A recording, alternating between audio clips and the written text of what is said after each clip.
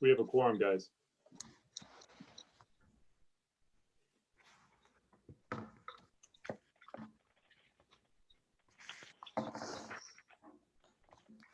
Everybody ready? Ready? Okay. Good evening, everyone. My name is Bob Ely. I'm going to be chairing tonight's meeting along with my co-chair, Donna Rafferty. This is Community Board 2's SLA number 2 meeting. We're going to hear a number of applications tonight. Most of the people that are listening to this are attendees, and the attendees need to be raised to the level where you can come up and actually speak. We're going to do that in a process where we start with the first application. The applicant needs to raise their hand and let us know that you're here so we can bring you up from attendee to actually be a part of the conference itself. You can then present. We'll also give time if there are people from the public that would like to be heard on a particular application. It's the same process. We're going to ask you to raise your hand and we'll bring you forward as well. And we'll give you an opportunity to be heard, okay? All right, so we're not necessarily going to go in order all through the evening, but we're going to start in order with the first application, 3 times 818, that's 818 Broadway. So if you're here on that application, please raise your hand. We'll bring you forward.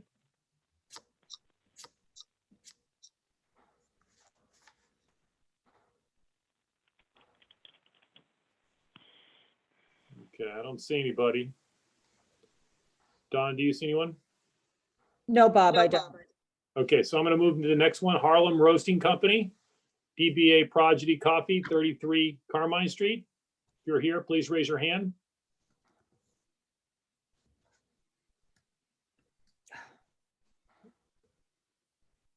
Okay, I don't see anyone either. Yeah, no, there is somebody there and I need to co-host to help raise. Okay. I got a Claudia Perez. Yeah. Okay.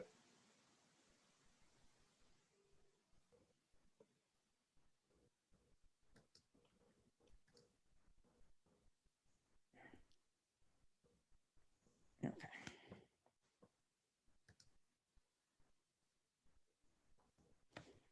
Ms. Perez? Hi, yes. Hi there. Hi, how are you? Good, good. Is there anybody with you? Yes. Yes, Marianne Perez. Okay, but in terms of your video, it's just the two of you on one video. Yes. Okay, great.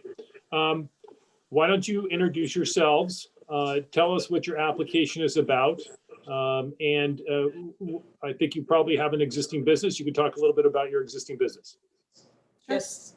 So we are Harlem Roasting Company doing business as Prodigy Coffee. Prodigy Coffee has been on this location since the beginning of 2012. Harlem Roasting Company has owned the business since 2017. And we have decided to expand into a wine bar with very specific into natural wines for the late afternoon, evening hours of our business. In terms of Prodigy Coffee, we are roasting in Brooklyn once a week. During COVID, we were closed down until mid-June, have been open since then, and we have only done outdoor serving. We do not at this point allow anyone inside. We have a permit for outdoor, and we have a setup on the road for now, which is up to code, and I think that's pretty much it. Okay, your application doesn't talk about evening hours. It indicates that your proposed hours are from 8 a.m. to 4 p.m. Those are the coffee shop hours. Those are the current hours. It's 8 to 3 p.m. And then the plan is to extend those for the wine bar. Okay, but it's not in your application. What hours are you proposing for the wine bar? It would be 5, given the current COVID restrictions, which is 10 p.m., it would be till 10 p.m. if those are still in place, but otherwise it would be from 5 until 11 p.m. or midnight. To point, the application does, it says 2,200 hours. That is Yes. 10 p.m. No, that's a different application. I don't see that. Oh, Yeah. I'm That's looking a at the different wrong one. application, Susan. My bad, Yeah. my bad. Okay. So since this is brand new to us, when I read your application, it did not say that. Okay. Okay. So It says 8 to 4, 7 days a week, right? Yeah. Yeah, you're right. Yeah, Yeah. as Prodigy Coffee, yes. Those are, yeah, I think.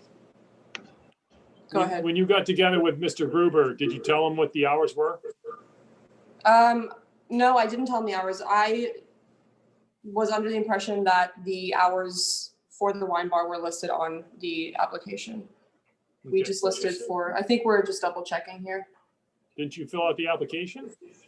We're working with, his name's Frank. He is helping us with our application process. Okay. Is he an expediter or a lawyer?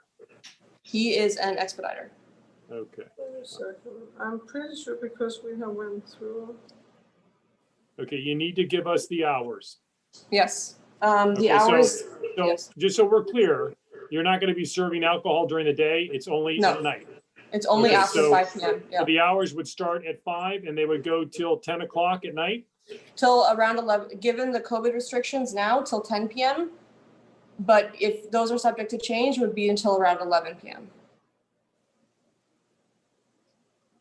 Right. So when we license you, we're gonna license you for what they're gonna be, because, I mean, COVID is gonna be over in a few months. So, Right. 10 p.m. is only, I thought, for the outside dining during COVID. Yes, Yeah. For everything. Okay, so for everything. Okay, so are you asking for 11 p.m. inside or outside? Outside and, well, inside. This Yep. is given that this is going to be outdoor dining and we'll still have the roadway seating by then. Okay, and what happens when the outdoor, if that ends because COVID ends? Then what are we talking about here? We talking about indoors This will be Till 10 indoors and it will o'clock? be till 11 p.m. till 11? So you're looking for 11 p.m. 7 days a week? So, yes, exactly. for indoor. Right. And then for the outdoor, you're looking for 10 p.m. Is that correct? Yes. Okay. And there is no sidewalk cafe, correct? There's no There's licensed no- sidewalk cafe here. No. Okay. So when it comes to the outdoor dining, that would be dependent on the outdoor dining if that stays or that goes, okay? Right, the outdoor Yes. dining restrictions and guidelines. And you understand about there, when we request that you fill out or you sign a stipulations agreement, do you have any understanding of what that is? Did Frank explain that to you? The stipulations agreement, I'm not completely aware of. It's an agreement you have with the community board that becomes a part of your license. And Okay. what it is, the design of the agreement is so you don't become a nightclub or a bar or a tavern, okay? Mhm. That you stay what you say you're going to be. It doesn't restrict you from being who you are, but it restricts you from being who you might, or that you that you Yeah. could be. You Yeah. understand what I'm getting at, which has Yes. happened to us many times in the past, okay? Oh, yeah, Right. okay, yeah, no. Okay, so with that in mind, is there anybody from the committee that has a question? I just wanted to point out that you're located in exclusively residential zoning. And it's unclear at this point what any type of outdoor dining will be in the future, even if some of the programs are made permanent, just so you guys are aware of that. Because that's always been a restriction in the past and is unclear. And so we just want to make sure that your business is still viable, you know, if you weren't able to have any outdoor dining, and that you're also aware of that at this point. Yes. Yes. Yeah. Is Frank, who is an attendee, are you Frank Nelevaco, are you the expediter for them? So I can, Yeah, you might want to bring him He forward. said in the chat that he is, Donna. okay. Okay, I great. see what he's- Okay, so let me, Can you hear me now? yeah, Okay, Frank, do you have anything to add?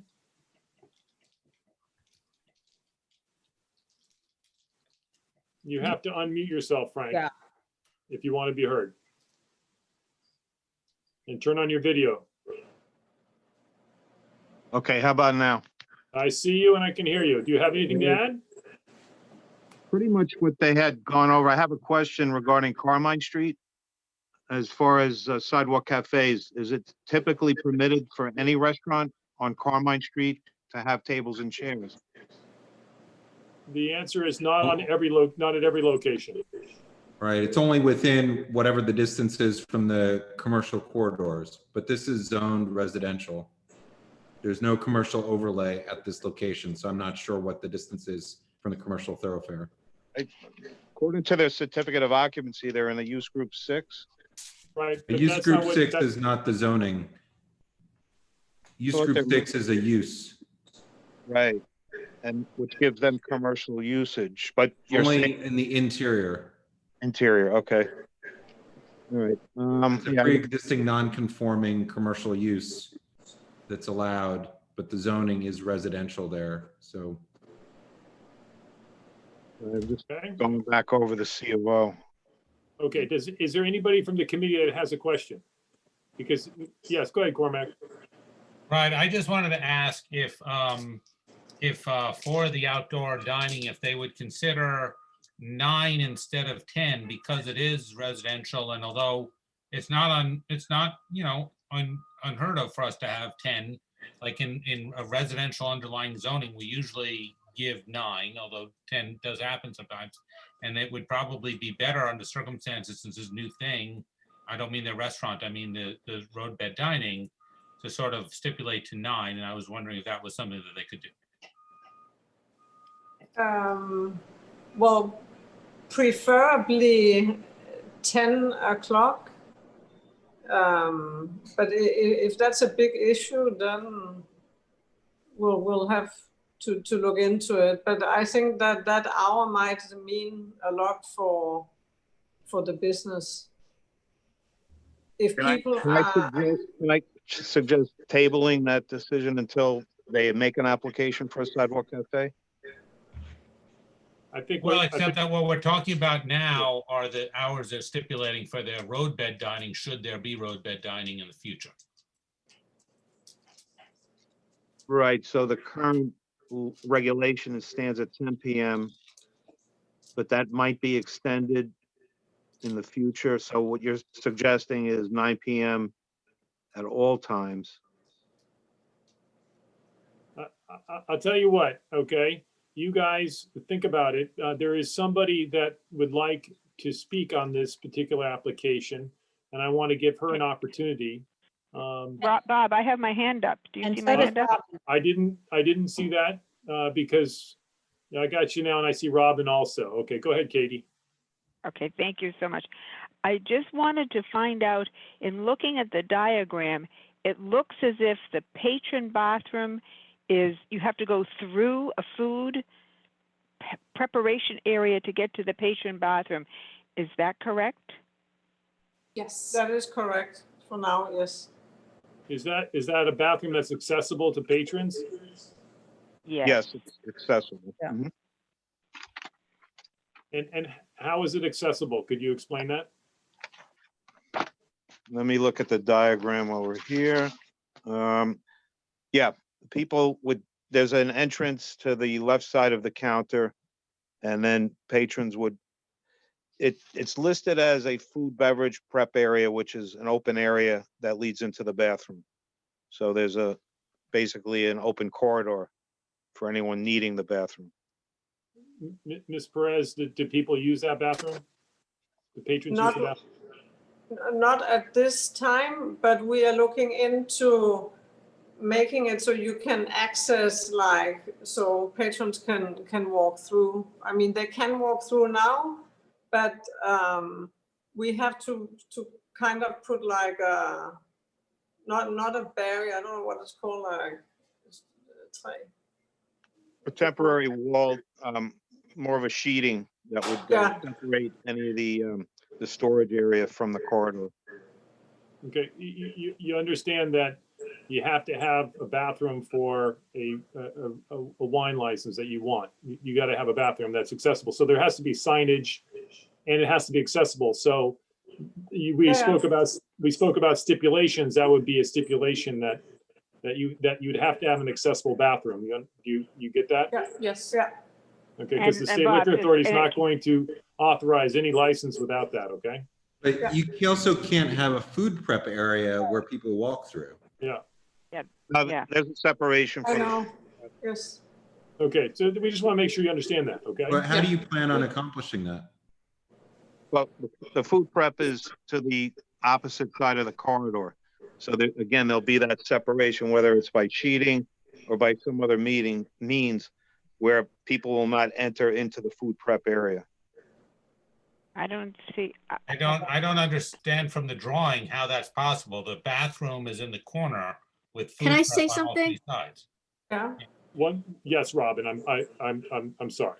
Only because I am familiar with this space. I have not yet used the bathroom, but I Yes. can very easily imagine the bathroom being accessible. I think if they didn't write food and beverage prep and storage quite so wide on their floor plan, I can easily imagine them organizing themselves in a way that food and beverage prep and storage that is in the rear of the space being further contained to the left and very easily accessing the bathroom. So I think it's a matter of how they wrote it on the floor plan that is making people think this food and beverage storage is making its way over to the bathroom. But I don't think that's their intention, but I'll let their lawyers speak to that and make sure that I'm looking at their floor plan correctly. But that's actually not what I was going to comment on, but I'll hold my other one for later. Thank you, Robin. I think Okay, pictures so- would be helpful, Bob, in this case. If the diagram is not correct, or, which can happen, a picture would be very helpful because I don't get it. You know what I mean? I've never been there. I can't, so I can't understand from That's what a we've good been point. presented. A picture would definitely clarify it better than the diagram. Well. Yeah. Oh, I don't want Looks to like- speak out of turn. Let me right there. Yeah, no problem. I think I know where you're going, Carmack, but I want to make sure I got everybody that had a question. Robin, Cormac, you all had, okay, so I think there is somebody in attendance here that wants to speak on this. Robin Am I- had another question that she didn't ask. She was just chimed in on. Well, the- I'm gonna hold for the member. Okay. I want to hear what the public Okay. says, and then I'll weigh in. Okay, Thank you, Robin. Okay, so I see we have two people that would like to speak on this.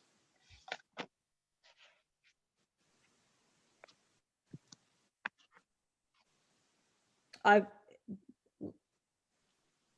good at this. everybody, I've got it, Bob. So You do, either- thank you, hold on, Donna, either because one I'm of them. lousy at that. No, I'll do this part. Okay, So, Hello? yes. Hi. I think that this application is premature. Hold on. This is Catherine Quinn? Yes. Okay, Yes. go ahead. I think that this application is premature and needs to be withdrawn.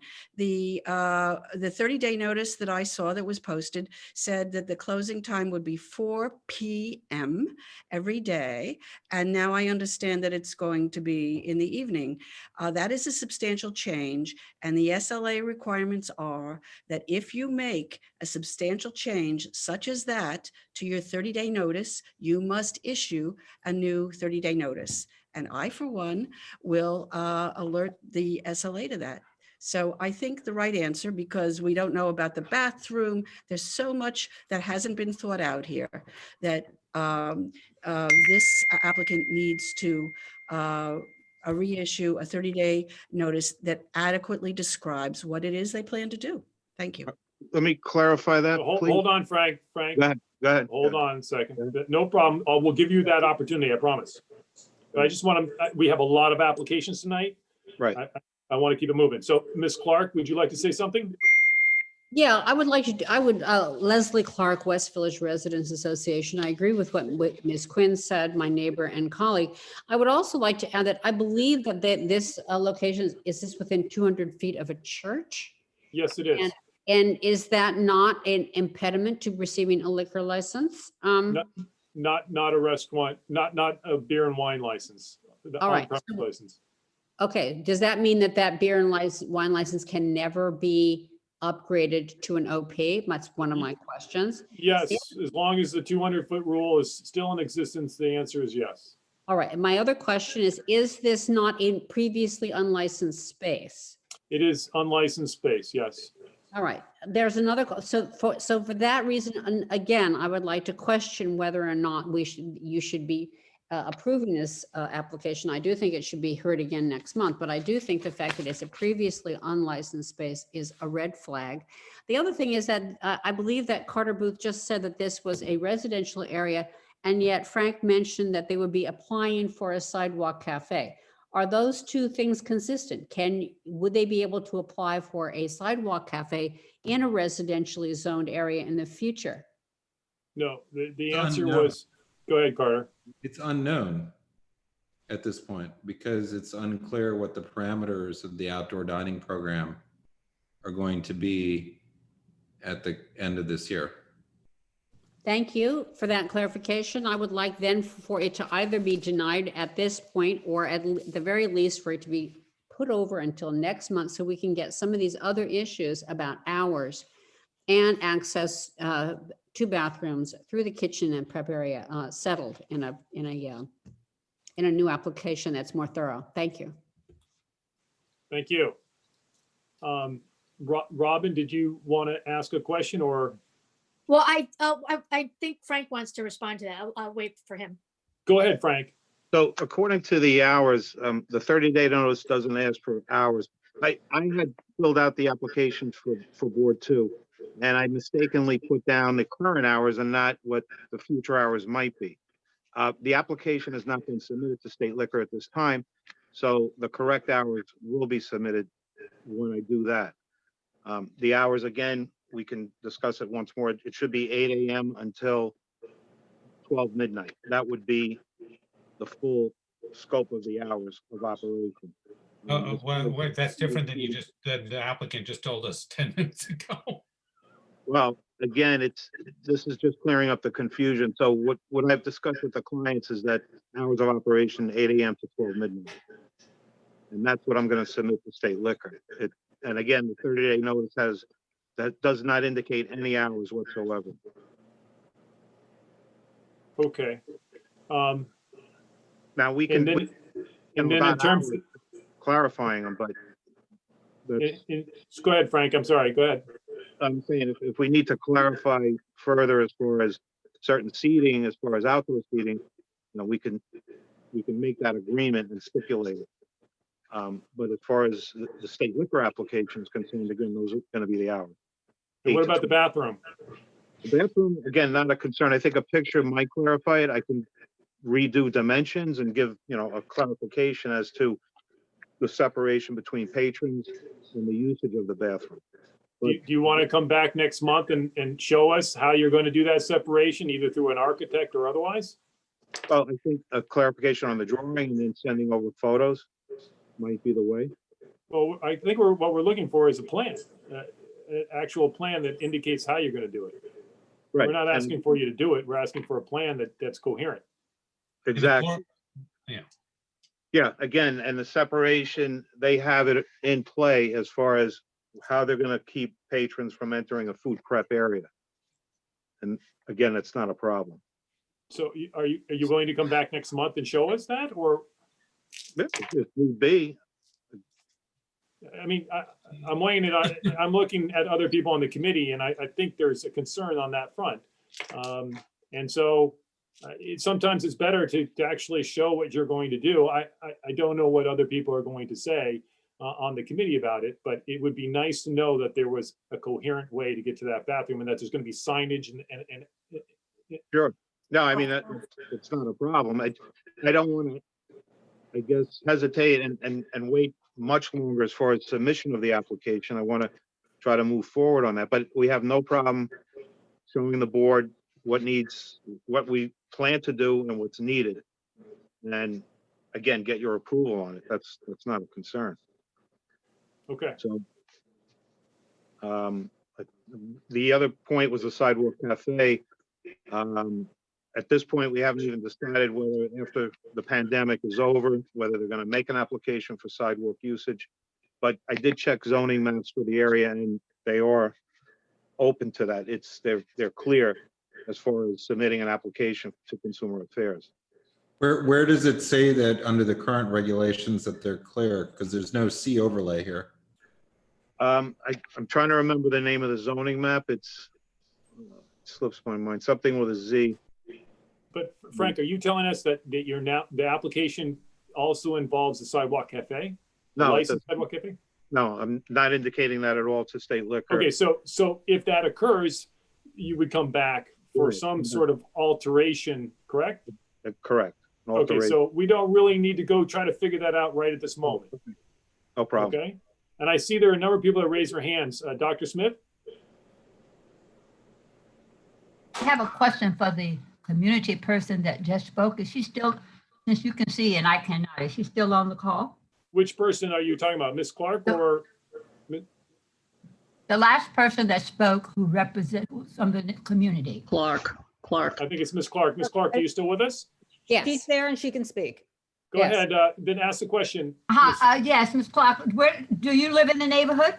I do not live near this place. No, I do not. Do you live in the neighborhood? Yes, I do. I live on West 4th and West 10th. Yes, I do. Okay, I thank you. May I ask another question while I'm on? Yes. Go I'll ahead. make it brief. I just think that in addition to the fact that there is a 30-day notice, the SLA, the fact that there's also the community board calendar is a way of notifying the community and residents of what is happening, and to change something from 4 p.m. to 11 p.m. or midnight at the very last minute should be something that of itself would require a new hearing, just to let the people nearby know about that. Thank you. Thank you. Robin, did you have something else?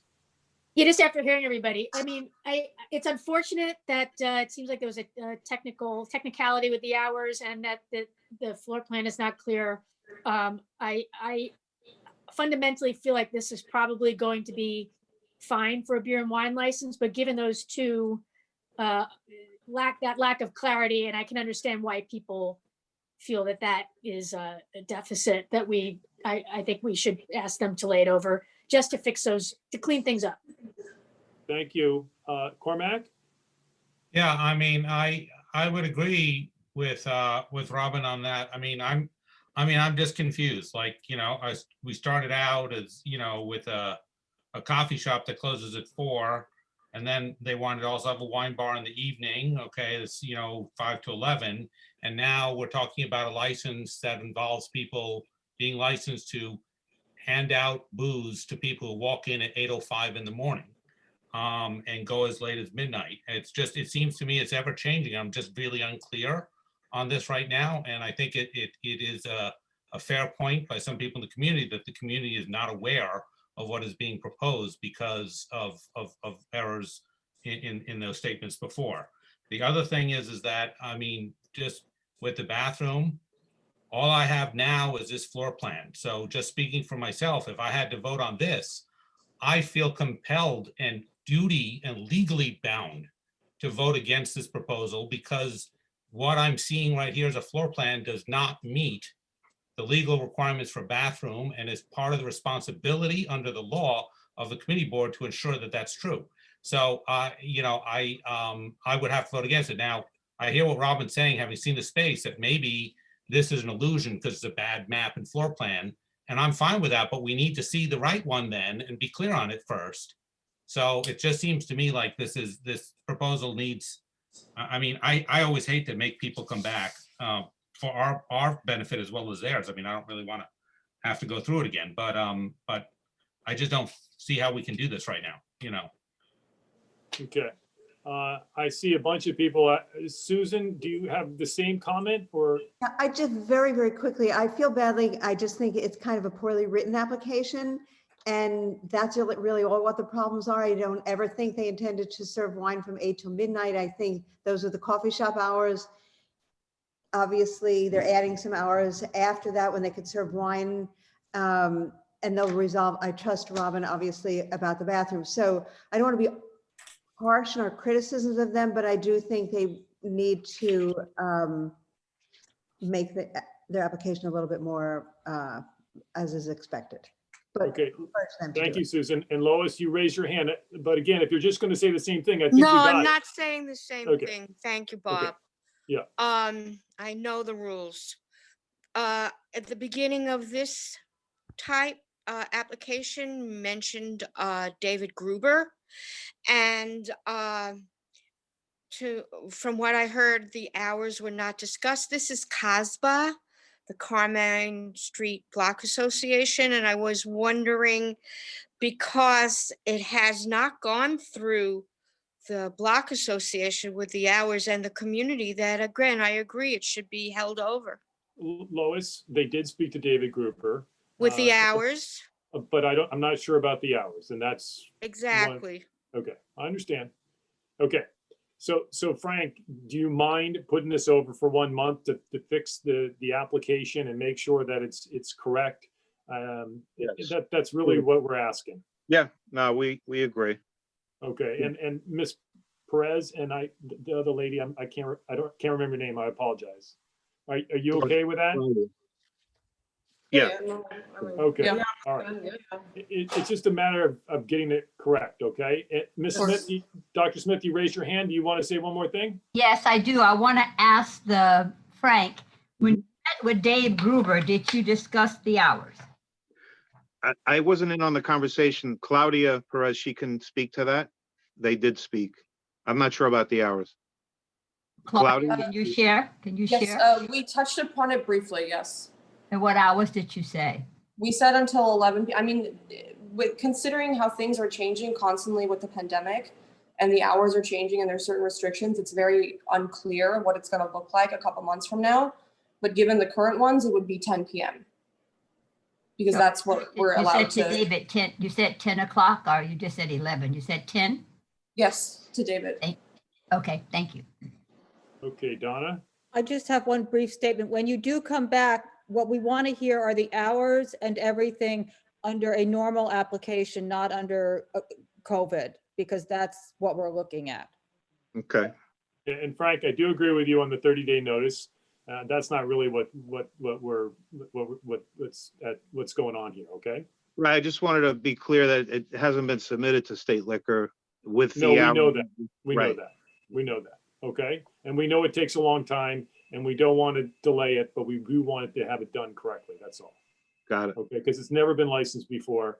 And, and if you want to look into the sidewalk cafe, you can as well, all right? Yeah, I just took a look on Zola and it doesn't, the green line is the overlay for sidewalk cafes and it does not extend to in front of this premise. I'm not sure what the distance is from Bleecker Street, but there is a narrow amount of space in which you could put a sidewalk cafe, but this is very clearly residentially zoned if you look at that. And this impacts other businesses on the street, so that's why. What zoning map is that? Zola. Zola.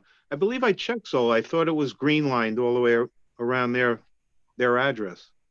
I'm gonna take. It is, but not down Carmine Street. Okay, I think we got it, guys, okay? Bleeker's got it. Right. Frank, if you could just send us an email indicating that you're gonna put over till next month, and we'll get all these stuff straight and really, figure out the plan with the bathroom, okay? Will do. You bet. Thank you very much, ladies. Thank you for Thank coming you. down. We'll see you next month, okay? Okay, Thank you. so much. And if you remind me, I'll take you first, just like, okay? Thank you. Thank you. Appreciate it. You bet. Great, thanks.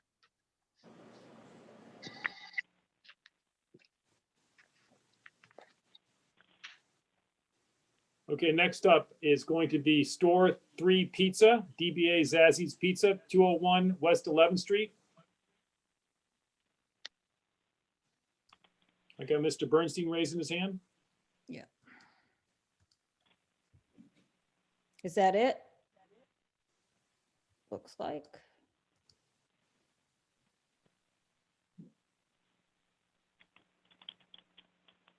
Hi there. Is there anybody else with you, Mr. Bernstein? You have to unmute. You're still muted. There we go. We got Jo Ellen. She's here. There you go. Now you're unmuted. Go ahead. Okay. Sorry.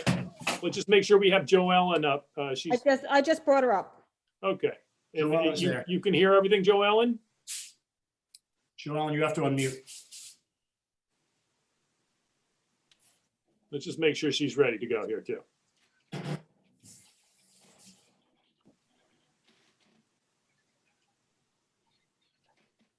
Oh, tap to speak. There we go. Jo Ellen? Yes, thank you. I had to find the tap to speak. No problem. And if you have video, you can turn that on as well. No, that's quite all right. Okay. Okay. All right. Go ahead, Mr. Bernstein. Thanks, Bob. So Jo Ellen and her partner are in the process of operating what's going to be their second Zazzy's Pizza. They've got one that they were just approved for beer and wine, well, actually by CB3. It's still pending for the SLA on Orchard Street. So this is going to be on the corner of Greenwich Avenue and 11th Street. Two Boots Pizza was there for years. I think they just went out this year. Unfortunately, I happen to like their pizza, but good for Jo Ellen and her group because Zazzy's can come in there. So it's a restaurant. They've got some great creative pizzas. You've got the menu, and there are some other plant-based foods. So we consider it a restaurant. There's no wait staff, though. It is self-service at the counter. We've identified the counter as a bar just because for SLA purposes, it's a point of sale. So it's a bar, but there is no bar tradition in the traditional sense. It's only 10 tables and 20 seats. The hours will be noon until midnight during the week and 2 a.m. Friday and Saturday. Background music only. There's no open windows or open doors. All the other terms of your standard stipulation are agreeable. There's no happy hour or anything like that. They will have one TV. There's background music, so most of the time the sound on the TV will be off, but from time to time there may be some special programming that they want to turn the sound on for, but as a general matter, it'll just be background recorded music. In the papers that we've given you a little background information on Jo Ellen and Michael, both in hospitality for a number of years. And, this is a new brand that they're going to be rolling out. As I mentioned, they're also building one down on the Lower East Side. And it's beer and wine only. This is not full liquor. This is just beer and wine. Okay. So this is a restaurant wine? Yes. Okay. I'll open it up for questions. Katie, go ahead. I have two questions. The first, hi Donald. The first is just, is there some meat being served? I see there's a lot of plant-based stuff, but then there seems to be real pepperoni. Am I reading the menu correctly? That's correct. Okay. It has traditional pizza, and it has plant-based. It has desserts, it has salads, it has sandwiches, it has Parmesan sandwiches. I like the cauliflower wings. That's very inventive. Well, we're getting very good reviews on our plant-based items, and of course, we continue to innovate. Oh, good for you. Thank you. I enjoyed reading that. But I do have a very serious question about the bathroom again, because I see the door to the bathroom. Is that the patron bathroom is inside a food prep area? Yeah. No, the food. Go ahead, Jo Ellen. I'm sorry. I was going to say the food prep area is to the right. Well, is the refrigerator right next to the bathroom door? What is going on in the room where the bathroom is? Yeah, so there is a refrigerator there, but the food prep area is all the way on the other side of that room, of that back area. So if someone, is that refrigerator used during the hours the patrons are there?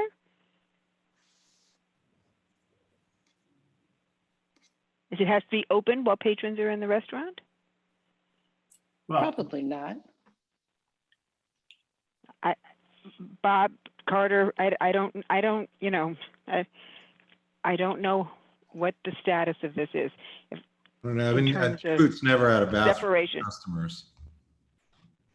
Say that again, Carter? Q Boots never had a bathroom for customers that I ever recall. I don't remember. That's my memory too. I've Yeah, been in and- that one many times, and it was never. That was like Never a lot of the Q Boots. They just didn't have bathrooms for customers. Yep. And You have to walk by this work table too in order to get to the bathroom. I don't know if people are looking at it at the page. Yeah, I don't think Page that's, 11. I spoke to the manager about that. The work table is not a food prep area, it's a storage area.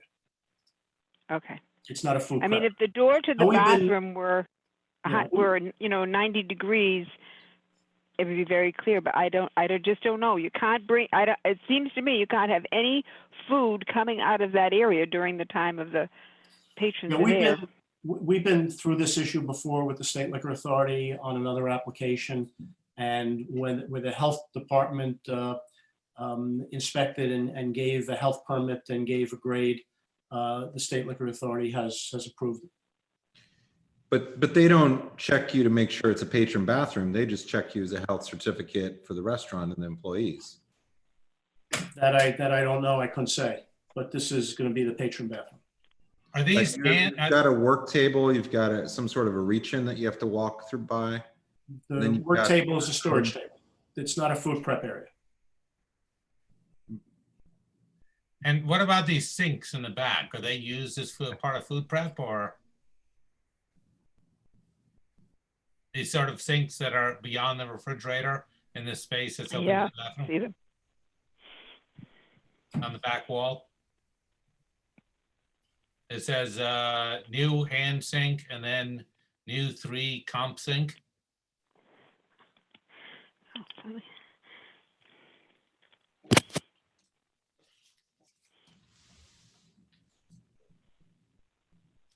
I'm checking with the manager. Composting? No. That comp? I'm just wondering what these sinks are used for, what these sinks are for. Right, because the lavatory has a hand sink, so it's probably not that. Are these food prep sinks or? Yeah, no, it's not the Oh, bathroom. no, they're removed from the plan according to the manager. That's an error. And Okay. what's the width going through between the work table and the wall that's there? I'm sorry, what was that question? The What's the passage, width between the work table and the the 4x8 wall, yeah. right. What's the width? Yeah. Let's check with the manager. But Carter, even where the soda machine is, that's a shorter, looks like a shorter distance. Whatever the width. I mean, it doesn't look like it's accessible. Yeah, are those Yeah. steps down as well in the back there, or no? Oh no, that's ductwork. Okay. No, yeah. That bathroom, it cannot possibly be accessible. The door is it can't possibly be accessible. Joellen, have you been inside the location? Yeah, I don't think, I mean, when we're at the location, I mean, on the plan, it may look one way, but it's not an issue when you're there. And I'm trying to check with the manager because he was there the most recently. It's in construction, obviously, right now. And I lost my floor plan on my computer, so I'm having, let me go back and find it. Let's see. I mean, I hate to say it, but do you folks want to try and come back with the more updated version of the floor plan with the construction, so it shows that there's access? Well, why do you say there's no access? What is cutting off the access? I'm not sure where you see that. Well, it's you have to walk down a corridor, then you have to make a right into what appears to be some sort of prep room. So you kind of have to walk through prep areas to then get into another room, which is a prep area, which is where the bathroom is. That does not look like it would be a patron bathroom. It looks like it would be a bathroom for the staff. Doesn't look ADA compliant, that's for sure. Well, I don't want to get into the ADA compliant. I'm more interested in I mean, I agree with you, Donald. We want to try to make this work. But what was the question? What is the width of the entrance to where the door to the bathroom is? Of the hallway that Of leads the past your hallway. food prep. You know, this sort of area that you have food prep on the one side and the other side, this work Well, table and thing that Donald says is storage. With this passage, what is the width of that passage? And then how can a wheelchair get into that bathroom? I don't think it's ADA accessible looking at the, a door should be a minimum of 34 inches wide. 34 Well, I'm inches. sure the door is 36. We don't do small doors, but and Yeah, the I- hallway has to be at least Yeah. 36 or more. So I don't think that that's an issue. Yeah, well, that's what we were trying to confirm. That's why we're wondering Yeah. if you had a measurement for And, that and width. just to the point is that Two Boots and also your establishment with the number of seats, you're not required to have a patron bathroom for New York City's requirements, but you are in fact required to have a bathroom if you have a beer and wine license or any type of license for consumption on the premise by the Liquor Authority. So that's the discrepancy when you have a Department of Health come in. You're not required under Department of Health to have a patron bathroom, but you are in fact required by the Liquor Authority, and that's what. Right, but frequently the inconsistencies that people are not aware of that. But I've been through this precise issue with the SLA.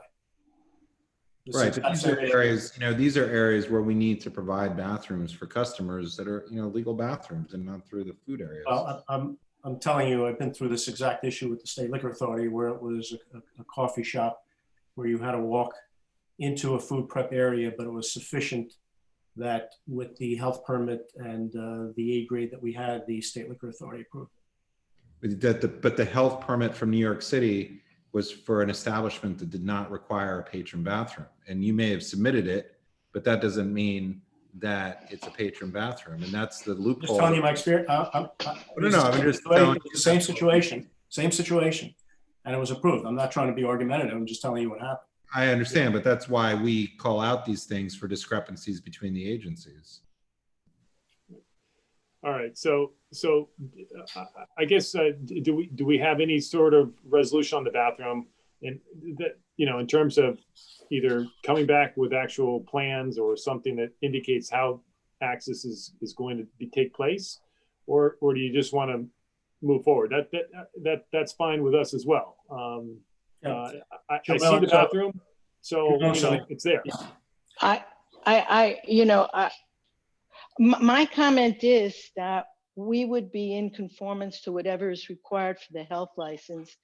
And so in that sense, I'd like to move forward. And if there's any way that you want to stipulate that we conform to the health license, that would make sense, wouldn't it? Well, the health license that you're going to get is for 20 seats and under, and it doesn't require a public. No, I meant for beer and wine health license. Well, there is no beer and wine health license. The health license is for the eating portion. Sorry, my mistake. The law basically says that municipalities certify, and in New York City that is delegated to community board. So essentially, we are the health licensing in some sense. Oh, okay. Joe Ellen, just to throw in my 2 cents, I think you should consider coming back and coming up with you could possibly move the refrigeration, I don't know, and come up with a more clear path to this bathroom.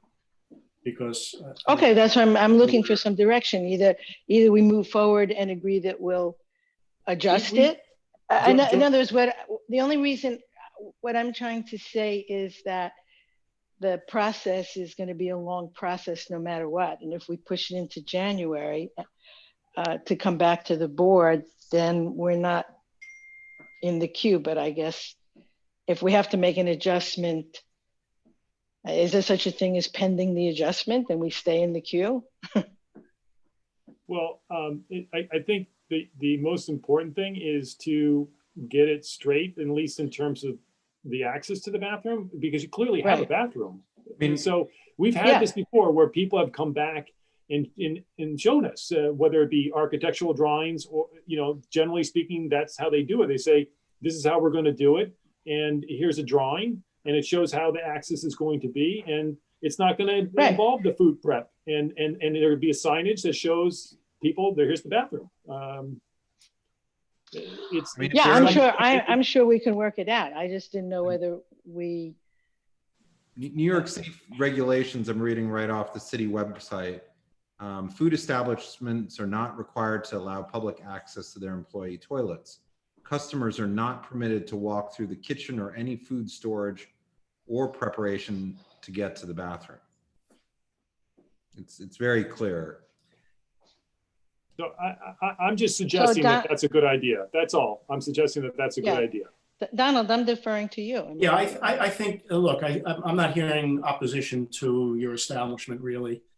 I think that they may be happy to have a new good pizza place. Your menu's terrific. So I think, and you can open without your beer and wine license. So unlike other restaurants. So I think it would be wise to put this over, and we'll speak to Will and revisit this and see if we can make some changes to that area.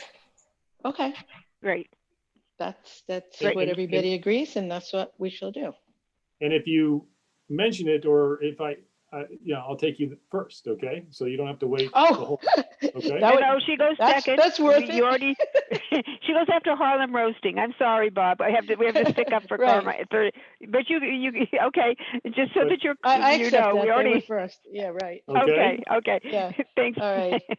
All right. Okay, I appreciate all your consideration. Thank you for coming. Very much. Right. Yes, thank you. Okay. Bye-bye. Bye. Bye. Okay, so next up, we're going to do Pier 55 in Savory Labs, Little Island.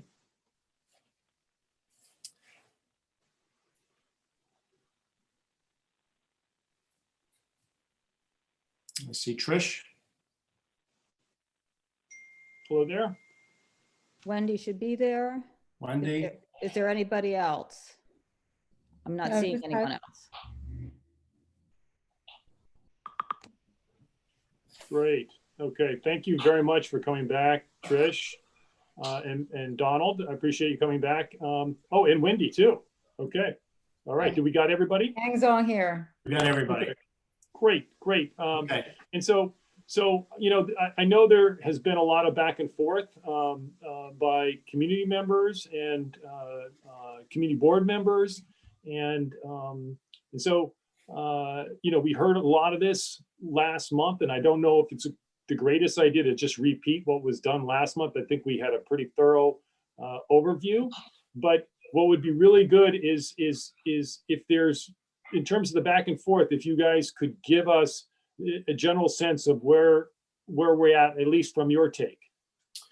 Yeah, I think there are a few points I wanted to go over, Bob, if I may. I want to highlight a few important factors that some of which we heard last month, but I'd like to review some of them because I think they address and go to some of the questions and concerns that I can get into some of the issues that we had discussed and I discussed with Donna and Zach. We had a meeting with the two of them and others before the November meeting, and we've had some back and forth with them over the past couple of days.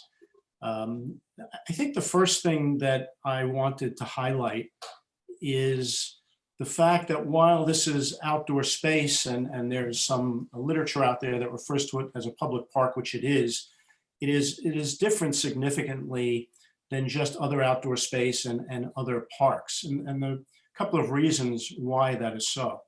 One most fundamental reason is one of the primary missions and objectives of Little Island is to promote the arts, to promote theater and dance and music. They have educational programs, there are community programs. We talked about some of that last month, and these go on 6 days a week, all throughout the year, weather permitting. Every day other than Tuesday, there will be likely multiple kinds of public events that are going on, things that you don't traditionally see in other what you would refer to as parks. And it makes it a very unique experience combining nature, and art and culture that is really not offered elsewhere. In addition, unlike other open parks that have multiple means of egress and ingress, if not unlimited means, here you've got this piece of property that's out in the river, supported by these cool-looking tulip modules, and there are only two ways of getting on. Unless you have a boat and a ladder, you got to go on the north side, the north pathway, or the south pathway, that are about 100 feet from the roadway. That will be monitored, that will be staffed, and those are the only two ways of getting in and out. So it's really a self-contained 2+ acre space that happens to be outdoors, that has all these multiple offerings. And that makes it different than your typical or standard park. Another aspect of it that makes it so different than your typical park is the staffing. And I want to talk about that because it's very important. We have multiple levels of staffing that is always going to be present in this 2+ acres. First, we've got security. When we discussed this last month, we were going to have one security guard just part of the year, part-time, not even full days. There was some concern and questions that were raised about that. We took those to heart, we reevaluated it, and decided to make some, what we think are pretty significant changes to that. First, there will be a security guard there all year round, 24/7. So you've got one licensed security guard all year that is going to be monitoring Little Island, which we think in and of itself is a significant advancement. In addition to that, and on top of that, we will have a second security guard that is going to be there from May 1 through September 30th. So during the good weather and the high season, in addition to the first, there will be a second guard that will be there from Friday to Sunday, I think full days, right, Trish? 24 hours each of those 3 days. So during that high season, you're going to have 2 licensed security guards monitoring Little Island. In addition to that, we talked about the visitor experience staff, and I want to spend a minute talking about that. These are going to be trained staff members working for Little Island who will be trained for the purpose of enhancing the experience, welcoming people, helping them exit. They will be walking around and also be stationed at key points throughout. They will be answering questions, directing people to various locations. They're all going to be connected by radio. They will all be trained in how to deal with and enforce the rules of the park, because Little Island does have rules of conduct, as any reputable establishment will have. They will be connected to the security staff, and they will be trained to observe if there are any violations of rules, whether it's someone bringing in a bottle of wine that they're not allowed to, sneaking in a pet in their handbag or something, or not treating the property properly, or any other conduct that happens from time to time in public spaces. When something arises, they will be trained to deal with it and diffuse it. If they can't do that peacefully, they will call a supervisor. If they can't do it peacefully, they'll call the security. If necessary, people will be escorted out. If worse comes to worse, the police will be called. I think that, as Trish and Wendy will both say, their primary concern is the safety of people in Little Island. That's the #1 concern. Second concern is that people enjoy it and make use of the space and make use of all the cultural offerings. But ensuring safety and compliance with rules is a critical element. In addition to the security and the visitor experience staff, you have Wendy's team, the Savory people. They will be staffed and manning certain parts of Little Island, and they will be your third set of eyes and ears to ensure compliance with all the rules. All of these people, the security, the visitor experience staff, the Savory staff, will all be TIPS trained. TIPS, by the way, which not everyone knows, stands for Training for Intervention Procedures, and that's the whole idea behind it. Before anything becomes problematic, they try to avoid problems, and they are trained in how to deal with them. And then on top of that, you've got the other Little Island staff that's dealing with the the performances, the programming that's going on. So you've got a lot of people that will be working in various capacities. This is not just open space where someone can grab a beer or a glass of wine and run loose and is completely unsupervised. It's just not how the place will operate. And because it's self-contained, it is able to be observed and supervised. So all very important. Other things that I do want to point out about that is BYOB is not permitted. No one is allowed to bring any alcoholic beverage, wine or beer or anything else onto Little Island, nor are they allowed to take it out. If they try to, they'll have to either throw it away before they leave, or they'll have to go back in and finish it and then leave. Strict rules, we talked about 1 order of a beer or wine per person. You can't go up to a bar, although there really are no bars there. It's just a point of sale, and buy multiple beverages for yourself or your friends. It's got to be 1 per person, and everybody will be ID'd and they'll be trained in that. I think, Trish, the plan still is to have the 2 blue light towers. Is that right? With assistance call box, and there'll also be security cameras. So you're talking about really a professional team that knows what they're doing and is taking every effort to ensure safety. A few other restrictions that I want to talk about that impact some of the issues that were raised. Some of these we discussed last time, but I want to make sure everybody remembers them. No private events, no private parties, meaning no buyouts. The place, Little Island, is for public use. There are ticketed events, but the tickets are open and available to the public. You can't have a party there. You cannot, as beautiful as it may be, you can't have a wedding there. It is always open to the public. We have agreed that in the off-season, between November and March, we will close at 8 p.m. It starts getting dark kind of early, so there's no need. Is that right, Trish? We're going to close by 8 p.m. Rest of the time closing at 1 a.m., which we're required by Hudson River Park. And as we also discussed, there is no beer or wine service in the southwest corner of Little Island. The northwest overlook, which is identified as bar number 4 on the floor plans, again, it's really a point of sale. There are no bars in the traditional sense, is only used in connection with programming in the amphitheater, 1 hour before ticketed events, and service ends 15 minutes after start of the ticketed event. There will be no pitchers of beer. There will be no bottles of wine that are sold. I think there's no glassware, Wendy, right? It's all plastic paper or something else. Correct. No happy hour, no unlimited drink specials, nothing like that. No, the drinking is not something that's encouraged. There's no programming based upon that. It's all an amenity to people that come to the park.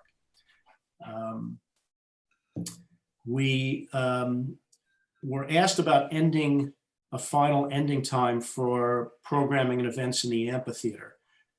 We discussed that today, and I think generally the latest things we'll go to is 10:30, but from time to time something could go later than that.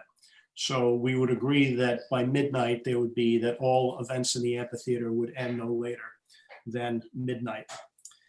And then the last thing I wanted to say, and then Trish and Wendy, you could add whatever I may have left out, and we'll answer questions, is a question was raised about ensuring that if a different team takes over, if this license is transferred, if a new management group comes in, as much as everybody seems to think Savory and Little Island are going to be good operators, and it sounds like a great program, what if someone else comes in? We talked about that, and the fact is no one can.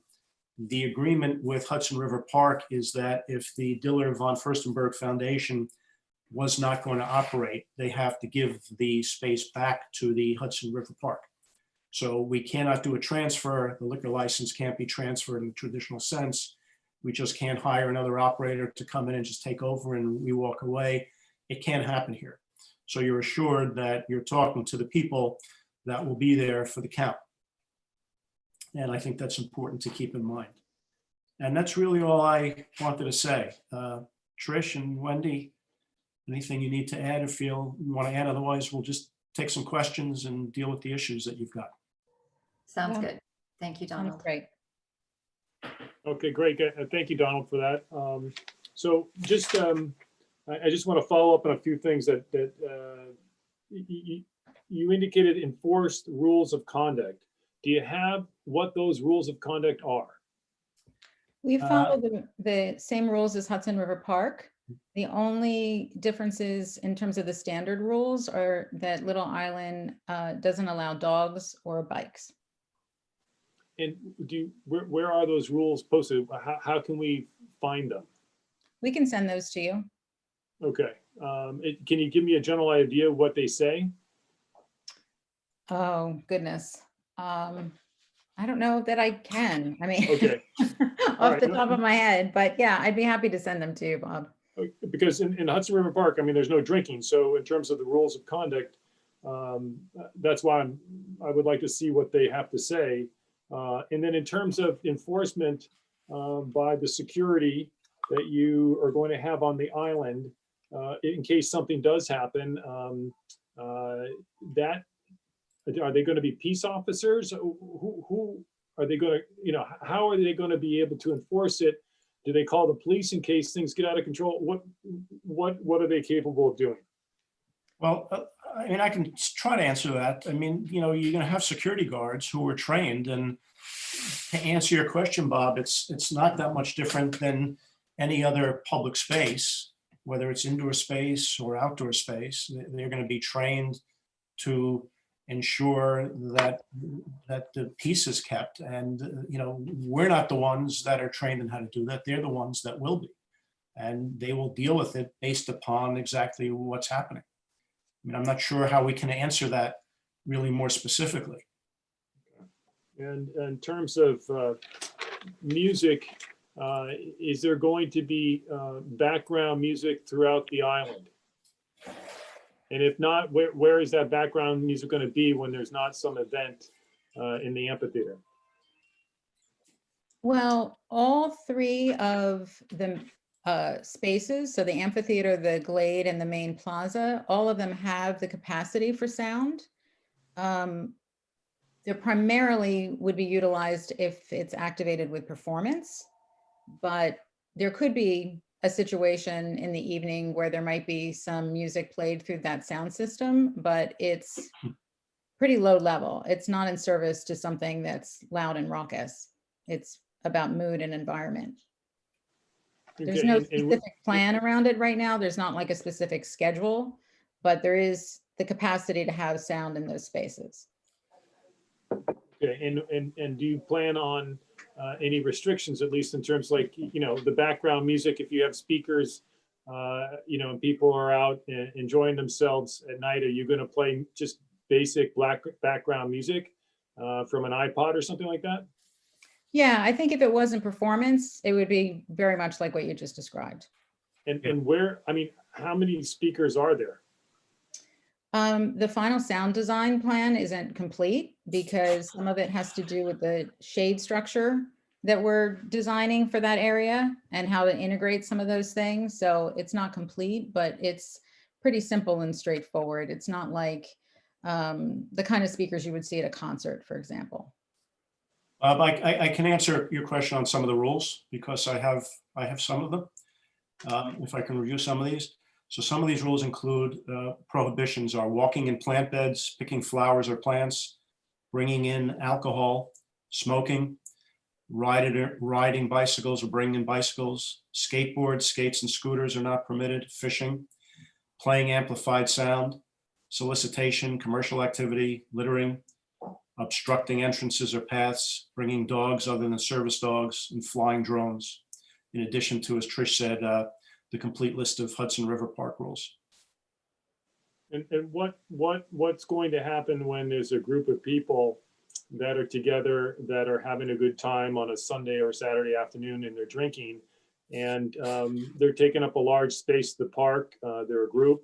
I mean, is there going to be any enforcement in terms of that?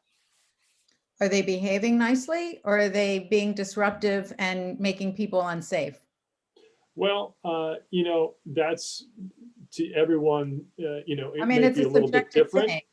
But I guess it's more of the intimidation factor. So Mhm. when you get a group of people that are having a good time and they're drinking, and they don't necessarily are all that concerned about the people to their left or to their right, and sometimes those Yeah. groups can get big. And that's what I'm trying to, you know, that's kind of the area that I'm looking at. Yeah, I mean, I think you're speaking to one of the main reasons that we have as robust of a visitor experience staff as we're planning on, which is to be in communication with our visitors. So if somebody on the staff sees something starting to develop that looks like it could go in a direction that creates conflict between visitors, they're going to be proactive about that. The staff is going to be trained to be ahead of problems, not only reacting to when things become problems. Okay, and then if the service of liquor is allowed, you know, and they're a little unruly because they've been drinking, I mean, are they going to be removed from the island, or, I mean? If there's an issue around safety, absolutely. You know, I think this is like any other situation, right? If somebody's behaving in a way that you feel is inappropriate, you first address it with a conversation and give people an opportunity to self-correct. If the behavior continues in a way that is disruptive or creates a sense of somebody being less safe, harming themselves or others, yes, they would be asked to leave. And then someone That who's would be the sneaking. case whether they're drinking or not. Okay, yes, of course. Okay, I'm gonna open it up to others. I see there are a number of people who raise their hand. Dr. Smith, go ahead. Trish, I have quite a few questions, actually. When you about the behavior and the conduct, are you going to have some posting of a sign or let people know what the rules are? Yes, there's signage even before you enter, even before you step onto the bridges. There's some additional signage on the rails at the bridges, and then there will be some signage throughout the spaces as well. And in instances where your security people cannot handle it, they feel that they have to resort to calling the police. You know, we all know that police generally escalate things a lot of times. What do you, what's going to happen there? I mean, what do you don't know for sure, but what will you guys do if the police? Well, you know, calling the NYPD is a last resort for a lot of different reasons. And it's part of why our training will be so vigorous. You know, your goal is to resolve conflict peacefully. We pride ourselves on being a space that is open and welcoming for everyone. The last thing that we're going to want is for something to turn into a situation that I think is where you're heading with this, Dr. Smith. So I think our goal will always be to do our very best to resolve the conflict and handle it ourselves. To me, calling the NYPD as a last resort, not only because I'd like our staff to be capable of handling these situations, but also because there are times perhaps where the NYPD should be elsewhere. So we need to do our jobs well and consider that a situation that is only when it's warranted. And I won't just, I know other people have to speak as well, but I'm looking at your key partnerships and I'm on the faculty at Hunter. And I see that you have internships with Hunter College and Monroe College. What do those internships look like? And how did you develop those two colleges for your partnerships? Well, we started building a relationship with all CUNY schools. Our Director of Engagement and Education, Michael Wiggins, developed our internship program. It started in the summer of 2018. It is a paid internship program. The intention is for it to be college students, preferably CUNY students, and they go through an 8-week program. It's in service to building skills in financial literacy, administrative skills, also an understanding of the value of public space. They commission a work of public art. We also then have our interns join our alumni program, and the alumni program is an opportunity to maintain the networking that young people need.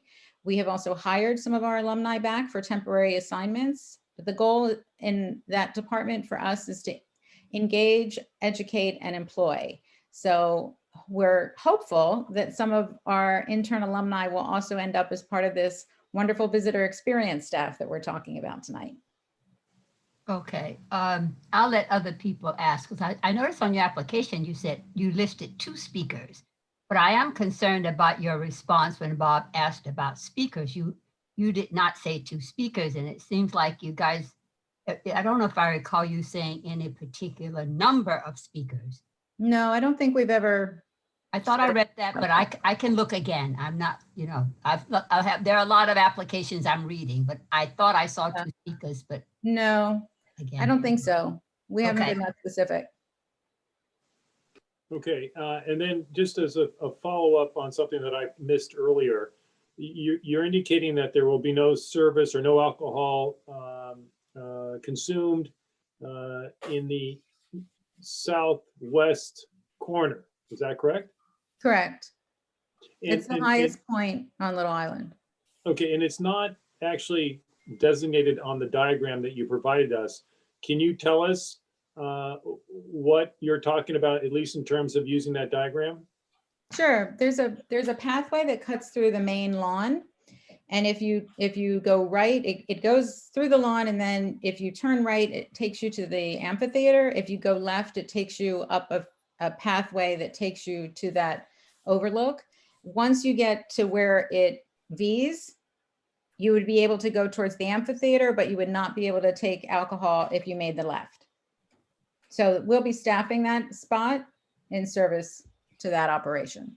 Okay, so where that left is, where the amphitheater is, does it cross all the way over to the edge, the far south edge? If you head towards the amphitheater, you're basically house left. Okay, and so if I'm looking at the glade area, how far does it go towards the glade area? This section that is where it's not going to It's be not allowed? close to the glade at all. Okay. You can't get from the glade directly up the hill like that. Can It's you put probably the, hard to tell do you have from a way a to flat put map. the, sorry, do you have a way to put the floor plan up and maybe we can show you? I'll see if I can. It might look like you could get there when you're looking at it as a flat diagram. Trish, I think they're right next to each other, but the southwest side is a big mountain, so it's not accessible. right. from the glade. It's right there, but it's not accessible. You'd have to go some whole other way to get to it. Right. It's kind of like if you went behind it, but you can't go, like if you were standing on the stage of the glade, it's not like you can kind of turn and go straight up. There's no access point there. There is a staircase, but it's not directly connected to the glade. It's further over. Okay, and can you tell us generally what's the square footage of that particular area? I mean, or you provide us with a diagram showing the area that we're talking about. You talking about the square footage of the overlook itself? The area that's not going to be for the consumption of alcohol. Okay, If yeah, you we could can- send that to you. We could mark that up and send it to you on the map. Yeah, a big red marking, I think, would be helpful. Okay. I'm sorry. Also happy to give you a tour if you'd like to come see it. That'd be helpful. Yeah, I hear you. Come Okay, take a so tour. It makes more sense when you're out there. I understand, but not everybody's, a diagram, I think I would can be still give you the better. diagram. Yeah, okay, I appreciate that. So, Cormac, you got your hand up? Yeah, so I want to clarify because I'm just trying to follow on things what's being said here. So if I go and just follow along with me, and I go to one of the concession stands, right? And I buy a beer or wine, I'm not obligated to sit in the seating immediately there, right? I can, because the whole place is licensed and things, right? Yeah. So I can go to the southwest corner, I can go to where there's no bar, I can. Can't go to the southwest corner. Southwest corner. Why can I not go to the southwest Is corner? that the spot we're not gonna let people go because it's very high? We're not allowed. Okay. people Oh, without- in other words, gonna- people are not allowed to go there. It's not that I'm not allowed to go there with alcohol. I'm not allowed to go there. No, you can go there. You just can't go there with alcohol. Okay. So if you then had a sandwich, you could go there. All right. No, I'm getting clearer now because I mean, what we've been talking about is the idea of the whole space is going to be licensed, but clearly that's not the case, right? Because you are going to have areas where We are drinking is gonna- allowed and areas where drinking is prohibited. We're gonna limit we don't want to allow it in that area from a safety standpoint. Right, so It's we. a pretty so- windy path and it's 62 feet above the water. Right, so which raises a question about why then we cannot have a conversation about limiting the beer and wine consumption to even further when there's no event or concert going on to immediately around the concessions rather than having people wander about. I mean, earlier, Donald said, this is not an open space where someone can grab a beer or wine and wander off with it. But I mean, from what I'm hearing, that's exactly the concept. I mean, I'm not What I following. meant, yeah, what I meant is you can't wander off the grounds and just as if. Oh, you can't if you leave had- it.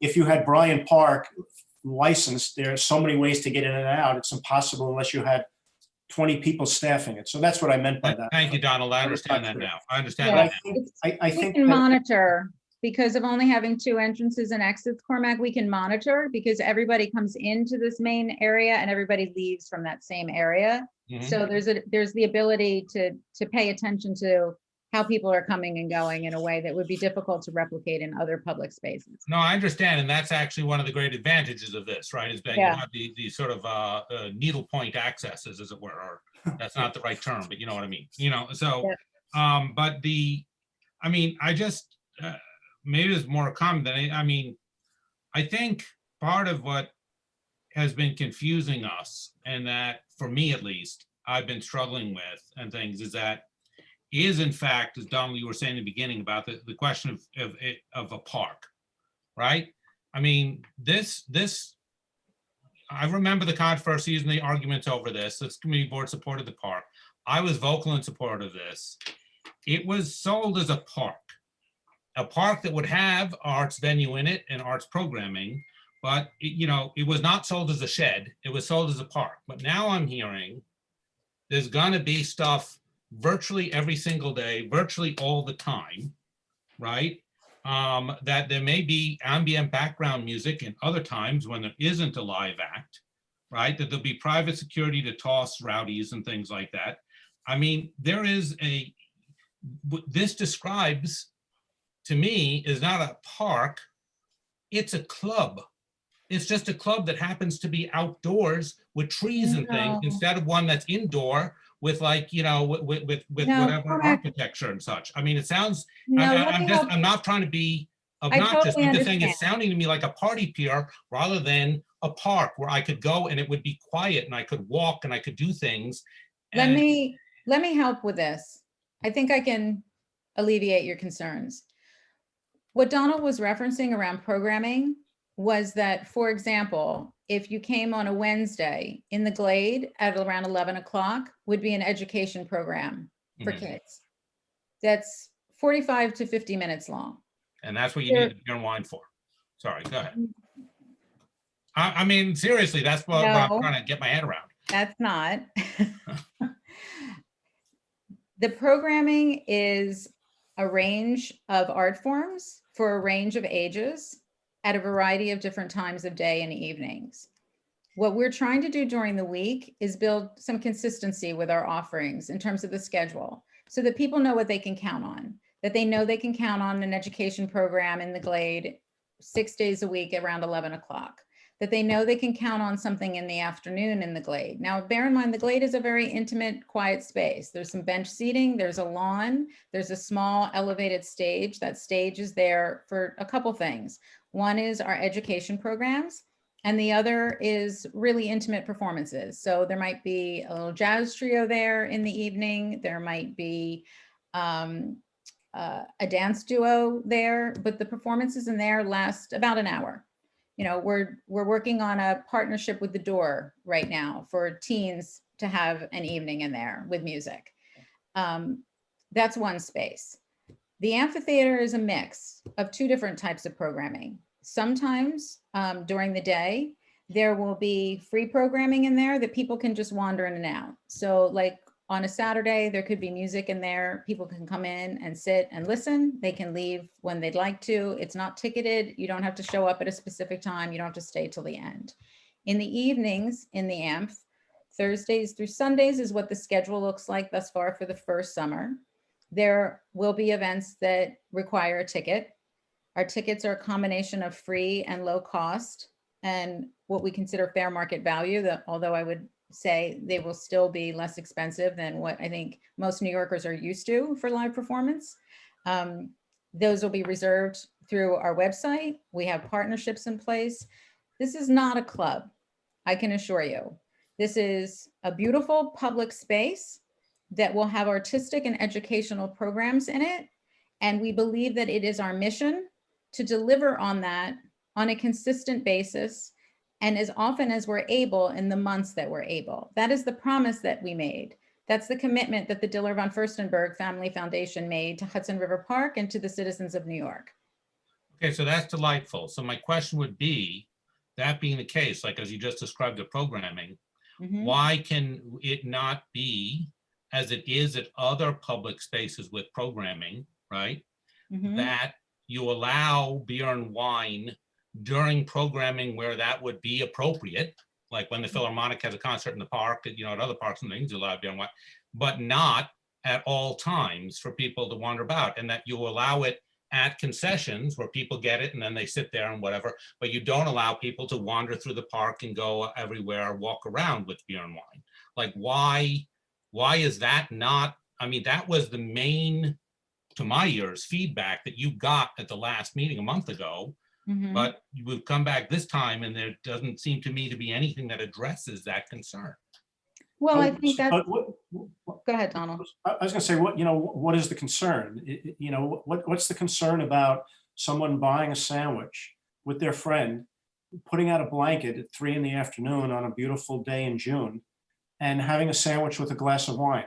We're doing that at 8 o'clock and watching the sunset. We're doing it with 5 of their friends and doing that. So I guess my question, Cormac, to you is, what are your concerns? Because whatever your concerns are, I think we can address in terms of the hours. We're stopping the service at 11 o'clock. I don't know of any club that operates at 6 o'clock at night. So we're ending the service at 11 p.m. every night, and in the off season by 8 p.m. And we've got a place that's monitored, and we're not serving any liquor. It's just beer and wine. So if the concerns are, I mean, Bob raised a question. What if 10 people are sitting around and they take over a space? And legitimate question, and that's something that can be dealt with and monitored and taken care of. So I guess my question is, what is the problem with some people sitting on grass? And I would encourage you to go there, because I can tell you, when I went to Little Island, I was taken by the fact that on the one hand, it feels expansive. On the other hand, it doesn't feel that large. It's not like you can get lost and disappear and do stuff and in the secret cavernous area, and no one's going to find you. It's not that kind of place. It just doesn't have a big feel. It has a comfortable, warm, with these rolling grass, beautiful plantings feel. I mean, you really should go see the place.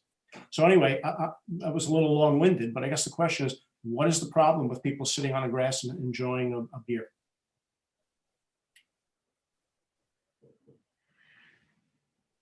I'm just, to Cormac's I have point, my I'm just hand up. looking at the rules of the park. 1 second. I'm looking at the rules of Hudson River Park regarding alcohol. And it says alcohol is not permitted in the park unless on restaurant property where alcohol is served. And I think that's the problem right there, is that in a park, you don't just go and buy beer and wine and walk wherever you want to walk and sit on the grass. It's in a concession. Yeah, it isn't a park that I would want to be in if that's what's going on, like people drinking all over the place. I'd be very skeptical that I would feel comfortable there. Yeah. I think to answer the question, Donald, it's not necessarily, that's kind of the utopia example. It's the unutopia, or it's the example when things get a little, the control situation goes a little bit beyond that, and people take advantage of that. I think, but I mean, I'm not saying you haven't addressed that issue. You have, but I do think that is the major concern of licensing a much bigger area and not confining it to a particular area within that park. But I'm going to let other people who have raised their hand patiently. Lois, go ahead. And then I'll go to you, Katie. Thank you so much, Donald, for the, I do have a question, but I do want to make a comment that thank you for enlarging the view of the safety and the security. Can you hear me? Yes. Oh, okay. The safety and the security, because last month it was one security guard, and that seemed to be the impression, but now I understand it.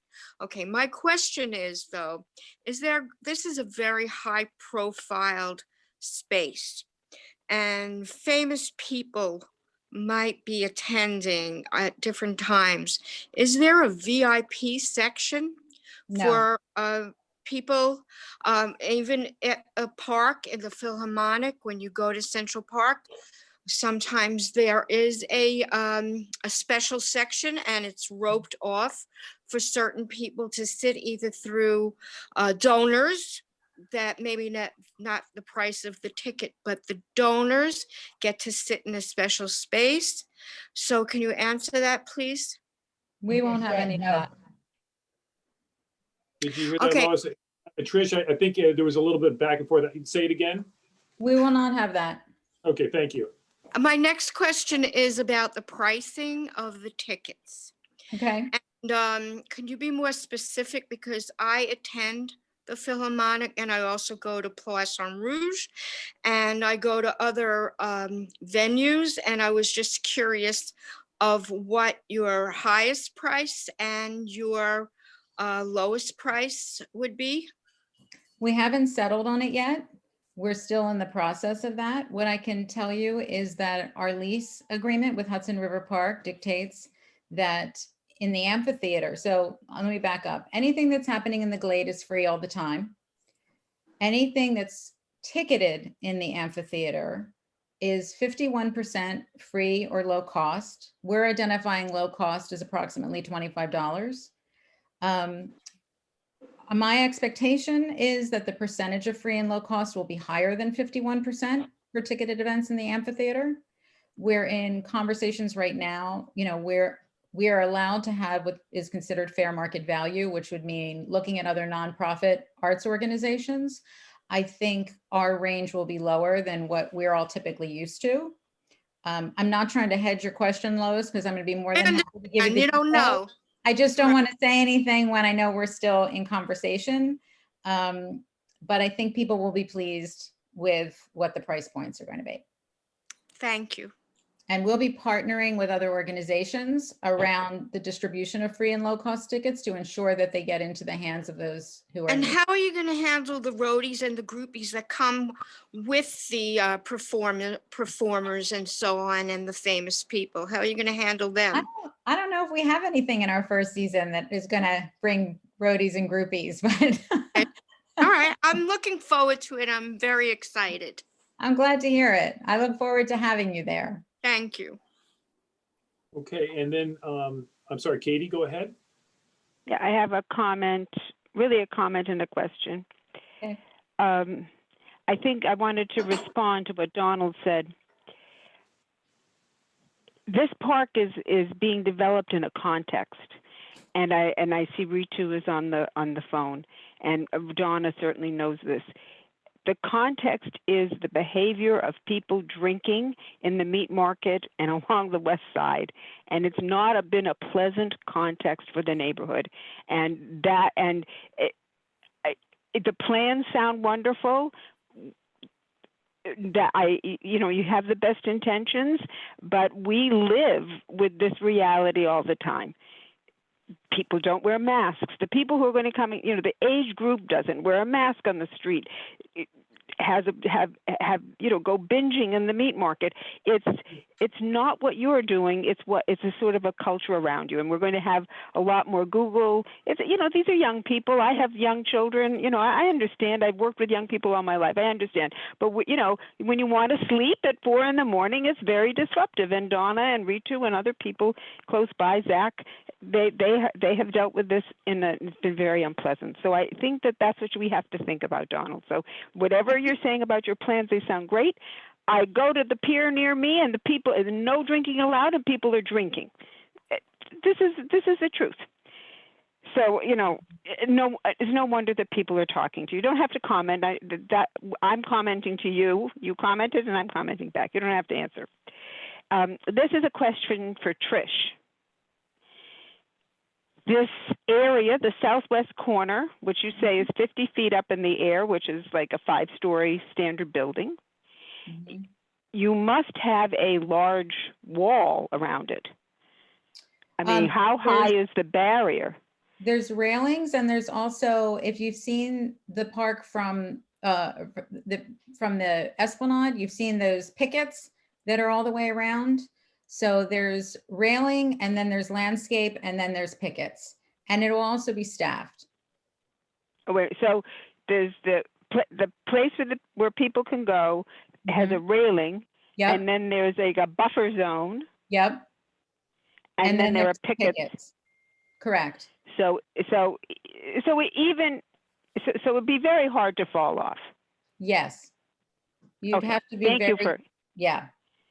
Yeah, it'd be good. I looked in the packet. We didn't have an elevation in this packet, so I couldn't picture the protections that you provided. Thank you. Yes, of course. Ritu Chatri, would you like to ask a question? Yeah, what I wanted to say to both Donald and to Trish, hi Trish. Hi. I really enjoyed the tour that I got of the pier. And I think in most ways it is a tremendous plan. You've accomplished a great deal. I think the pushback that you're getting and that I've heard from folks in my building, certainly, which is a large building, and from my neighbors, and the pushback you're getting is that this is going to be at least a 20-year relationship, which may or may not include a long-term relationship with you, Trish, or with you, Don. It will have various leaders involved in managing this space. And what you're setting up is a 20-year relationship with the community, and you're setting out certain precedents that, number one, do not currently exist on the other piers. And that what we are concerned about are unintended consequences. And while we may applaud your efforts and your intentions and your planning, the execution of that over a 20-year period may not be the same. And what we're asking, or what I am asking from you, is to go back and to think about how can you address this relationship in stages so that perhaps in the beginning, you don't get everything you want. You have certain areas where you can serve beer and wine, but that others are restricted to enjoying the landscape, enjoying the outdoors, etc. And that you look upon it not as a one-off transaction, but as a 20-year relationship where the community is telling you that the people who will be visiting your location, your venue, sometimes will be appropriate and sometimes will not, and that they will cause issues. And so how do you prevent that from happening? And how do you prevent a bad reputation or headlines where there are going to be incidents? And they won't be coming from you or your management or your staff. It will be coming from people that visit the area. And it doesn't matter how good your intentions are, that will happen. So what we're asking is for your partnership to mitigate that impact as we move forward, if we're really going to be a community partner with you. And the two ways you could do that is by slightly limiting your hours, and two, by limiting the spaces where you can start with consuming alcohol. You can expand that 6 months, a year, 2 years from now, but once we go forward, we can never go back. And so what we're asking you to do is be considerate of us. If you want our support, if you appreciate our support, we want to give it to you, but can you please try to be sensitive to our perspective? That's it. Thank you, Ritu. So I'm not sure that was a question more than it was a statement. I'll give it, I just want to keep this moving along. I apologize. I'll give you guys an opportunity to respond, but I want to get everybody out of the way, and then we'll go back. Okay. So, Dr. Smith, do you have a question or do you have a statement? I have a statement and a question, and I'm glad that you want to get everybody out of the way. Thanks. Go ahead. The first thing I want to say is that I want to defer to our working co-chair to our equity working group, because I was going to ask about the diversity of your workforce, but I'm going to leave that tomorrow. My question is this: you just mentioned about outreach to organizations. I think you say for either free tickets or for low cost tickets. Did you say that? Am I saying what you said? Am I voicing what you just said? Yes, that there will be free and low cost tickets available. Yes. Correct. Yeah. Who's going to be deciding on the outreach to the organizations? And I'm hoping that, we'll answer that question first, and then I have the second follow-up. We're working on that internally, and then we will also be speaking with our colleagues at Hudson River Park about it, and then we'll roll it out to the public. And also, Trish, while I have your attention and Bob allows me to speak, can you send your email address? I'd like to follow up with the person you just referenced about the internships. Yeah, of course. I'll put it right in the chat. Put in the chat. Perfect, perfect. And so, Barb, if you had planned to ask that question, I want to defer it to you. If not, I'll ask it while I have the stage. Please go ahead, Dr. Smith. Are you sure? Please, I insist. Yeah, I don't know if you are aware, Trish and Wendy, we do have an equity working group, and it's co-chaired by Mar Fitzgerald and by Pat Laria. And so we're very much interested in understanding and looking at making sure to ensure that when people hire folk, they hire folk from the neighborhood, but they also have a diverse kind of workforce. So all of the people you are talking about, you're going to be hiring, might have more security guards at one level as opposed to others. But tell us, if you know now, talk a little bit about that diversity in staffing. And it might be interesting to talk about that diversity in not the people who work there from you all the way down. Well, it sounds like what I should do is ask Michael Wiggins, our Director of Engagement and Education, and Jeanette Martinez, our Employee Experience Manager, to put something together and bring it to the committee. That would be great. Yeah, I'd like to be able to give you a really comprehensive look at the organization, not only the diversity of our staff, but also around our partners and our intern program and our workforce development plans. So I think let's just have Michael follow up with Mar, and we'll make sure we get on that agenda, and we'll come in and tell you the full story. Perfect. Thanks, Ted. Very good answer. I like it. Thanks. My pleasure. Dr. Smith, you're all done? I am, sir. Thank you. Okay, Miss Fitzgerald, you'd like to say something? Mrs. and yes. But I said Ms. No, you said Miss, but it's okay. It's no problem. Hi, nice to see you guys again. Thank you for the tour. It was nice. So I would like to echo everything that Ritu said, first of all. But secondly, I'm really concerned about the level of outreach.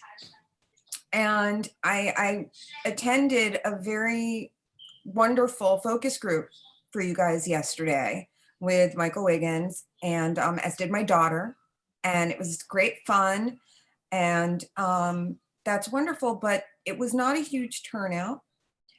And I really am concerned that the outreach you've done hasn't really reached the community at large. I know I've said this to you before, but there needs to, there needs to be more, I feel like.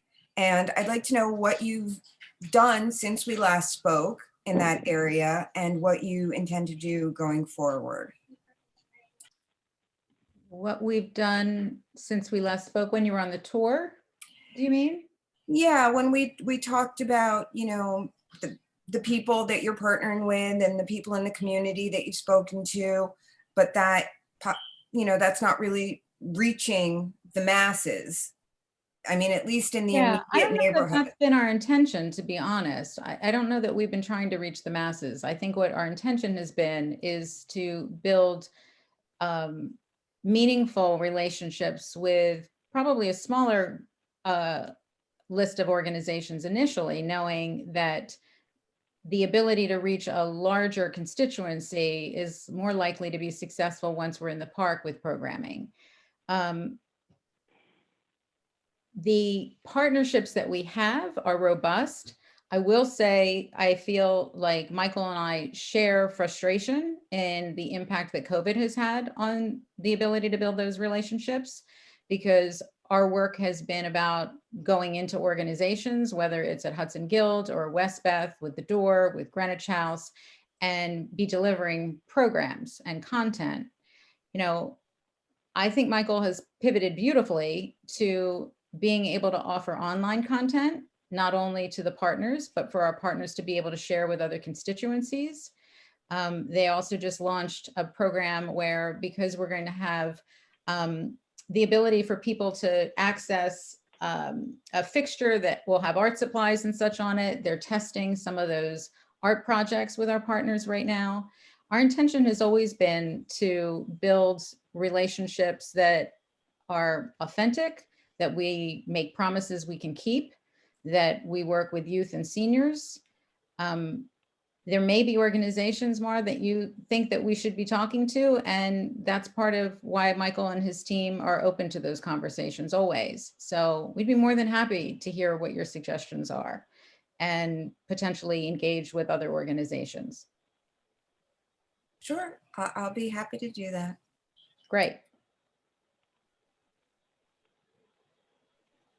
Great. Okay, we're done, Mar? Good. Okay, great. There's a few people that would like to speak. I'd like to give them an opportunity. Zach, are you with us still?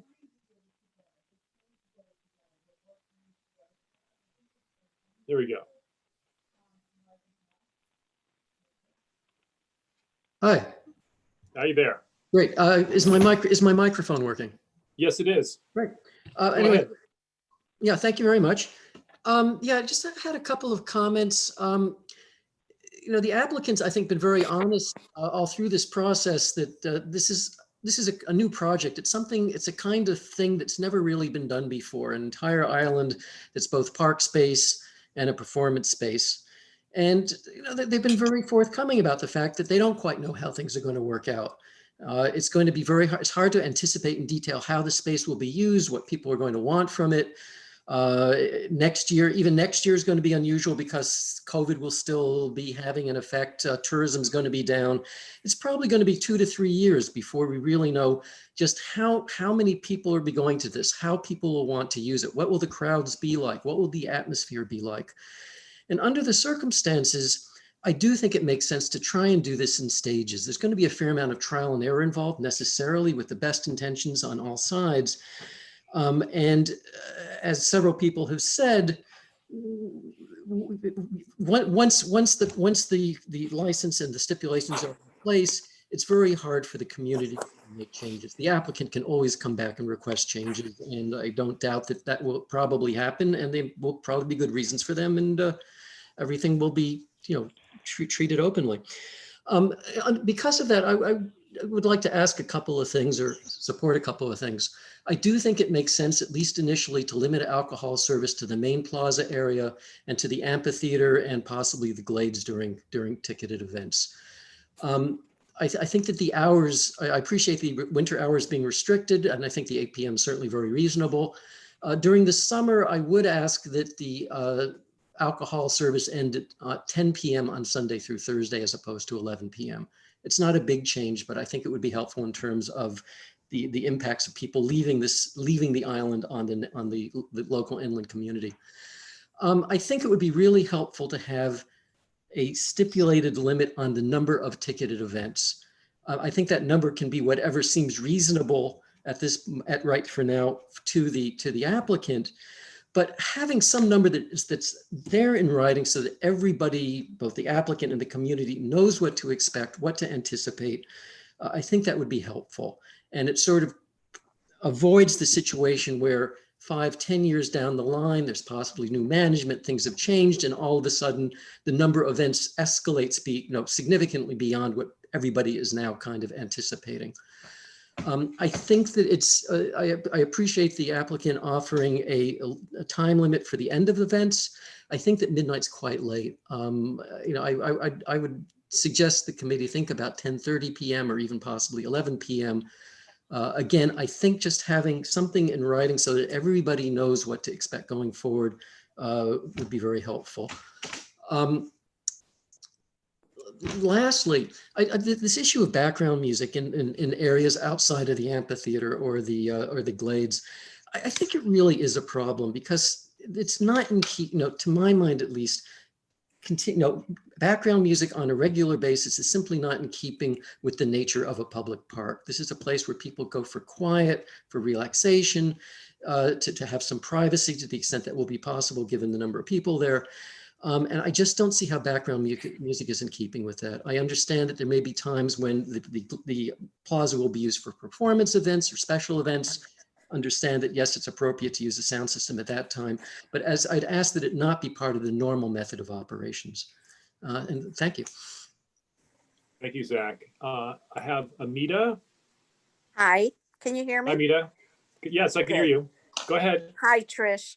Hi, Amita.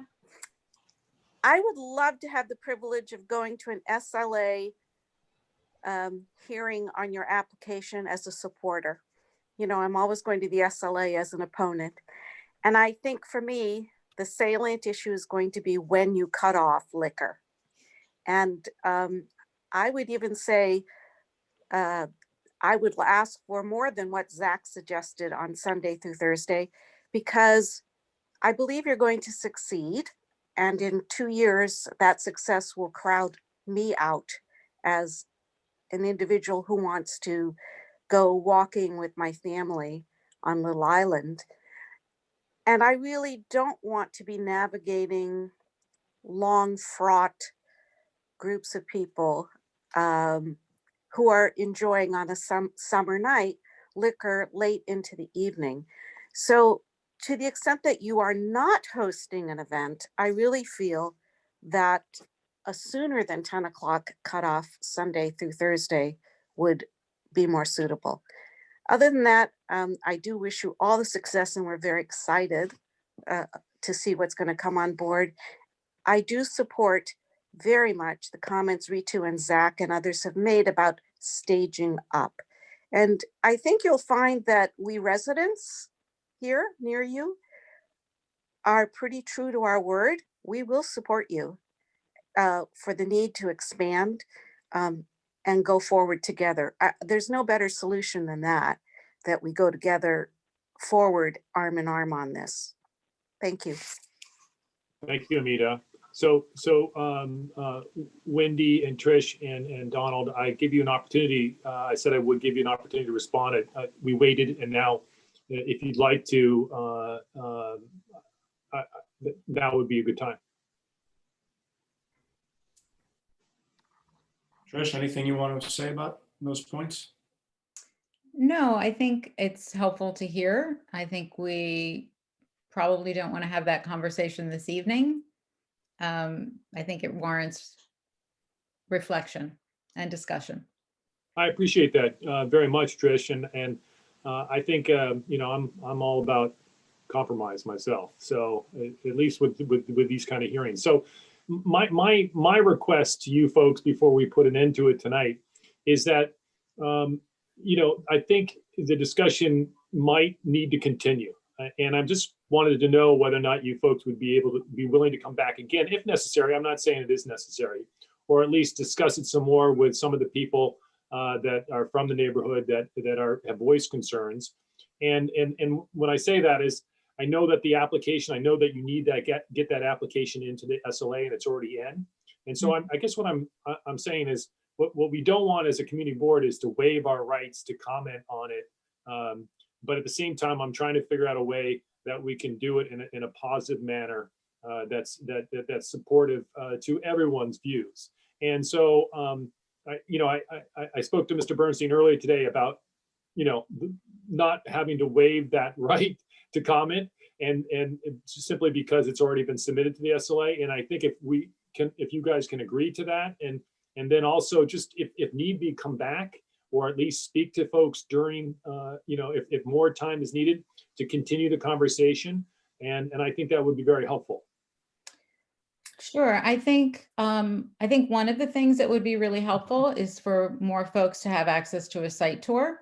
I think some of these conversations in the context are really helpful, because I think the design answers some of the questions that are coming up.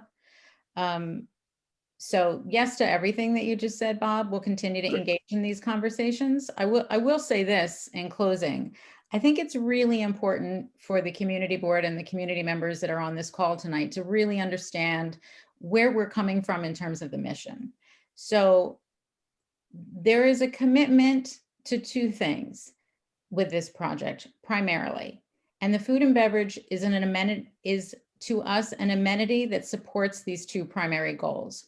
One is for people to have a distinctive, unique, and practically immersive relationship with nature. And the other is for more New Yorkers to have more access to art in their daily lives. The fact that this project has been funded the way that it has, it will continue to be funded the way that it has, that it is committed to, that the majority of our programming is free, that the programming that isn't entirely free still has a high percentage of low-cost tickets. I think it should illuminate to the board and to the community members what we're about and what we're here to serve. And that's how we look at what we do. We are a not-for-profit organization that wants to work in service to our community. I recognize where some of the concerns are. I hear them. I feel that we've been responsive to them. I'm not saying we won't continue to have these conversations and consider them, but I feel like it's important for you to understand where we're coming from and why we're coming from that perspective. It isn't in service to making a bar scene. It isn't in service to cultivating rowdy behavior. That's not in good service to the mission. So we recognize where the stressors are. I understand them. I feel them myself. If you walk, there are plenty of places I walk into and think, this is not my environment. This is not a place that's going to make me feel happy and relaxed. And I think if you also go back to the language that Mr. Diller has used when he talks about this project, he talks about it as an oasis. He talks about it as a respite. He talks about it in service to some of the things that folks have raised tonight about it being quiet, being peaceful, giving you a chance to escape.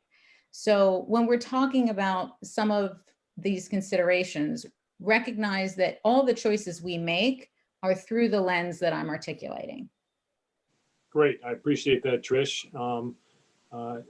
Dr. Smith, do you want to say something? Because I was about to end Yeah, it. before you put an end to it, I have a question, Trish. You referenced your organization. What is the name of your not-for-profit? It's registered as a nonprofit as Pier 55, because that's what the organization was when we formed. And it's a for-profit? Not-for-profit. Not-for-profit. Okay, thank you. You're welcome. Great, thank you, guys. And Wait, before you oh, let. go ahead, Donna. Yeah. I just want to raise just another issue that was on the list that wasn't talked about, and I don't know if you've thought about the traffic concerns when you have 650 plus people coming onto the island.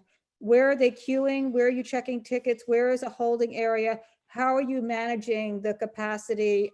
Think non-COVID, Saturday afternoon, beautiful day. You've already got a ton of people on the park. How are you getting people off? That's 600 people. You may potentially have to have people leave in order to bring in the capacity for your event. If you don't have anything in plan, I think that's something that we'd like to hear more about, to know that people are not going to be holding, lining up on the main strip, and the cars are not going to be going on the West Side Highway because there's only X amount of space on that turnoff north of 14th Street. I think it's going to be a big plans in place for all of that, Donna. Okay. I'd be happy to talk about that offline, just so we don't, I feel like we're Yeah, hogging. no. A lot of people are Absolutely, waiting. absolutely. I just wanted to raise the issue.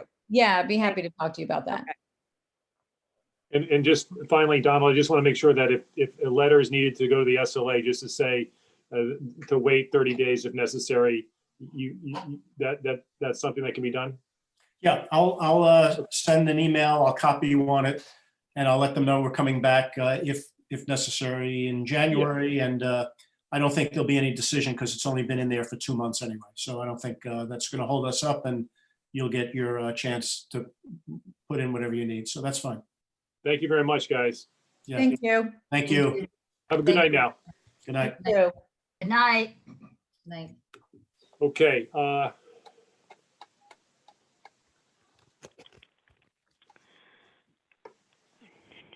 Okay, next up is going to be CP Spring Street LLC DBA to be announced. I think you got a name though. I think there's a name to it. I don't have it right in front of me, but that's 1307 Spring Street. If you folks want to come forward.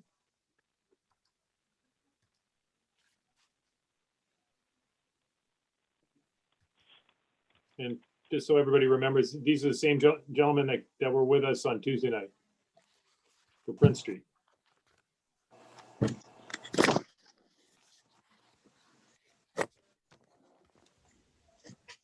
Okay, you guys, there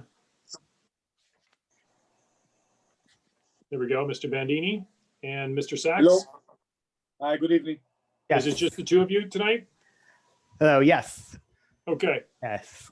I think you know the deal. Go ahead. Yes. Good seeing everybody again today. I'll save you some of my speech because it overlaps on what we spoke about on Tuesday, but good seeing everybody again.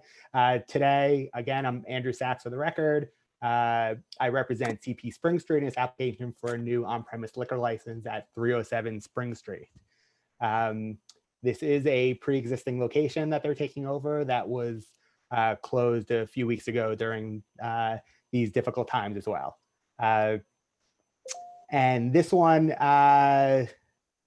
is again, it's owned by the owners of Coco Pazzo, located at 160 Prince Street, a few blocks away. And I'll let Alessandro explain what this is a Coco Pazzeria concept, and he'll explain that to you.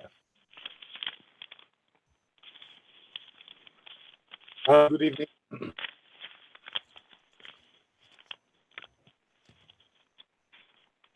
I think we have a little bit of a break in the video here. Can you hear me, Alessandro? Oh, no, I think we lost him. Yeah. All that only to lose him. Yeah. Okay.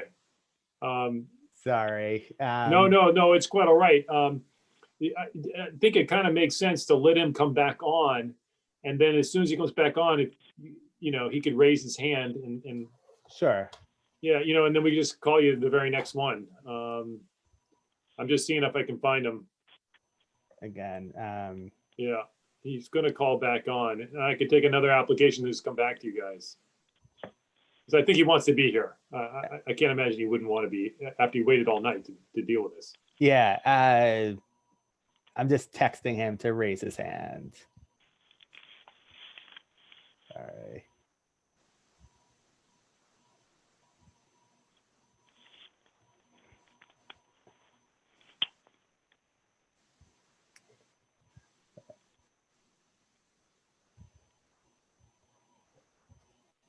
I'm just going to put you on hold, Mr. Sack. Oh, there we go. How about that? That was quick. Okay, great. Unmute yourself, Mr. Bandini.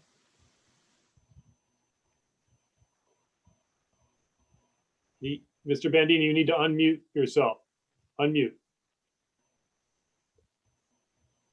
Okay. There you go. All right, go ahead. Hi, good evening. So yes, this will be a pizzeria. It was an existing pizzeria, restaurant pizzeria. So we'll focus on pizza and similar items like, calzone panozzi, which is like a Neapolitan version of a pizza dough sandwich, and fried pizza, and several like little small bite appetizers, and less emphasis on everything else. This will be the core of our menu. We'll have a couple of pastas, maybe 3, and some shareable main courses, proteins, but very few. The main idea is to have like our focus on the pizza, and also not only on premises, but delivery. The Okay, menu, and- go ahead. yeah, the menu is going to revolve around like some stuzzichini, which are our version of small bites, and then a few salads. We always have, a choice of those, and then everything that is revolving around pizza. That's great.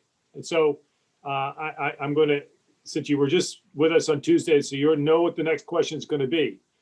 I know you have the French doors. Will you be willing to close them at 10 o'clock? Yeah. Yeah. Okay, great. Because that will be in the stipulations. Cormac Flynn, you have a question?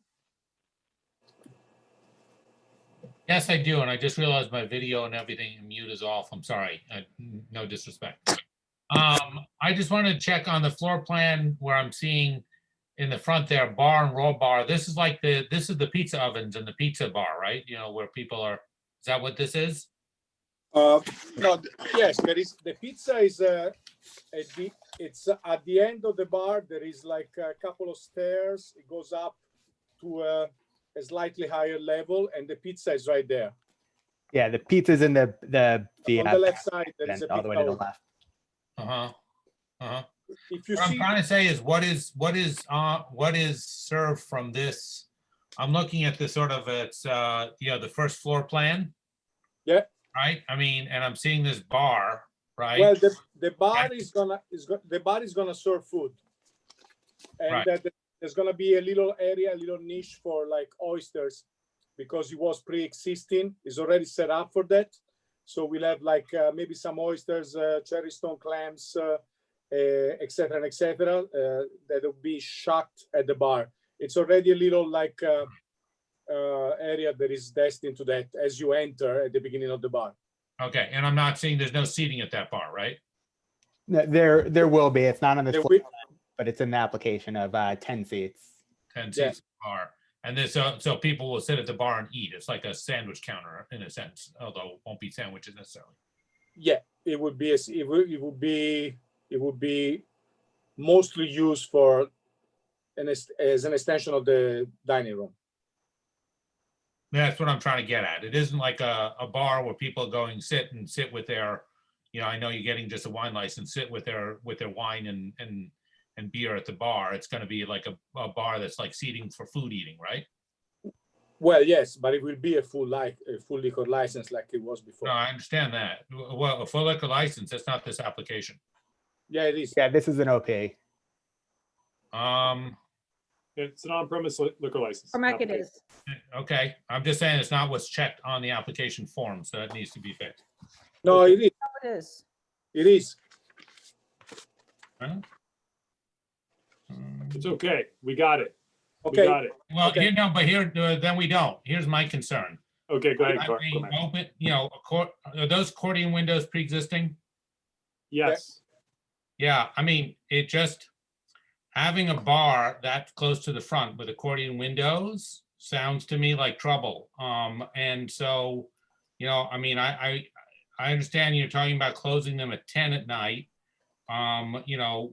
Would you be willing to close them earlier in the evening at, let's say, 9 or something? No. No, okay. But I'll tell you what we do. It's not once again, and we do the same here at Coco Pazzo, even though they're not that close to the entrance. We don't even serve shots as a philosophy of life. It's our mantra that a shot, it does not exist in our vocabulary. So we always prioritize food over booze, because that's what we are. So the bar will be a restaurant bar, with obviously liquor, intended mostly as a complementary to every good meal. So obviously will be people waiting, and you know, it's a part of like, but the beginning of the bar is actually not where the seating starts, because we have the oyster shucking station, and then the seating starts a little more inside. And so, you know, it would be like people eating at the bar, and that's what we want to do. We're not gonna have like a bunch of like shots like shaking all throughout the night. That's not what we're gonna do. Mhm. Yeah, also the floor plan looks, I'm looking at that too, looks deceivingly close because it's actually 100-foot long space because there's no kitchen in the back. The kitchen's off to the side. So that bar is already about, looks like 12 feet back from the front wall. Okay, thank you. Thank you. Narrow? Yes, can you hear me? Yes. Yes. Oh, good. Thank you. I don't see any price points on your menu. Can you tell me what the price points are? Yes, no, I'm sorry for that. Well, it's still a work in progress, but the idea it would be appetizers. The stuzzicchini part would be in the $10 range. The salads, $12. The pizzas, obviously, might vary a little because of toppings, but it would be ranging from 18 to 22. Pastas are like 18, and the main courses usually, as we consider them shareable, they would be like probably a fish for two that would be priced accordingly to the market offer in the range of like 45 to 50. But once again, for two people, a steak for two, it would be a 32 ounces prime age ribeye that we will price probably in the late. Are the pizzas individual pizzas at that price, or are they for sharing? No, the main courses, which are not like elemental to our menu, but they are like additional items on top of the pizza, will be for sharing. Thank you. So, and wines by the glass and beers $8, and wines by the glass from like 12 to maybe something a little fancier, like in the Barolo or Brunello kind of category for $21, $22. Okay. Thank you. You're welcome. Okay, and I just wanted to say that this location had the prior operation, or the prior owner had been there a long time, and it was a place that was very well liked in the neighborhood. So I wish you the best of luck. Mr. Sachs, I will be in touch with you with regards to stipulations. And I think that's it. Nobody else has any questions? Great. Thank you very much for coming down. Thank you. Okay. Thank you.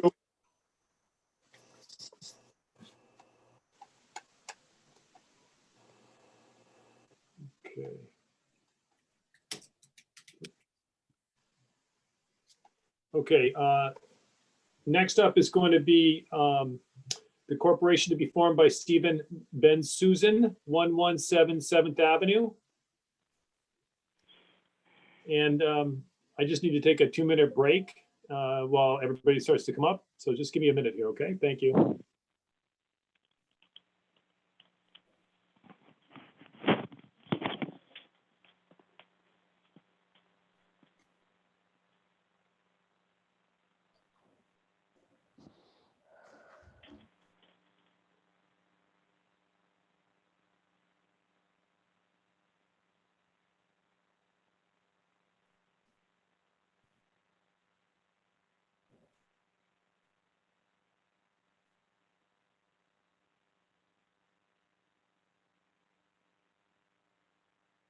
I was wondering what was going on there for a minute.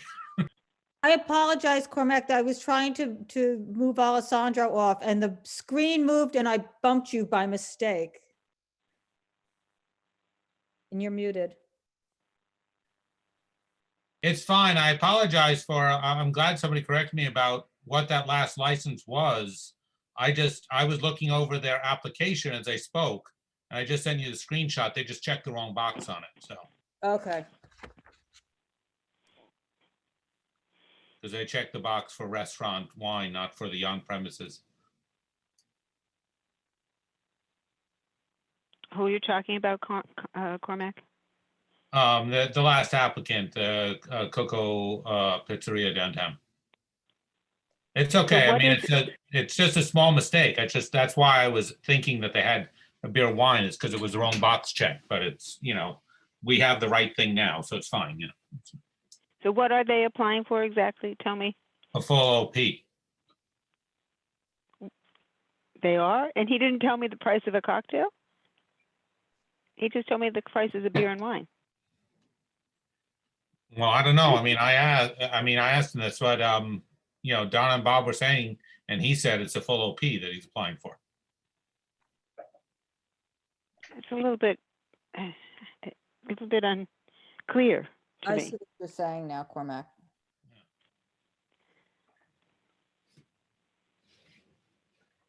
I mean, it's fine by me. It's a full OP. I mean, I just, I'm just apologizing for the, why I sort of got it wrong. It's because I saw the wrong box. I wasn't trying to Giorgione space? trip anyone.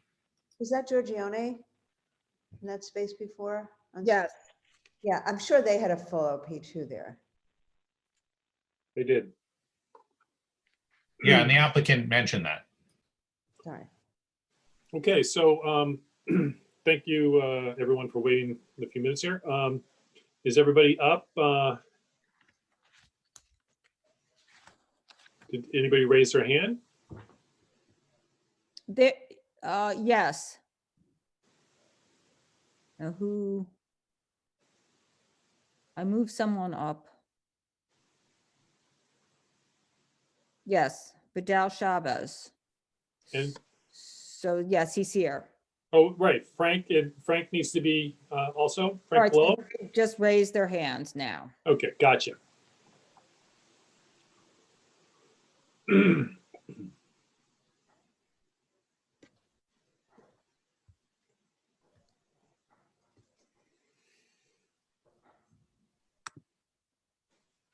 There we go, Mr. Polillo, how are you?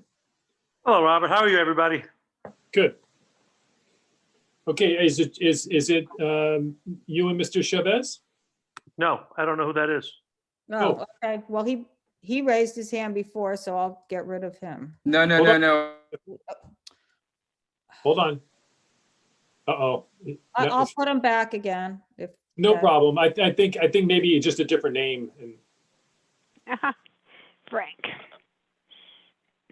there, try it again.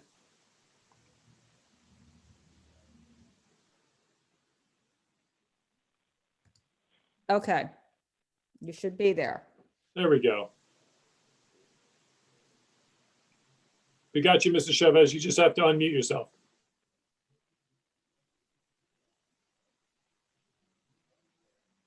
Oh, no, he's not. Hi, everyone. Yes, I'm just representing 45 Christopher Street, the condominium. Okay. So Mr. Chavez, Shouldn't come in just yet until he finishes his presentation. understood, Mr. Chavez. We're fine. We will definitely call on you. Just Very stay well. tight, okay? Thank you. Yeah, you can put your mute button back on. Thank you. All right. So Frank, is there somebody else with you? I have to apologize. Steven had an 8 o'clock Zoom, a memorial for his mother-in-law who passed away. So he's going to try to come back and forth, but it's going to be difficult. What do you want to do? Do you still want to? I can present. I think they're going to have some opposition from other committee members on it, but You want to just hold off, Frank, and see if he jumps on, and just let us know when he jumps in? I don't see any reason to hold off. do you have any other applications tonight? I do. We could do the other one first if you like. Yeah, I think that Whatever kind you of like. makes some sense. I'm here either way, so whatever you like. Okay, which other application do you have? Christopher Nelson? Okay, then we'll do that one. Okay. Okay, I'll text Steven in the meantime. thank you. 95 7th Avenue. Okay, so. Yes, sorry, everybody, it's 95 7th Avenue. So. And Mr. Chavez, and I think. Wait, I'm sorry, Rob. I didn't mean to interrupt you. Steven just signed in. Okay. Well, he says he is. Yeah, he is. So Okay. hold on, Mr. Chavez and Ms. Clark, we'll get you. We gotta go back to this one.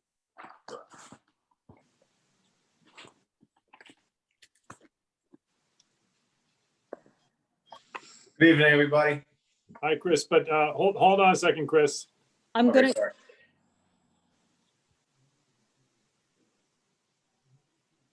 we're not gonna do Chris now, is that correct? Or what are we doing? Yes, I think that's correct.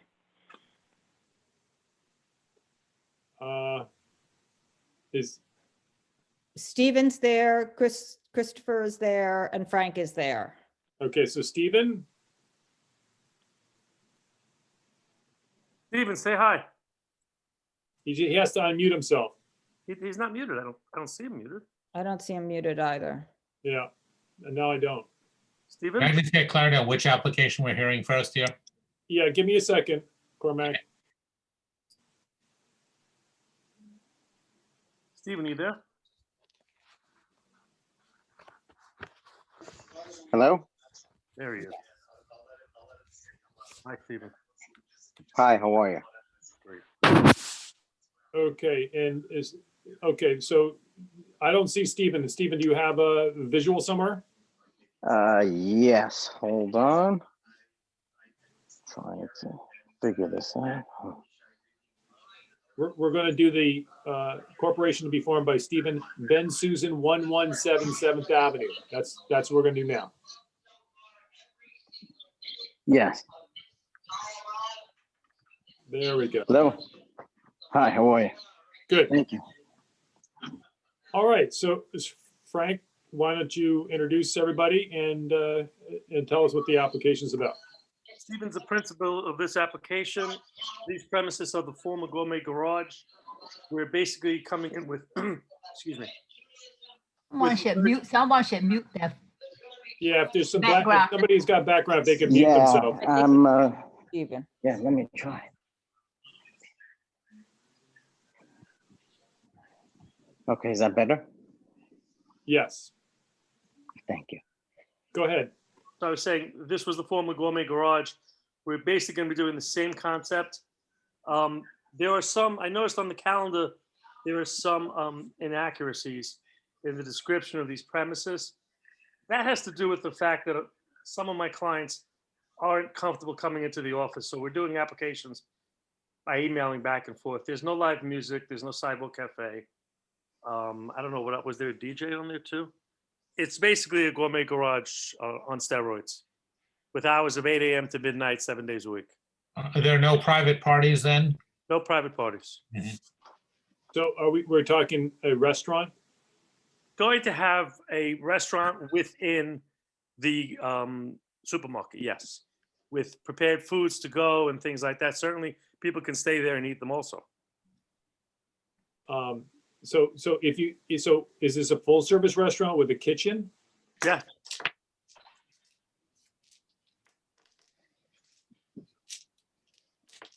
And I guess the live music or the jazz, what happened there? It's all about when things go through back and forth through emails. Didn't have the opportunity to sit with Steven like I would normally do an application. When we did the community board application, none of those things are on the app. No, I saw that. I definitely saw that, but I was just curious about the jazz. That's all. No, there's none of that jazz. Yeah, nicely said. Okay, and I guess the question that I have that kind of sticks out to me, at least, is kind of what Cormac was saying a little earlier on another application, is that there's a significantly large bar around the entrance or the doors, and the doors are all French doors. At least that's what it looks like. Can you tell me where the doors are going to be to the establishment? To the left of the bar, looking at that plan. Well, it looks like there's two sets of doors, one on the left and one on the right. Correct. Those are the two doors. Okay. The bar is literally equidistant between the two doors. I guess when I look at the pictures of the location, there's multiple doors. It looks like French doors running along the entire thing, along the entire facade. But those are going to be fixed. Yeah, they right now they're French doors. This space was Gourmet Garage for about I believe it was about 20 years, and it's set up already as a supermarket, and we're coming in and we're pretty much continuing what they did, but a little bit more upscale, more gourmet, but we're adding more of a restaurant feel to it. And restaurant feel, nice wines, and something that's definitely going to serve the community well, which is not much needed in the community right now in that immediate area. Those doors in the middle, we weren't planning on using those at all, and just using the at the current moment, what we were thinking was the left and the right. And what you probably don't see on that plan, was probably more areas where we're going to display more prepared foods, where people could, pick up items and purchase them and then sit down and eat. Okay, but I mean, I see a bar that takes up a very large section. It's a semicircle that takes up a large portion of the restaurant right at the front where you will have your windows. And I guess I can't imagine you're going to have operable windows behind the bar. No, that's you're correct. Okay, so I guess my question, or my hope, or what I'm getting at here, is that we have a fixed facade other than the two sets of French doors on either side of that bar area. Right. Sure. Now, these two doors are the only ones that'll operate. Yeah. Okay, and they're French doors. I see that. They look like, or double doors. We'll call them double doors. Double door. Yeah, that was my main question. Okay, I'll open it up to other people. I see there are Dr. Shirley Smith. Do you have a question? Yes, I'd like to ask, I'm looking, I hear you say, at least Frank say there will be no live music? That's correct. Okay, and what kind of community outreach, because there are neighbors around there. Did you do any community outreach? No, we haven't. I mean, it was crazy times that we're going through, and this was something that just came about, and it's not like it's it's something that's we're not having excessive lines or anything like we're not having a club or any sort of something that would disturb anybody next to us. So we didn't feel that we needed to go to everybody to do any sort of outreach, but if you would like us to, we can. Type of operation shows such a minimal impact on the neighborhood. What about the 3 floors of the residential units? Are there residential units in that building that you're planning to occupy to do business? There are residential units in that building. Above there's a gym above us, New York Sports Club. And above that, I believe there are residential units, yeah. Okay, thanks. And Mr. Bensusan, are you the owner of the building itself? I am not the owner, no. Okay, all right. Donna, you got your hand up. Yeah, I'm a bit confused about this application. It sounds, first you're saying it's like Gourmet Garage, which to my knowledge, every time I was in there, had a tremendous amount of stacked grocery shelves along with some food to go. I don't see anywhere here where there's going to be groceries. Well, and let me just finish let me just go through. I also see, I'm not sure, are there seats at the counter by the kitchen is another question. you're going for a full liquor license, not just beer and wine. You're saying it's a restaurant, but then also people are getting food to go and sitting down. So I'm just very confused by this and concerned about the lack of this has been on our calendar and then laid over, I believe, for a couple of months, and to have no community outreach whatsoever, it just is concerning to me. So if you could give a better description of how this is exactly going to operate, because from the diagram, it looks like a 104-seat restaurant to me. And Well, as I mentioned, what I did notice also on that plan that there aren't as many displays as we plan on having, and which would be displaying more food similar to Gourmet Garage. And also in regards to the actual plan itself, it will be, we've been fine tuning it. That's why we've had it back and forth. And but we plan on having items that you'll be able to purchase off the shelf, and there'll be a little section area where people could sit down and eat that food. And there'll also be a full service area where people could there'll be some light, full service dining as well, and some counter seating as well, And kitchen counter. so you have the banquettes that are in there in the drawing, Yes. correct?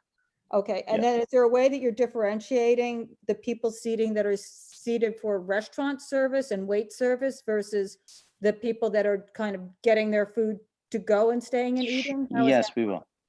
Yes, we will differentiate. So that's not, none of this is illustrated on this diagram, to be clear on that. You're correct. Okay, thank you. Okay, and I just got a quick follow-up question on the diagram. Onto the side, or if you're looking at the diagram to the right of the banquettes, it looks like there's a set of double doors, or it looks like a box. Is that double doors? Does that lead to something? What is that? That's an elevator. Okay, great. Left. Yeah. Okay, sounds good. All right, thank you. I have Katie Bordenero. You have a question? Yes.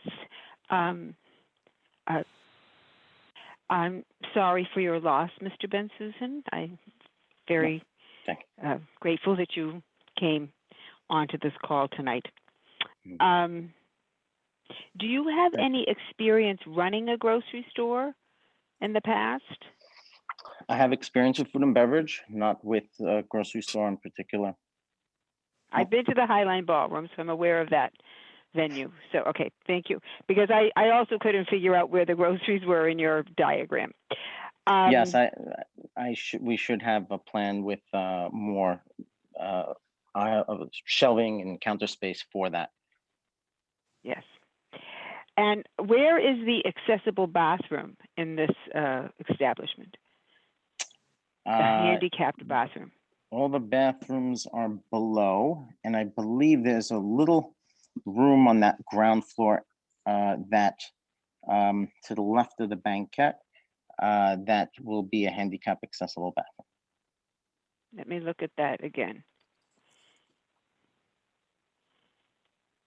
To the left of the banquettes, I see it there. Yes. Okay. Is that I'm all sorry I if it had didn't to ask? describe it on the plan. But Yeah, so it's important. yes, I'm going to be revising that plan a bit. Okay, thank you very much. No problem. Okay, I have Patricia Lara. Yes, Laria? yeah. Go ahead, Hi. Patricia. Sorry for your loss, Stephen. But I have a couple questions. Will you be looking to do the open streets? You're gonna apply for that also? I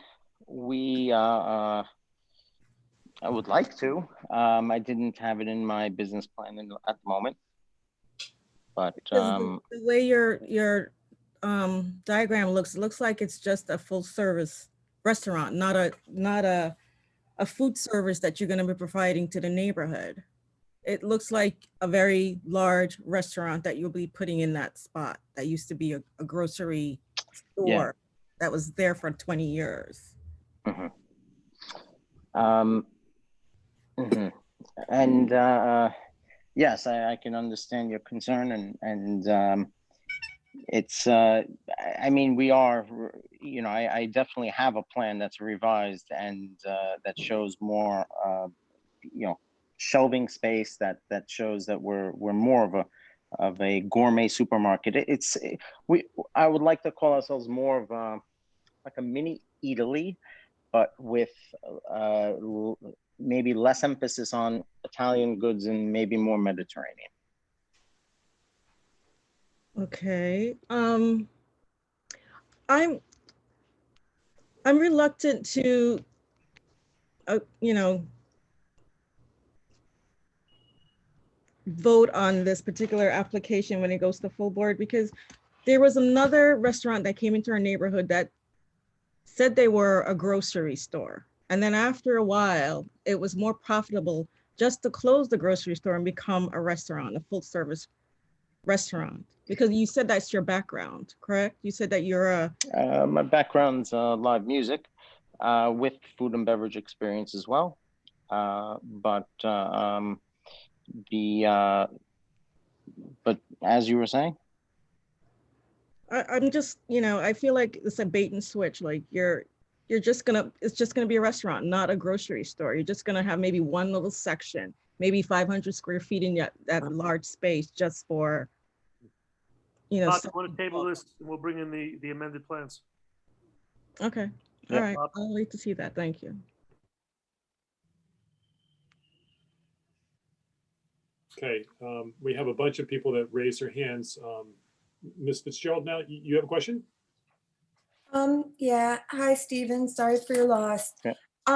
So yeah, I see that your background is in music, and it looks like you've been very successful operating various music venues here in New York and elsewhere. What made you want to get into groceries?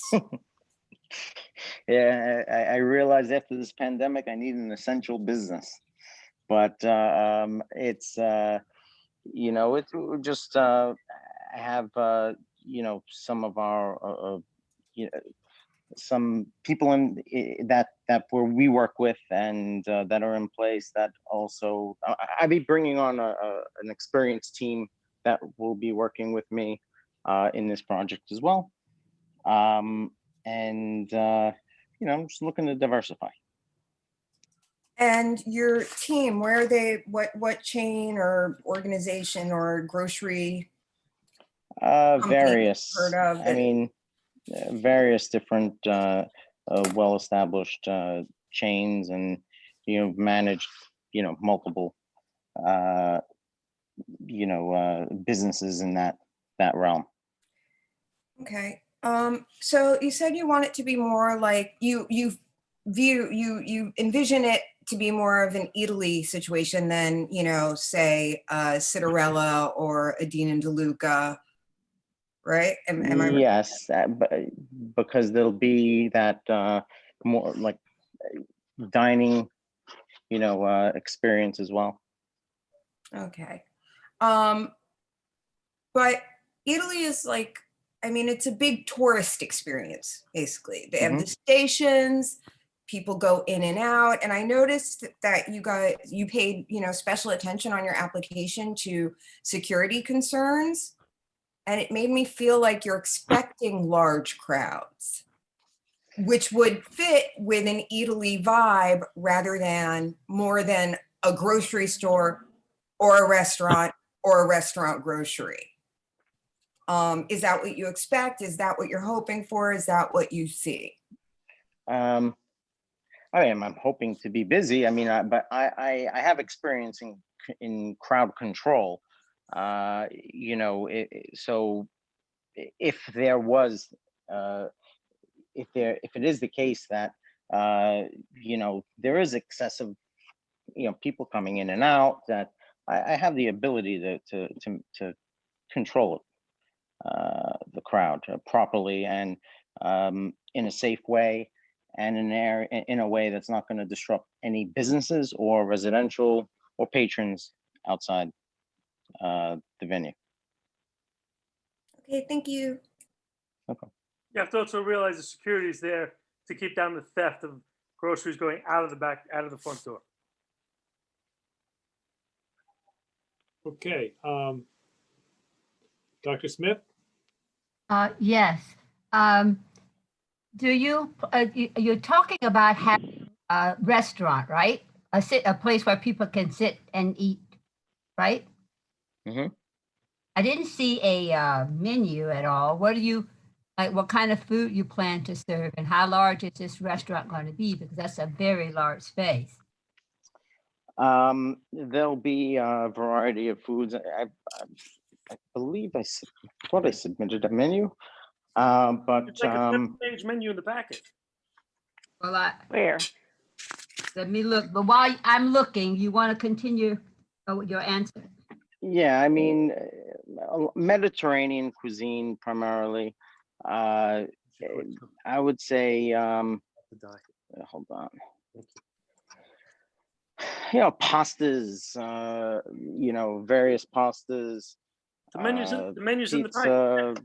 Frank, I'm looking. Will you allow him to please finish what he's saying? Meats and cheeses, fish. We would have a nice fish display as well, that people could purchase and as like a grocery item. A lot of specialty meats, specialty cheeses, but primarily the pastas, paninis, sandwiches, croissants. So you're going to serve breakfast, lunch, and dinner? Yes. Okay. I noticed you don't have a C of O as well. They may be on the TCO, I'm pretty sure. It says on the application pending. Yes, we have to get the occupancy had to be increased, Stephen. Okay. Okay. Thank you, Stephen. I'm very sorry about the loss as well. Thank you. Okay, so Katie, do you have another question? Well, I was also looking for the menu, and Frank, we got several emails about this today, and I don't see the menu in the packet that's online either. Neither do I, Katie. All right, I'll forward it to you guys. I'll forward it to you, okay? Okay, thank you. Thank you. All right, so while I'm forwarding this, there's a few people that would like to speak on this application. I just want to make sure before I do that, I got everybody from the committee opportunity. Okay, so first up, I'll let Nancy Paisley. Would you like to come forward? Yes, I would. Thank you, Bob. Did that make a connection? Yes.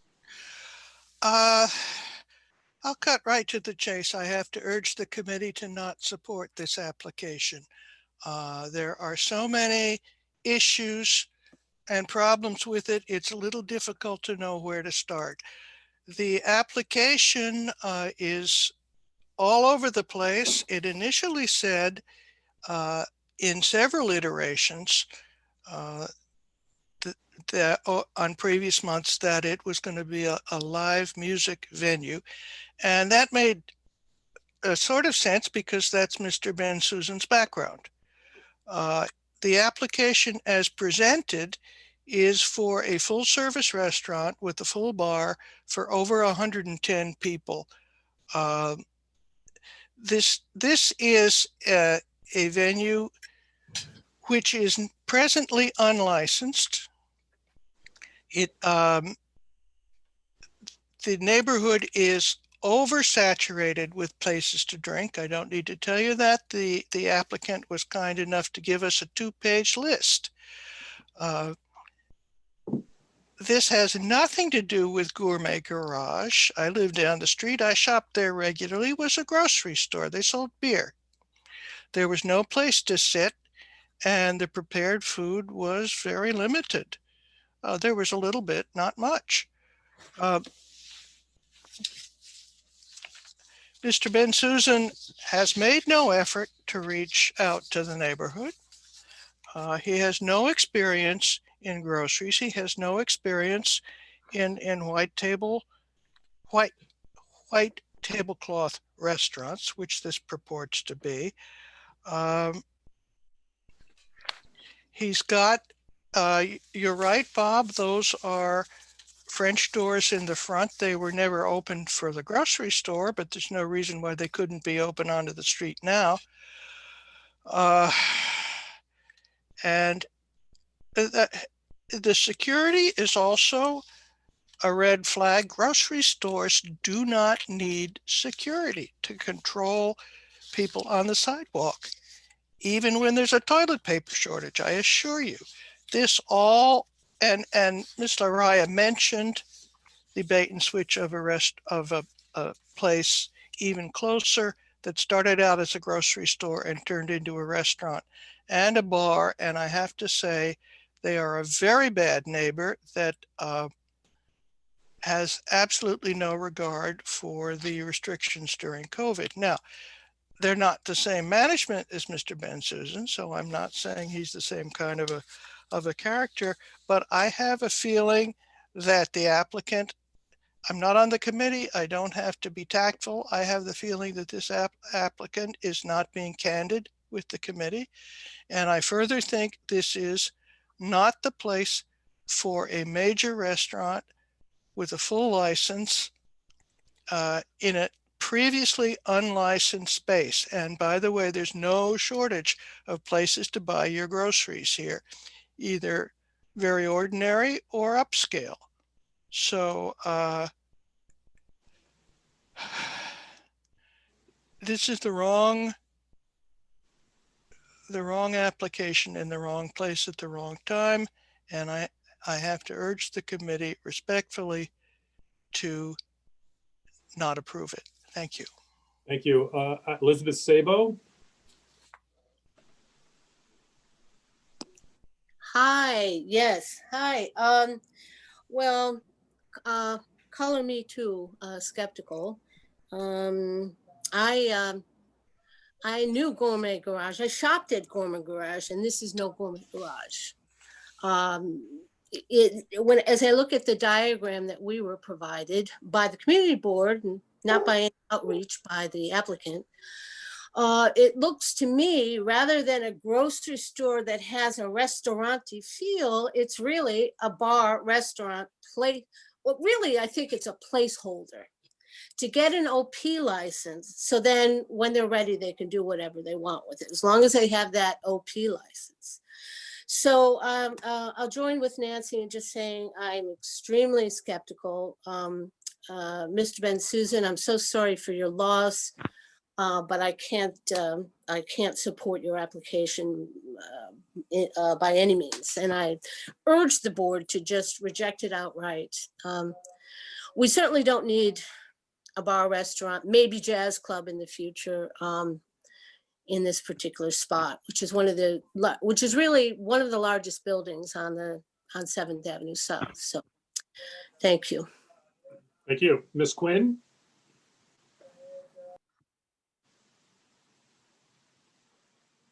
You should be okay.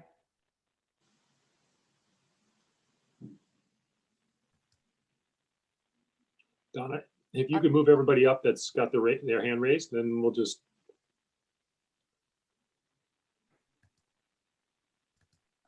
There. I'm unmuted. My first concern was that the accordion, can you hear me? Yes, we got you, Ms. Quinn. Right, was that the accordion windows would be opened when it was going to be a jazz club. And we have consistently taken the position with all the jazz clubs in the West Village that they would not have open windows. But then we saw the drawing that suggested it was a gourmet garage light. And there are little teeny shelves where there might be some food sold. The reality is, I think, that Mr. Bensusan's family owns the building, and they're attempting to get the best OP they can to enhance their real estate holdings. under no circumstances is it credible that this would be a grocery store. Thank you very much. Thank you. Mr. Chavez? Hi, good evening, everyone. I didn't get the plan for the business, and we just found out about this, I guess, a couple days ago that this was going up. We had a similar situation last year when we had another similar plan to come in and open up like a bar, outdoor space, and performance. But I guess the whole business plan changed. So I was a little unfamiliar with the new business plan, but I'm pretty much in opposition to the 120 resident owners of 45 Christopher Street that is opposed that same type of business last year, where we were going to have a lot of tourists coming in once again to our neighborhood, and the necessities of the residents are not being met. We don't see that, you know, having another liquor license being open would contribute any good to our neighborhood at all. We have so much of that already here. We're oversaturated. We have Ofrenda that has a full bar, Duplex that has a full bar, Kettle of Fish, Stonewall 55 bar, Monsters, Jeffrey's Grocery Store is a full restaurant bar, Joseph Leonard is a full restaurant with bar also, Fat Cat Pieces, Julius. We don't need another bar here anymore. It's really noisy here where we are by Stonewall. You guys, I don't know if anybody lives here nearby, but every single day of the week, we have music going through, whether it's, you know, a walking tour that has started up. And so we hear that music nonstop from the outdoor restaurants that have opened up now as well. The Kettle of Fish, who has games on the weekends. It's an entertainment area, and this is not an entertainment area, and the residents here are not being respected. That's all. Yeah, and Mr. Chavez, just so we're clear, the building that you're representing is where? 45 Christopher Street, and we sent in 120 letters, or maybe that you might have it. I sent it by email to the secretary. I don't know that by email, but I could resend it again. Yeah, would you resend it? And that would be appreciated, because I did not see that. If you'd like, I could read it if you guys give me the time. Well, not we don't need to hear from the you said there's 100 and some odd signatures? Yes, there was about 90 signatures out of 120 residents that we received, that we sent that letter in. And that's from your building? Correct. And it states, there's a statement to it? Yes. There's well, it was basically, this was to actually oppose the business, the same type of business that was going to open up last year in the same location. But we could amend, you know, we stand in opposition for a liquor license there. Thank you. And it would be important that you send it to Florence. Yes, I did, and she has it. Okay, great. Thank you. And then we have Ms. Clark. Yes, can you hear me? Yes. Yeah, I would just like to reiterate some of the other points. The fact is that this is a previously unlicensed space, and it's a huge one. As for community outreach, people believe, I think somehow, that 7th Avenue South does not have residential housing. It does. I can see, I live at the corner of West 4th and West 10th, and I can see directly into the old gourmet garage space. I could hear the music when the doors opened and closed, and I don't want to be hearing that again. The fact is, they have had, this application first came up in September. That's 3 months ago. No outreach during that time. I find it hard to believe that anyone would think that the number of people who live within eyesight and earshot of this place would not care about what happens in that place. The fact that they are talking about security is very deeply troubling. And the fact is that the nature of this place has changed by the minute during this hearing. Every time they say you ask another question, they're coming up with another revision. If today, going through the application, the nature of this place changed by the page. When I look at this drawing is of a restaurant bar with 2 tiny shelves for food display. This is not a grocery store. This is a very large restaurant larger than the space that was there before, since they want to have even more people, so many people that they need crowd control. I urge you to deny this application. Thank you. Thank you, Ms. Clark. All right, so I see that your hand is raised, Mr. Flynn, but I think maybe I'll let. Could I just say something for 1 minute? I kind of, I'm listening to all I'm your sorry, comments. Stephen, is this you, Stephen? Yes. Yeah, I'm going to give you an opportunity. Give me 1 second. Okay. So, Mr. Flynn, can you hold off for a second? 'Cause I might be able to clarify Yes. a lot of Okay. things. Hold on, Stephen, go ahead. Now is your time. Yes, I thank everybody for their comments, and I agree. I would say the same thing if I saw, this application as well. I mean, yes, we've changed a lot of things, but the one thing that for sure is that our idea was to make this a gourmet supermarket, but I see that the plan, like I said, definitely needs to be revised. And maybe if it might be best if I come back again with a better revised plan. And by all means, I'm not planning on having security guards at this facility.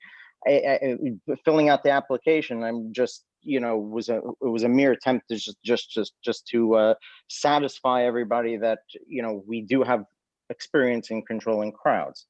But I do not plan on having multiple security guards, and believe me, we do not plan on having any sort of bait and switch operation. So maybe it is best if I come back with a better set of plans. I come better prepared with community outreach, and I will reach out to everybody regarding this, and so that everybody's clear the next time I come back. And Stephen, I think that's a great idea. I'll let you decide that with Mr. Polillo, but I guess, could you just tell us a little bit about your background? I know you're with the High Line, but what other things have you done? And if you could, in our area, if anything. Blue Note Jazz Club. We've had BB King's in Times Square, so I mean, we're not, we definitely are, we are an organization that does community outreach, and we do care about the community, and we're not a fly-by-night operator. But that's why let me get all my ducks in a row and come back and show you guys what we have planned for the space. Yeah, and then one more follow-up in terms of, I mean, those are significant jazz locations, and there's no question about it. So just in follow-up, in terms of, I think there was someone had indicated that you did have an ownership in the building. I mean, do you not? What is the story with the building? Yes, it is. I mean, not me, but a family member does have ownership in the building. And so is it? It's like when you talk about the various locations, like the High Line and the Blue Note, those are owned by members of your family and you as well. Yes. Okay. All right. Thank you. So Frank, go ahead, Frank. Just clarify a couple of things, and I apologize. I don't see the gentleman who said this. He was one of the first ones who tried to sign on. Yeah. But he did actually say something that was accurate when he said that this application originally surfaced maybe a year and a half ago or 2 years ago. Yeah, I remember it. Right. He's correct. But what Steven said is 100% accurate, because once the pandemic hit, the idea of a jazz club or a nightclub was not really a good idea. And this is why the grocery idea came up. Yeah, exactly. I mean, a jazz club and a blues club is not something that's foreseeable anytime in the near future. But a supermarket would be, or a grocery store would be. So that gentleman happens to be right. We did shift gears in the year and a half. Yeah. Breaking my heart. I love jazz. Okay. So I see that Cormac has his hand up. Would you like to say something, Cormac? I would. I just, you know, I just wanted to say to the applicant, a lot of, for his benefit when he comes back, a lot of what I was hearing today was some skepticism about the idea that it's really a grocery store. And so it might be helpful next time to have more detailed drawings that shows us how much floor space is going to be what and what's going to be where, maybe even, you know, renderings if you have, whatever you have on that. And, you know, something, you know, more facts about amount of space, projected sales from the different sides of things that really give people more comfort level that this is a grocery store and not just like a restaurant that, you know, as many do, has a little like shelf by the front of some things that they sell. So, Yes. because I understand that's not your intent. I'm saying bring us the stuff to convince people, you know? Sure. Thank you very much. I will. And Dr. Smith, go ahead. Yes, I was just going, you asked the question. I was going to verify if he actually had ownership in the business, but you asked that question and he answered it. Thank you. Great, Dr. Smith. Okay, so Steven and Frank, thank you very much. So Frank, would you just send us an email indicating that it would be put over till next month, and we'll revisit everything next month. Yeah, I came on the meeting late. Did Cormac win best background on this thing? He always does. All right, I will definitely give you a Cormac wins a lot of best backgrounds, right? A lot of best period. But thank you very much, Steven, for coming down. And No problem. Thank you. Okay, we'll see you next All right. month, I hope. Bye. Good luck, Okay, great. Mr. Yes, bye. Bye. Okay, and then Frank, we have another application with you, and I'll call that one now. Just give me a second. Christopher Nelson, Matrix Hospitality. 95 7th Avenue South. Thank you. Hello, everybody. Is there anybody else with you that should come up? I don't see any other hands raised. No, just Frank. Okay, great. So I'll let you guys go. You know what my first two questions are? You're muted, Frank. You're muted. You have to unmute. There you go. What? You know my first two questions. Don't. Oh. No, sorry, Bob. I haven't been here in a while. Introduce yourselves and tell us a little bit about your application. My name is Frank Palillo. It's Christopher Nelson. As you can see from the application, we're doing an international restaurant, white tablecloth restaurant. Mediterranean influences and American favorites. At one point, when we started the process, I think we indicated there was going to be a rooftop. The application indicates the rooftop's been removed from the application. The occupancy is 190, but that's the C of O. We can't get that many people in these premises. 23 tables, 84 seats, and 6 bar stools. Any questions you have, I'll be pleased to answer them. The name of the restaurant will be Christopher's Intercontinentale. Intercontinentale. You know, in-person meetings aren't happening that much, so I'm pretty much doing everything by email. So I see things in writing, but I'm not sure I know how to pronounce them. All right, you got to get with the time, Frank. You got to get with the time. I All right, so I have a few just initial questions. One is, I don't know how familiar you are with this location, or if you've read any of the resolutions that have taken place with regards to this location in the last year. I take it that's a no? Is that, if you're asking me if I did that? No, I did not. Okay, so there is we were told by the landlord that this was a problem place. Okay. Yeah, it's had a significant history over the last year. The license was taken away, suspended. There is all sorts of shenanigans as a result of that. And since that time, the only applications we're getting are people that appeared to us to be connected to the guy who actually got the license taken away from. And so what I really want to know is, I want to know about Christopher's background. I want to know what have you done, Christopher? And you know, have you ever had any licenses before? Have you ever operated a restaurant before? You know, what's your experience? Yes, sure. So if you look at my resume that was added to the application, you'll see it's about 10 years of real estate 11 years of real estate and 3 years of hospitality. But that 10, 11 years of real estate, it's kind of a blanket because that was my father's company and he owned a lot of real estate, which included things like food courts, fast food restaurants, hibachi restaurants. I've been around hospitality, food and beverage for, since I was a kid. I've been working since I'm 12.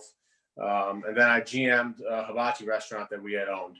So I've been around in real estate and food and beverage for just about all my life. And we have the most recent one too. Christopher, What'd you say? the most recent place in Long Island? Yeah. Gasho, Japan. And if anybody knows the story, that's the two brothers. One was Benihana's, one was Gasho. We had taken over Gasho, Japan, completely re-renovated it, and we've been operating it since. We ended up selling it to the manager that was there for many, many years. But yeah, I managed that. And have you ever held any liquor licenses? Because I wasn't an owner, the liquor license wasn't in my name. It was in my father's name. Okay. And so one of the things that has come up on all these applications we've gotten for this location is this rooftop. And it was illegally used in the past by the prior operator. It caused all sorts of problems. And it's not legal. I mean, so I just, even if they might have advertised it to you, I just, that's something that is going to be major opposition for. Yeah, that's why I removed it. And I'm not looking at over infrastructure, especially during a time of COVID or anything. I mean, I'm not. Chris, let me talk with. It Yeah. was advertised, and we've since found out from the architect that it's not legal. So that's why we removed it from the application. And it's just, there is access back up there, and it has been used illegally. And I just want to make sure that you understand that at the very get-go, because we like to give everybody, we have fairly good knowledge of this location. The other major problem with this location in the past has been these kind of flimsy windows. I mean, I think they were redone recently, but what you have is a building on 7th Avenue South with a enclosed sidewalk cafe. And the enclosed sidewalk cafe is actually on the sidewalk. They kind of turned it into the building, okay? Even though it really was supposed to be a temporary facility, enclosed sidewalk cafe, but it's kind of been made permanent, okay, because of the way it's been built out. And one of the things that has always happened at this location is people blasting music out of it, okay? And they do that because they try to attract tourists coming out of the subway or wherever, because that's a fairly viable location. And so, that's something that has to be built into stipulations about these windows. And I bring that up ahead of time because that's a significant issue as well. What are we talking about? Are you talking about replacing the windows with soundproofing, or some sort of double? No, but I think you're going to hear from people that there are concerns about music because they put speakers into the enclosed sidewalk cafe, and they basically blast music, or they turn the music up and they open the windows so that they can attract people. All right. And that's been very annoying to people that live in the area. That's why I bring it up. Okay. The bar's in the back, by the way. Well, good point, Frank. Good point. Yes. But Dr. Smith, do you have a question? What kind of, you might have it it's 43 pages, I noticed. I'm still looking. Did you include a menu? Yes. Yeah. Okay. And also the hours. You're asking for a 2 o'clock closing on the weekend? Is that pretty late for dining? Well, Yeah, I mean, I didn't want to limit myself. I'm not looking to do what, apparently what was going on before. If you look at the menu and the name, I'm looking to create a destination spot with very unique types of dishes, things where it's not like, I'm not trying to create a bar. I'm not selling wings and fries and attracting that a kind of rowdy crowd. It's not the goal. But, I understand that there's nightlife in the area. I think there's a few places that are open till 4 a.m. And I'm not looking to be, a big hopping club bar, but if there's people walking by, I'd like to pick up some food and beverage business if allowed. When Frank, for you to know, there is no menu here as well in my application. I don't know why that is. Oh, Bob, that was sent separately to Bob Gormley. No, I actually just forwarded it to everybody. in an email. It was, yeah. When Chris uses the word destination, he doesn't mean a place where crowds of people go. He means the type of place where people can't get the selection that he would have on this menu in one restaurant. That's why he That's clarifying. doesn't Yeah. mean destination as a party or a club. So just to be clear, yours is your menu is titled Intercontinental, right? Intercontinentale. Yeah. All right, thanks. I see it. Sure. Thank you. No problem. So Frank, in other words, just to clarify, what you're saying is that it's a destination in the sense that it offers things that are rare and unique, not a destination in the sense that it's a trendy, hot, hip place to go. I wouldn't even say rare and unique. I would say varied. You're not going to find this varied a menu everywhere. It's just there are certain things, like I noticed myself, something like chicken parmesan, which is fairly normal, but the chicken wonton tacos and the 7th Avenue Avo egg rolls, which I think are vegetarian. Or with guacamole and chips. Okay, thank you. Different things, not necessarily. Not that you can't get them, but you can't get them at the same place. Are you okay now, Dr. Smith? Are we all done? Yes. Okay, great. So anybody else from the committee have any questions? Okay, there are a number of people from the public. Patricia, do you have a question? Yeah, Christopher, I don't have access to the menu. What kind of cocktails will you be serving? I haven't gotten over that yet, and I'm trying to take different inspirations from different continents. I've kind of just walked before we run in terms of that. Okay. It's not as though we're going to be crafting any kind of cocktail menu, though. It's going to be basically what you would get at a restaurant. We're not doing any kind of fancy mixologies and stuff like that. Okay, thanks. Thank you, Patricia. Okay, so next up I have Nancy. Would you like Nancy Paisley? Yeah, I'll come on. Bob, I want to thank you for your introduction, which said a great deal of what I wanted to say. I think the neighborhood is very gun shy about this location for good reason. We have, again, an application from what we've seen without a lot of detail, an applicant who has never had a license before. The rooftop, even the suggestion of a rooftop sent chills down everybody's spine. And the neighborhood doesn't want this place to be empty. We would like to have someone in it who we can feel assured has had nothing to do with the previous people here. And it's very hard to get comfortable with anything that has this many unknowns. Some of the questions have been answered, some of them have not.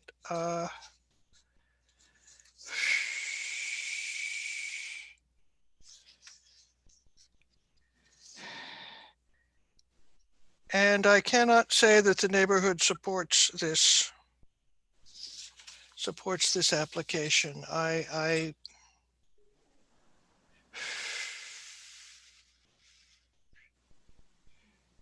just don't have a good feel for it. But maybe it's giving Mr. Nelson a bad rap because of who his predecessors were. Yeah, would it help you, Ms. Paisley, if we reached out that you had an actual conversation with Mr. Nelson? Yes, I think it would have. There's a lot of neighbors that are very active in this. There's a 7th Avenue South Association that I think Mr. Polillo is aware of. No one knows who Mr. Nelson is, and his bona fides, in my mind, are open to question. I'm paranoid. What can I tell you? I hear you. Okay. Thank you very much. Ms. Clark? Yes, thank you, Bob, and thank you for the committee. Yeah, I think the problem is that we have been made deeply suspicious, not only by the history of this, but also the fact that there have been just one application after another. And therefore, it is difficult for, I think, for anyone to separate himself from the history. One of these days, we're going to be in favor of an application, and maybe it's this one. I think, though, that there are questions that I have, and by the way, I live close enough to actually see the restaurant in question.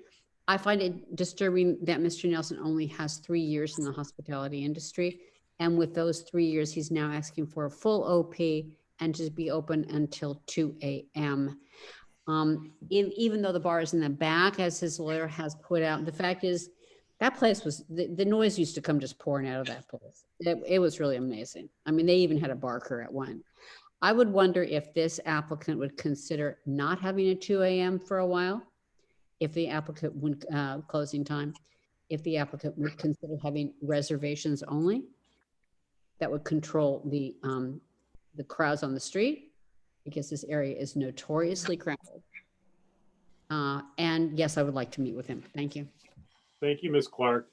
Mr. Nelson, just so you know, we got in the chat, Mr. Palello and Mr. Nelson, another gentleman who's been at all of our meetings involving this location over the last year, Ed Ukowitz. He just provided his email and asked if he could speak to you as well. And so I guess my thoughts on this one is that, I mean, it would make some sense to put this one over for, and let Mr. Nelson have an opportunity to speak with some of these people. Simply because of, you know, Frank, you just have no idea how many crazy applications we've had at this location, how many problems. So, you know, I guess, I don't know if that's something that you folks would consider. I think it makes sense. Can I say something? Sure. I've been listening to the community board meeting since it began now for 3 hours, and I've heard what everybody's looking for and everybody's not looking for. And what my vision is for this restaurant is exactly what it seems like everybody wants. I'm not looking for a party. I'm looking for something where people will search out our food. If somebody, you know, I know no one knows me here. I'm good friends with the Bonsignor family that owns Little Branch right down the road. You know, if 2 a.m. is a scary thing and it's something that people would turn down the application for, I'm open to it. I'm just looking to, you know, seize opportunity, a little bit of chaos, and, you know, have a restaurant of my own that I could pass down to my kids and take pride in and bring my kids to. I know my resume shows 3 years of hospitality, but that was only strictly at that one restaurant. I've been in and around hospitality my whole life. So it's, you know, the resume may not describe it as best that it should, but I am a little more familiar than what you might think in this situation. Yeah, no, Mr. Nelson, I'm not suggesting that you are not at all. Of course. That I think we have an opportunity here, and I'm not so sure it's necessarily about 2 a.m. It's basically about people getting to know you. And so, because it's been so nuts, you just can't trust anything at this location. And the landlord kind of says one thing and, you know, it really is another. And so that's my suggestion. You know, I don't think people are going to vote you down, but my suggestion is maybe you spend, put it over for a month, spend some time meeting with some of the folks that were here tonight. I think they are reasonable, and they are correct. There's going to be somebody in this location. There, you know, it can't be empty forever. Okay, so I don't know if that's you know, that's just my suggestion. It doesn't mean that the vote is going to be negative at all. I just I think it makes sense. Bob, if I may, the landlord mentioned that 2 other applicants came to you recently and were turned down. That's right, at least 2, if not more. And well, he told me 2. And that this was a problem. In light of that, I wasn't not expecting to put it off, to be honest. You're worried that the landlord would say no because we're okay with it? That's not my concern. My concern is, based on what I had heard before, I'm not surprised that the best idea is to table it. We have no problem with that. I'm sorry, I didn't follow you, Frank. Go ahead, say it again. Bob, you know, a lot of applications are 2 meeting applications, sometimes 3. So it doesn't surprise me that this is a 2 meeting application. We'll be Okay. happy to put it off till January and deal with it then. Yeah, I think that's smart, and I think Christopher has a lot going for him here, and I'd like to see this space taken, to be honest with you. So if that can be done, you know, I don't. This is not a waste of time tonight. I told other people I would call them early and first, so that you wouldn't have to wait after the Little Island application. Okay. You can't call So- anymore first, Bob. You're down I the know. list like. I'm making too many promises. But it'll probably go quick. It will go very quick, okay? And I do think that the folks that were here tonight are reasonable enough to know, you know, when they meet somebody, they know that somebody, that's what they want. They want what you're saying at that location. Bob, Go can ahead, Donna. I just wanted to say, just while you're reflecting, just see if you can come back with any different hours that still make your business viable, but make people maybe a little bit more comfortable. Right. Okay. I have to be honest. I mean, weren't the hours 12 during the week? 12 during Yeah. the week, 2 a.m. Thursday, Friday, and Saturday? Yeah, I understand, Frank. We will Yeah, I know discuss I'm it. an old timer, but it's not 4 a.m. anymore. Yeah, no, I understand. But we'll discuss it, and if you could come back next month, I will get you in touch with the people that Please do. okay, that spoke tonight, and you could speak to them directly by phone or Zoom or however it is, and I do think that will really help you, Mr. Nelson. Okay. Okay. Thank you so much. Yeah, it was very nice to And meet Frank, you. Coming. And Frank, just so you know, it's Carter. The chairman wanted to refer the last operator here for criminal prosecution. Sounds like a speech. It was not a good scene, but that doesn't mean that the place should not be occupied. Okay. Merry Christmas, everyone, and Happy New Year. You bet. Same to Thank you. you. Take care. Bye-bye. Take care. Bye. Okay. Now, what's next? Next up is going to be 150 West 10th Street, Oh, yeah. Zazzy's.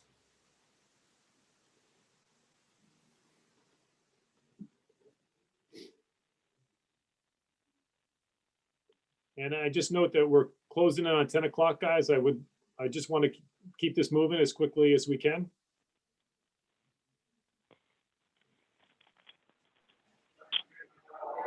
Hi, this is Will Nazar. Hello there. How are you? Okay, Hi, this got is Stacy Babe. Hi, Stacy and Will. Correct. Okay, so go ahead. Why don't you introduce yourselves and tell us what the application is about? Great. So we have a restaurant group called Major Food Group. I'm the COO. Stacy is our director of restaurant development.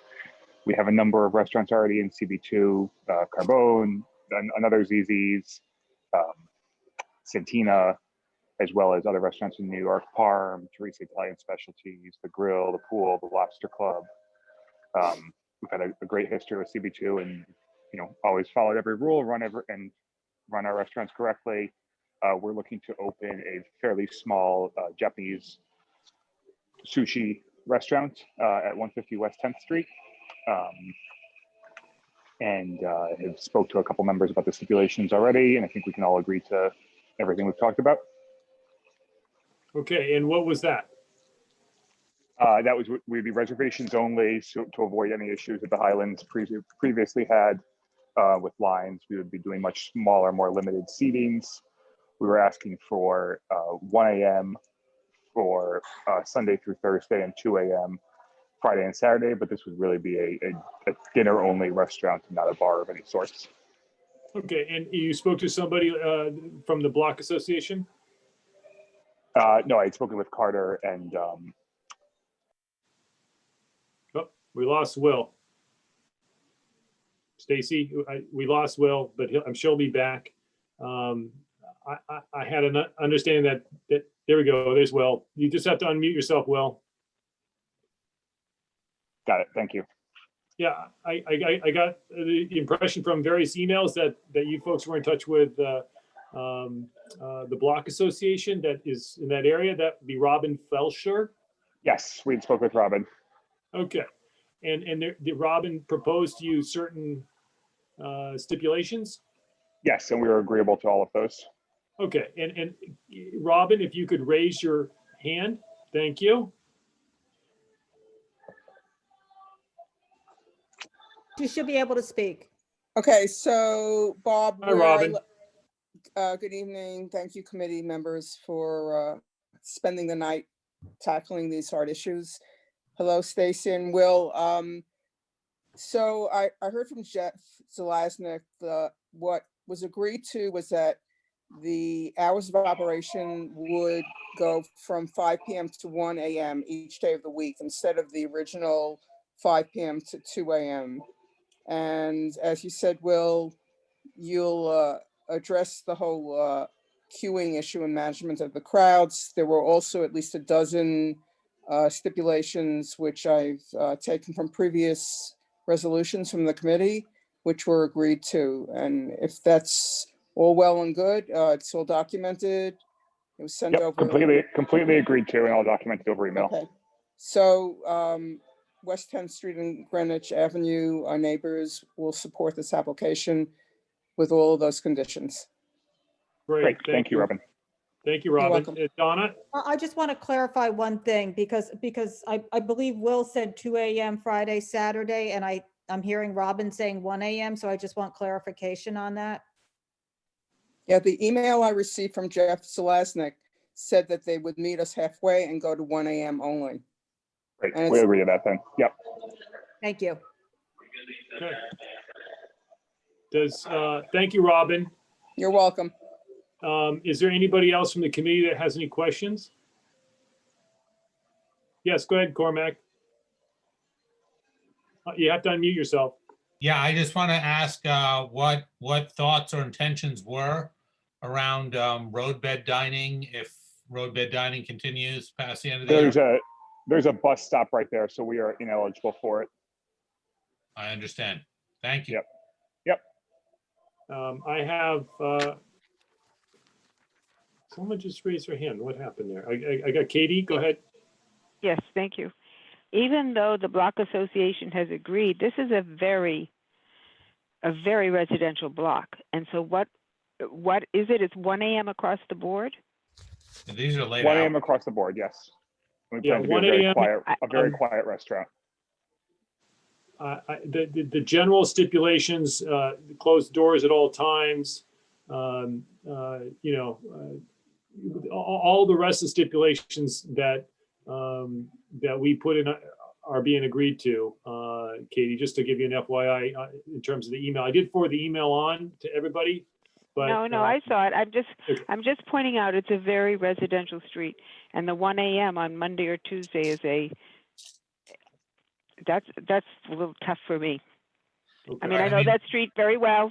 Walked on that block a million times, getting to my kids to PS 41. So it's not. I'm not a stranger to that block. I mean, absent the Block Association, it'd be a non-starter for me. I mean, it's, but I mean, if it's okay with the block, I know. I do. Just concerned. We will be the opposite of our predecessor as far as noise and volume. Very small, quiet restaurant. And Katie, the predecessor had a lot of problems there. So this is huge. I've actually been to birthday parties at the predecessor. I'm aware of the problems. Susan, I hang out with the young crowd some days. Susan, did you have a question? You just put yourself on mute by mistake. My There you question go. was about roadbed dining, but they said they weren't going to have it. So Fantastic. Thank you. so I Okay. Okay, so I think we did it. I covered all the bases. Thank you very much, Will. And I lost your part. Oh, Stacy, thank you very much for coming. And thank you very much for working with Robin. That's much appreciated. Of course, thank all of you. Okay. Thank you. And we'll be in touch. So we'll be able to get stipulations together and get them to you. And that will come through Florence. Okay. Great. Thank you so Have a much good for your night. time. Sorry for all the delay here and how long it took to get to you, okay? No, we appreciate it. Thank you so much. Okay. Next up is going to be Bombay House Hospitality, 33 West 8th.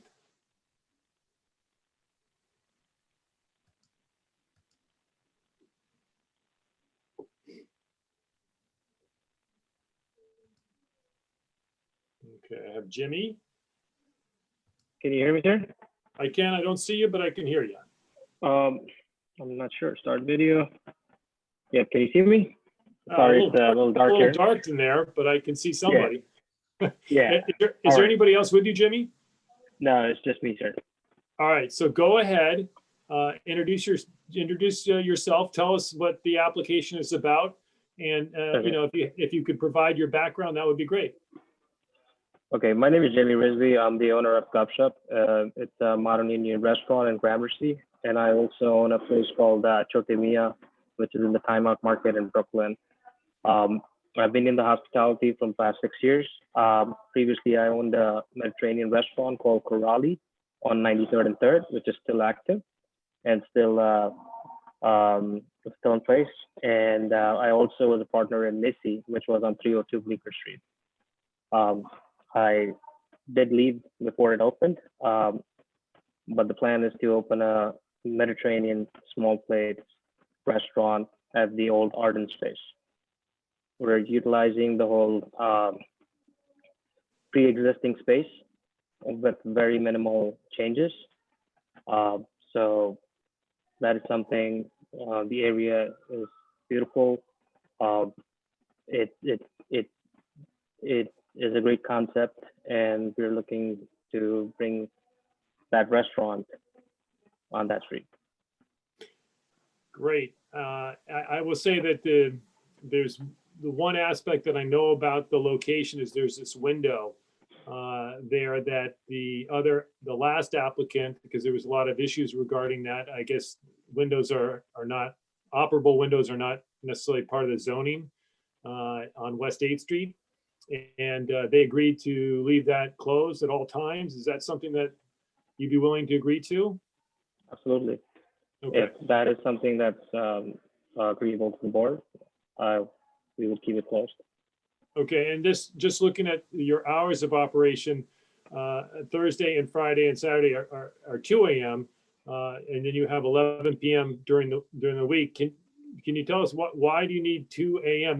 That's very few places have 2 a.m. on West 8th Street, if anyone. So, I mean, I've had liquor licenses before. I'm just trying to maximize it. It's not that I need it by 2 a.m., but just to have it for future. Right now, we're in a situation where we close at 9:50 p.m. So it is for future, and foreseeable future in the next 2-3 years. That's what the request is. But I'll be more than willing to talk to if that is something that the board is going to have pushback. I would change it to 1 a.m. if that makes it easier for us. Yeah, I bring it up because the local West 8th Street Block Association sent us an email earlier today indicating that they wanted to sit down and speak to you. They did not want this application to go forward until they had that opportunity. But I just bring that up because that's an issue in terms of outreach that might be needed here. But Dr. Smith, you have a question?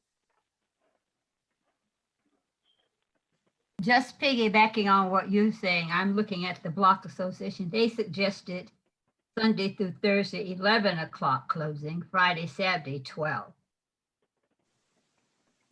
Yeah, see, the Block Association, I would say that West 8th Street is pretty consistent in terms of hours of operation. I'm sure you probably don't know that, but all the operators have consistent hours on that block so that some folks don't get later hours than other people, so that, you know, there's a kind of a fairness and equity involved in the hours. And so, you know, I would say 1 a.m. is one of the is pretty late there. But in any event, I'll let other people talk. Mr. Flynn, you have something?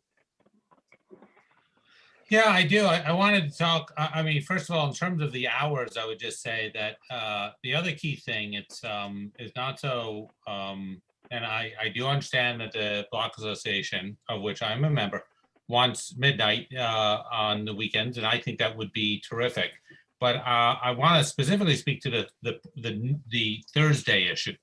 One of the other big things that the Block has always had is a real focus on not treating Thursday as a weekend day like Friday and Saturday, but treating Thursday more like you do the rest of the week. Because this is a block that, I mean, literally, if you look at the census data, throws the curve on the neighborhood. This is a working class and middle class block still, mostly. It's changed some in the last 10, 20 years, but it still is. There are a lot of people just, when it's not COVID anyway, need to go to school and need to go to work on a Friday morning. So, you know, so really what I would suggest that you would want to do is take a look at that Thursday hour in particular. And I also know, I mean, there's a whole list of standard stipulations that the Block Association has with people. I think that's why they want you to come and meet with them. I think you will find most of them not difficult or controversial, but I do want to bring up one right now, which is that there is a backyard to your space. And, you know, and so they generally stipulate that, you know, about the use of the backyards, right? That you're not going to be using that backyard, you know, as a break area or smoking area, or you won't be doing glass separation or noisy work back there, or you won't keep doors or windows propped open to the backyard. Is that the kind of thing you would be willing to stick to? Yes, absolutely. The kitchen, the backyard is right behind the kitchen, and we cannot let anybody go through the kitchen. And the other thing is that there's HVAC, and then there's all the equipment there. So we are not going to be using the backyard for any guests or customers or anything of that sort. Yeah. In terms of fairness for the block, if restaurants like Loring Place or any good reputed restaurants have the timings which you have mentioned, Robert, I am more than willing to lessen the hours in terms of that. But we are in these times, and I was thinking more towards the future for operating as a restaurant operator and getting more hours. But I'm open for lowering the hours if that is what if everybody's hours are similar, then we should not also have a problem. Thank you. So I'm sorry, Cormac, are you done? I am for the moment. I thought I don't want to dominate if other people have questions or things that they want to raise. Go ahead, Lois. Thank you. Just picking up on what Cormac said and the answer from the applicant regarding the backyard. The applicant said, of course, no customers out there, but I know that Cormac was indicating, would the staff be out there maybe smoking or relaxing or prepping before the restaurant opens or during the restaurant? No. Will the staff be there? No. Unless there's a cleaning involved there, I don't foresee that the staff is going to be there back in the back, or and if the staff wants to smoke in a break time, they can go 50 or 100 feet away and smoke. We have very strong policies. Okay, thank you. And Katie, go ahead. Thank you. I was looking through the packet that I was sent today. I didn't see a diagram. Was there a diagram sent separately that I'm missing? There is a diagram. Go ahead. I'm sorry. No, you go. There's a diagram in the application. This is what I could get from the landlord, but we are using the same existing layout as Ordon has. And Katie, there are pictures as well. I see the pictures, but I didn't see the diagram. That's all. You want me to forward it to you? That'd be great. Okay. Dr. Smith?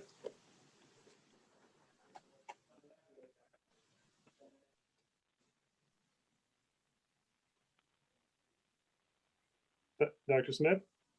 I see that your hand's raised. Okay. Go ahead, Mr. Flynn. So I just wanted to say to the applicant, I have just put in, so he could peruse, I think in the chat, if he opens a chat, what they usually ask from the 8th Street Block Association. And he might just want to peruse through that and flag for us anything here that is a problem. Treat the hours separately. We'll talk about the hours, but if there's anything else in here that you see as a problem, just let us know. I'm just reading through it quickly, sir. Sure, no, I understand. Character, that's No fine. pressure. There's no television. There's not going to be no televisions. There's not going to be no rope lines. There's not going to be no bouncers. Hours we already have talked about. Windows, I already agreed to that. Patron noise. We will make sure that we respect our neighbors and maintain a cordial relationship with everybody. We've been in Gramercy, Upper East Side, when I was there before. We have an excellent relationship with our neighbors.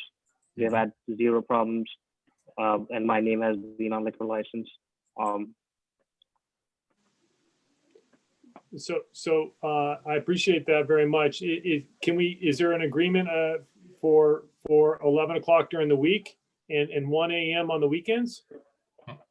Yeah, if that is what every operator on the block has, notwithstanding, I'm not saying somebody got liquor license 10 years ago, and they have different, but if that is what the past few years have been, I should have no problem. I mean, just stating to be that. clear, not every, that's the sort of pattern, but there's a little bit of variation here and there, but I mean, it's not much dissimilar. 11 p.m. 11 p.m. on Monday to Wednesday and 1 a.m. to on the weekends is fine. Thursday, Friday, Saturday.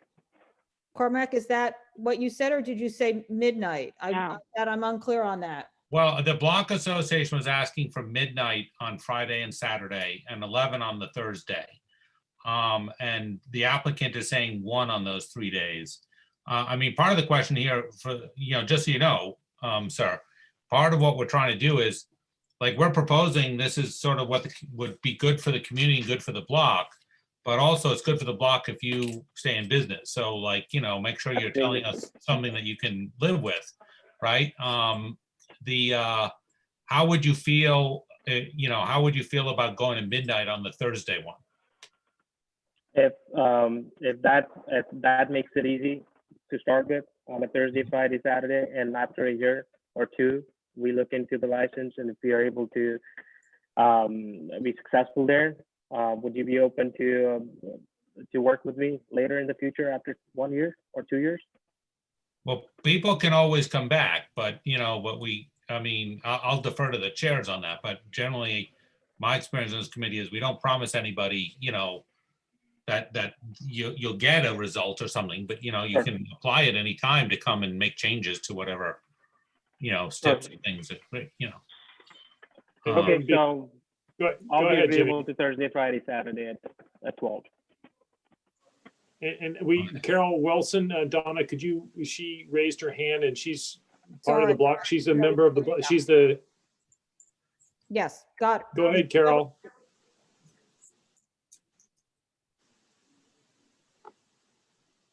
Okay, can you hear me okay? Yes. We got you now. Okay, great. Thank you for waiting all night tonight. I did a few things in between, so. Good.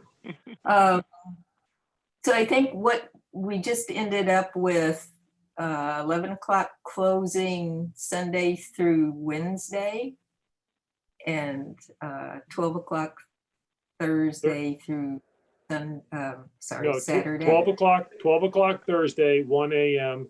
Saturday, Friday and Saturday. Okay. I thought he It's just still a said little late. I know. Hold on. Did I get that wrong? No. Yeah. I I can apologize. do Thursday, Friday, Saturday, 12 to start with.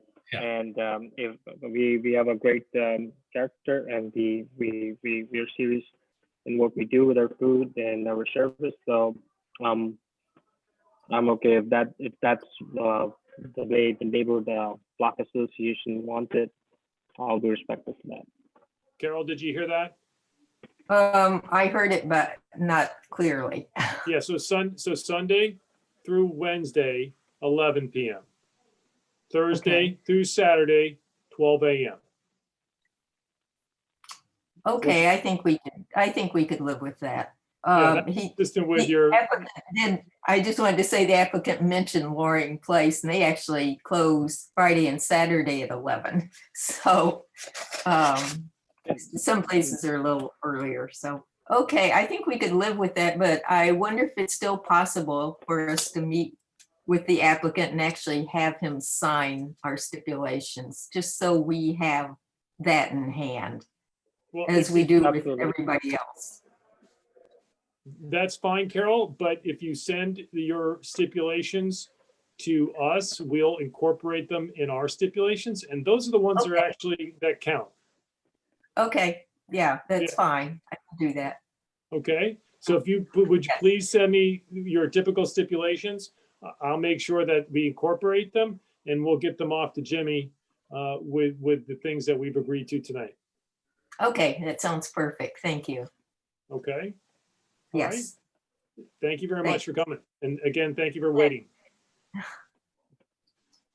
Okay, so Jimmy, we appreciate all that you have done tonight. And I do think it makes sense to connect up with Carol because obviously we want you to be successful, and I'm sure you'll let us know if you need any help. Okay. Absolutely. Thank you so much for your time.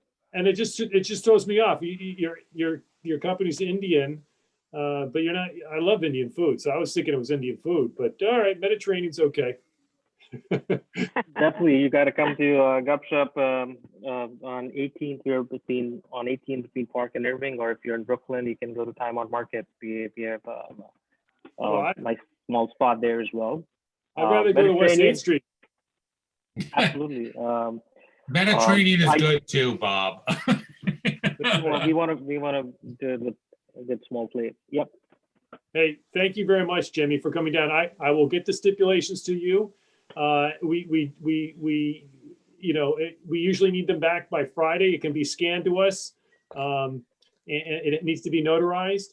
And then we send that with our resolution to the State Liquor Authority, and that will be the end of us. Okay. All right. It's not tomorrow's Friday, right? Next Friday. Next Friday, not tomorrow morning. Okay. All right, thank you so much. Yeah, Sleep well, and thank you very much for agreeing to everything. I think it was very, we really appreciate it. Especially the tower. Thank you. Thank you. Bye. Good night. Okay, we're almost there, guys. We have a couple more. Let me go to 178 Bleecker Cafe. 178 Bleecker Street.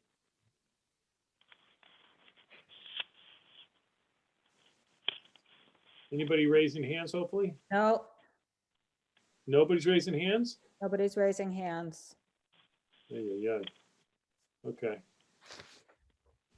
All right, we'll have to figure that one. I don't see their names on here either, so. Okay, all right. And then let me go back to the ones that I called and they were not here. 3 times 818 Broadway. Are you guys here?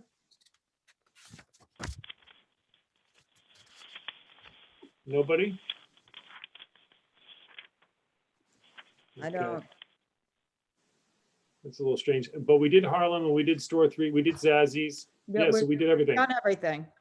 I mean, everything else. Yeah, we've done everything then. Okay. I think Pete and Darlene are here to open up a place, though. And what kind of beer are you drinking, Carter? Because that looks really good. I wish. Okay, all right. It looked like a beer. I'm eating a bad turkey club sandwich for Morton Williams. Well, do you folks want to just take a minute or two, a little bit of a break? We should be able to do this pretty quickly. It's 10:20, and I'm hoping we can be done in the next 10 or 15 minutes, okay? Okay. Say 2-minute break would be Get great. the thumbs up. Anybody get the thumbs up? All right. Give me a minute, okay? Okay.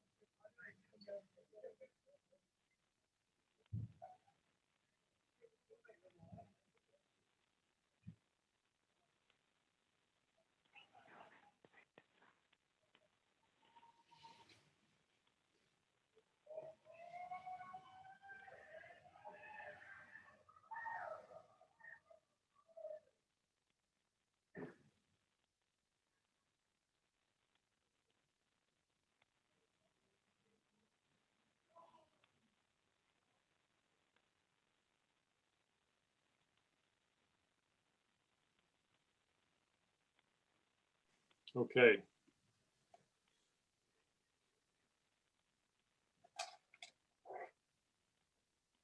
Are we ready? Yep, let's see, I'm ready. All right, so I'm ready as well.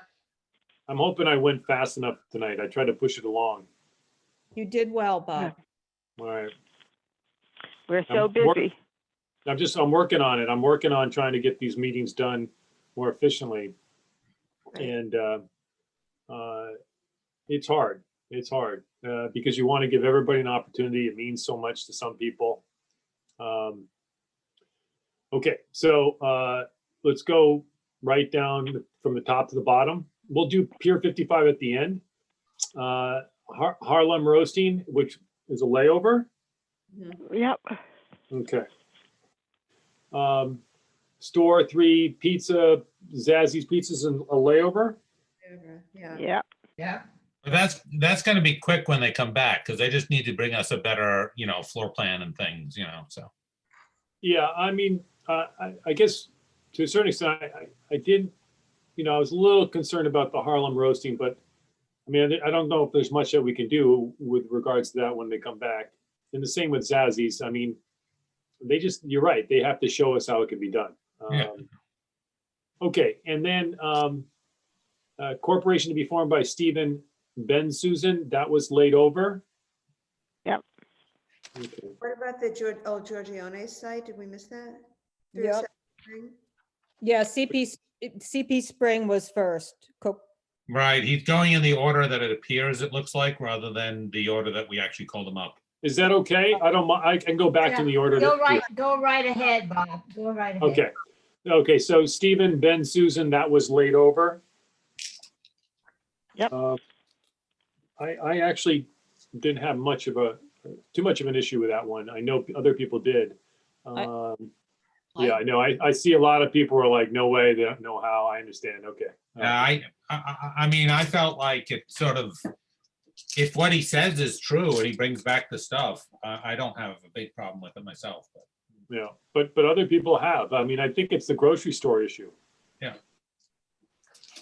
A lot can change if he brings back right what he says he's talking about. Right. Okay. I think But that's fair. this application is Does that make sense for everybody else too? Yes. Yes. Okay. Yeah, but we have to see some real change. All right, so 178 Bleecker, that's a no-show. Okay, so that's a deny. We're all in agreement? Yes. Yeah. Okay, CP Spring Street, this is 307 Spring. This is, I have the name of it. It's Coco Pizzeria. Thank you, Coco Pizzeria. You got it. I myself did not, have too much to say about this one. It seems pretty straightforward to me. Everybody in agreement? Yeah. Yes. The denying less? Bob, I wasn't present for this one. Okay, so that's a good question. How many are there? I got 1, 2, 3, 4, 5, 6, 7, 8, 9, 10, 11. And then Anthony would be 12. So who's missing? That doesn't make sense. Is Kristen Shea on this? Was she here counting Why do it? Oh, she was here. Kristen, Yeah, Kristen Shea. I was thought. here for a whole bunch of it, so. Yeah, I think Kristen Shea was on. still logged in though. Oh, she's here. Oh, no, her She's name is here. I'm here. I'm here. Yeah, she's I definitely see here. her name. I mean, I didn't count He was myself. texting before or chatting. 4, 5, 6, 7, 8, Oh, Valerie's here. 10, 11. 2. I'm counting 11. You didn't count Valerie, did you? Because I don't think she's on the committee. No. It was about Patricia. There were 16 people on the call and I have 12. Yeah. Well, I'm on twice. So there are only 15 Right. I separate think you're people. counting Katie twice. Why don't you Shows read up out the twice. names, and anyone who's not called, who's on the committee, will then tell you that you haven't called their name. that's such an I'm going 11-0. Is that? But there are 15. Was Anthony here for this? 14 people on the call. No, Anthony would be 12, but he wasn't here, so it's 11. So who's Okay. not on the committee? Who's on the call? Who's not on the committee? Carter and Valerie don't count, and you count only once. And Patricia. I'm not on the committee. I'm just listening. You Well, count that's twice, silly. Let's so just put you're- Patricia on the committee. Carter, get All on. right. Carter doesn't. All right, guys, come on. All right, we go. Okay, thank you. Okay, so Corp to be formed by Christopher Nelson. That got laid over as well. Okay. I actually like Christopher Nelson. Okay, so 150 West 10th Street, Zazzy's with the stipulations placed. Do people want me to read to them what they are? No, it's not necessary. Okay, because they're basically our stipulations and then the hours and people are familiar with this location? Yes. Yeah, it's down below. There's no open doors. Okay. So denying less? Anthony? Yes. So this would be 12-0? Yes. Yeah. Okay. Although I agree with Katie, I still think those hours are late, but I mean, the block's okay with it, so it's fine. Yeah, it was 2 a.m. at the place before. And so, it is more. Right. And they're these are one of the best operators we have in our community. Right. Okay. I bet you Carter would echo that, but okay. Little negative thing I'll say about Carbone is they are the only restaurant I've ever noticed in our whole area where their outdoor dining setup is one big MX ad. And I was going to jump in and ask him about the roadbed dining because that's just so offensive. I thought, oh no, is this going to be the trend now? And they're kicking that off. So they're not having it. So no reason to discuss it, but. That's All right. Well, I'm not going to take back what I said, but nonetheless. I know. All right. So next up is Bombay House. I take it because he agreed to the hours that the block is. Yeah. Yeah. So denying less. Yeah. And by the way, I appreciate everybody letting me take some time there. I know it was like late in the process, but see, initially we were thinking that we'd probably just try to get him to defer so that he would meet with the block association. But I felt like we did so many things we put off till next month. I didn't want to add another one to the pile. I felt like, let's just get it done. So I appreciate everybody's patience on that. Oh, okay. So get a lot done tonight. Yeah. So last but not least, Pier 55. Okay. Well, they're coming back too. Well, yeah. Well, yeah. They are? They are. They're coming back? Hold on. Time out. Yeah. They're coming back if we think it makes sense to come back. If we can't come to a resolution based on what they said, and I'm not certain we can, but that's essentially, I left that door open so that further discussion can occur, so that and I think that would be helpful, because I don't think, we heard from some very articulate people from the community tonight, and they still had significant reservations, which are not, they're not being, there's discussion, and the response is we're going to have security. And if we have security and we have people in place, we don't really have to worry about people, drinking all over the place. And so I think to a certain extent, the lady that was in charge was right. They need to digest what we said. We kind of need to digest what they said. And that's why I asked them to prolong this. And so, but I think we should have a discussion now as well, and what our expectations are. And if we have things that we could go back to them with, I just think it's important to have it discussed. That's all. I want to just start off by saying one thing which struck me. They were talking about, what their intentions are and what they propose to do. I think they've forgotten that the people who are coming there might have different intentions or different behaviors, and we know about those behaviors and those intentions or lack of intentions through personal experience, and they don't know about it yet. So I really want to take the lead of the neighborhood, because they were making some good suggestions about going more slowly and not ask, and you know, and then coming back and asking for more. I thought those were good suggestions, and this is a great neighborhood, and they do a lot of good work on their licenses. But it's not about what, it's not just about what Diller Island wants to do. It's about what those other people wind up doing. So there you go. I started off. Miss Fitzgerald? Mrs. Mrs. Yeah, I'm saying Miss. I'm saying Miss. What, Miss? No, But the S I doesn't come out as I think you're saying. identify as a Mrs. though. Oh, you know what? You're a Mrs.? You're not. That's like throwing me off completely. Sorry. Ms., you can't lose with Ms. Well, it depends on how she wants to identify. Okay, all right. I think, to be honest with you, I think you've corrected me on this one before, so I'll never get it right. I'm just going to call you Mar. All right, own it. Thank you, Mr. Eli. Right. Yes, I agree with what Katie said. I'm when I went on the tour, and also Ritu was on the tour, and Ritu asked them, would you be willing to start slow and come back and give it a chance? And Trisha's answer was no, absolutely not. I mean, it really, the unwillingness to compromise or to, take baby steps to get to where you need to go so you get there the right way is baffling to me.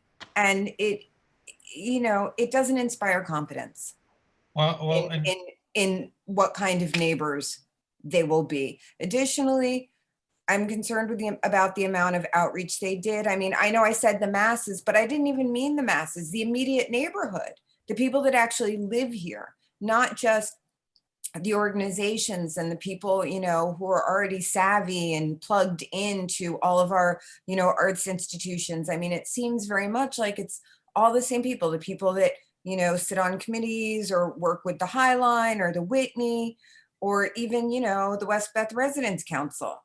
But they haven't really, gone deep. They haven't gone to any of the schools, but they're talking about doing a 5-day festival for children. But they're not talking to the schools. As far as I know, the only school that they mailed to for the focus group they did was Avenues, which is right. It's like a veneer, Yeah, it's they're saying we're for everybody and it's all open and it's, but it really feels like they're, none of the picking who they want input from. But if you recall, Mara asked her about who are they going to outreach to for these organizations, and she wasn't. They're still thinking about it. But she did say that they would be in touch, or you could be in touch with Mr. Wilson or whatever that guy's name is, and maybe Mr. Wiggins. That's where you can do the input. Right, and I am in touch with Mr. Wiggins, but speaking again of this. The outreach for this focus group, he emailed me, invited me. He asked, will you invite some families?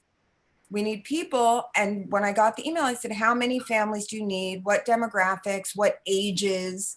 What kind of breakdown do you want? How many people? And I emailed him twice. He never got back to me. So in the end, it was only about 4 or 5 people that were there, and only 2 kids. Cormac?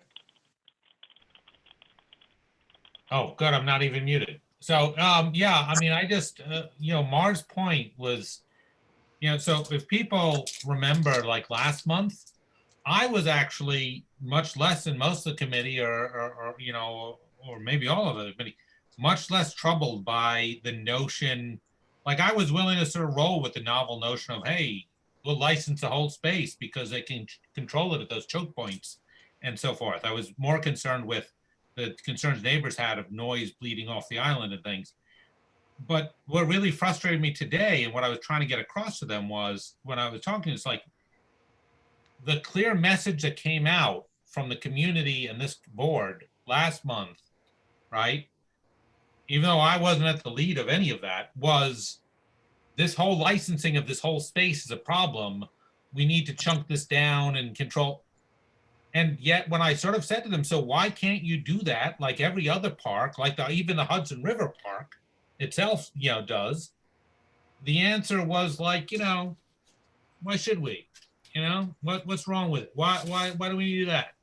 I mean, it's like, and I was sitting there thinking, why did you come back this month if you're just going to ignore all the input from last month? They came back because I asked them to come back. I know, I understand, but I'm just saying it's like, but they came back without, it seemed to me, anything new to say, Well, I think I'm sorry to cut you off, Cormac. Go ahead. No, I'm done.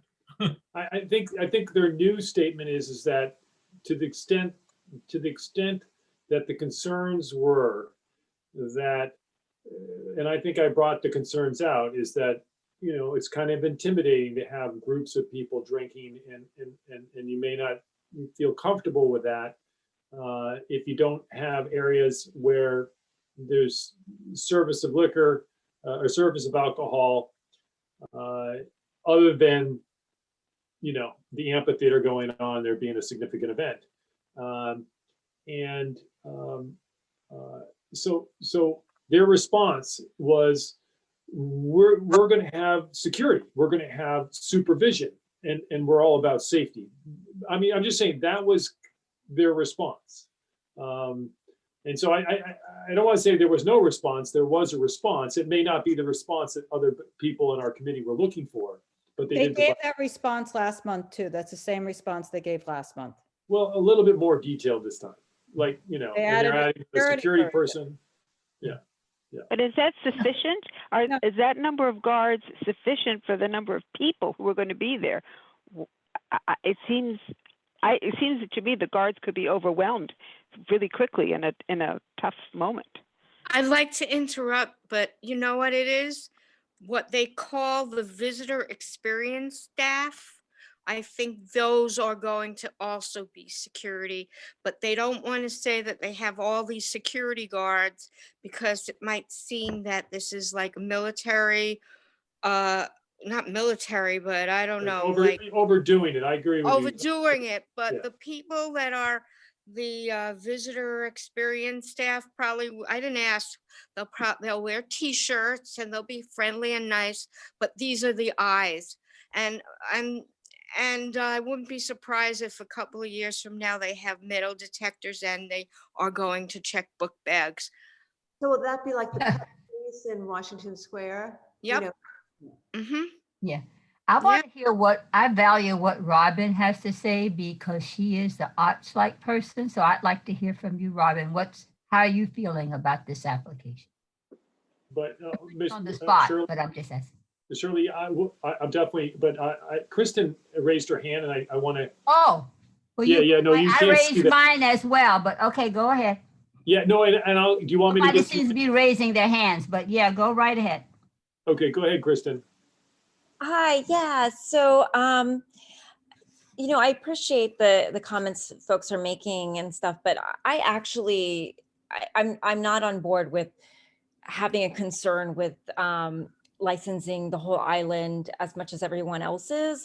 For one, I sort of see this as an opportunity, like I said before, to be able to actually have some regulation about what's happening when people bring alcohol to the parks, which I'm just going to say I readily do. I bring a bottle of wine with my dinner.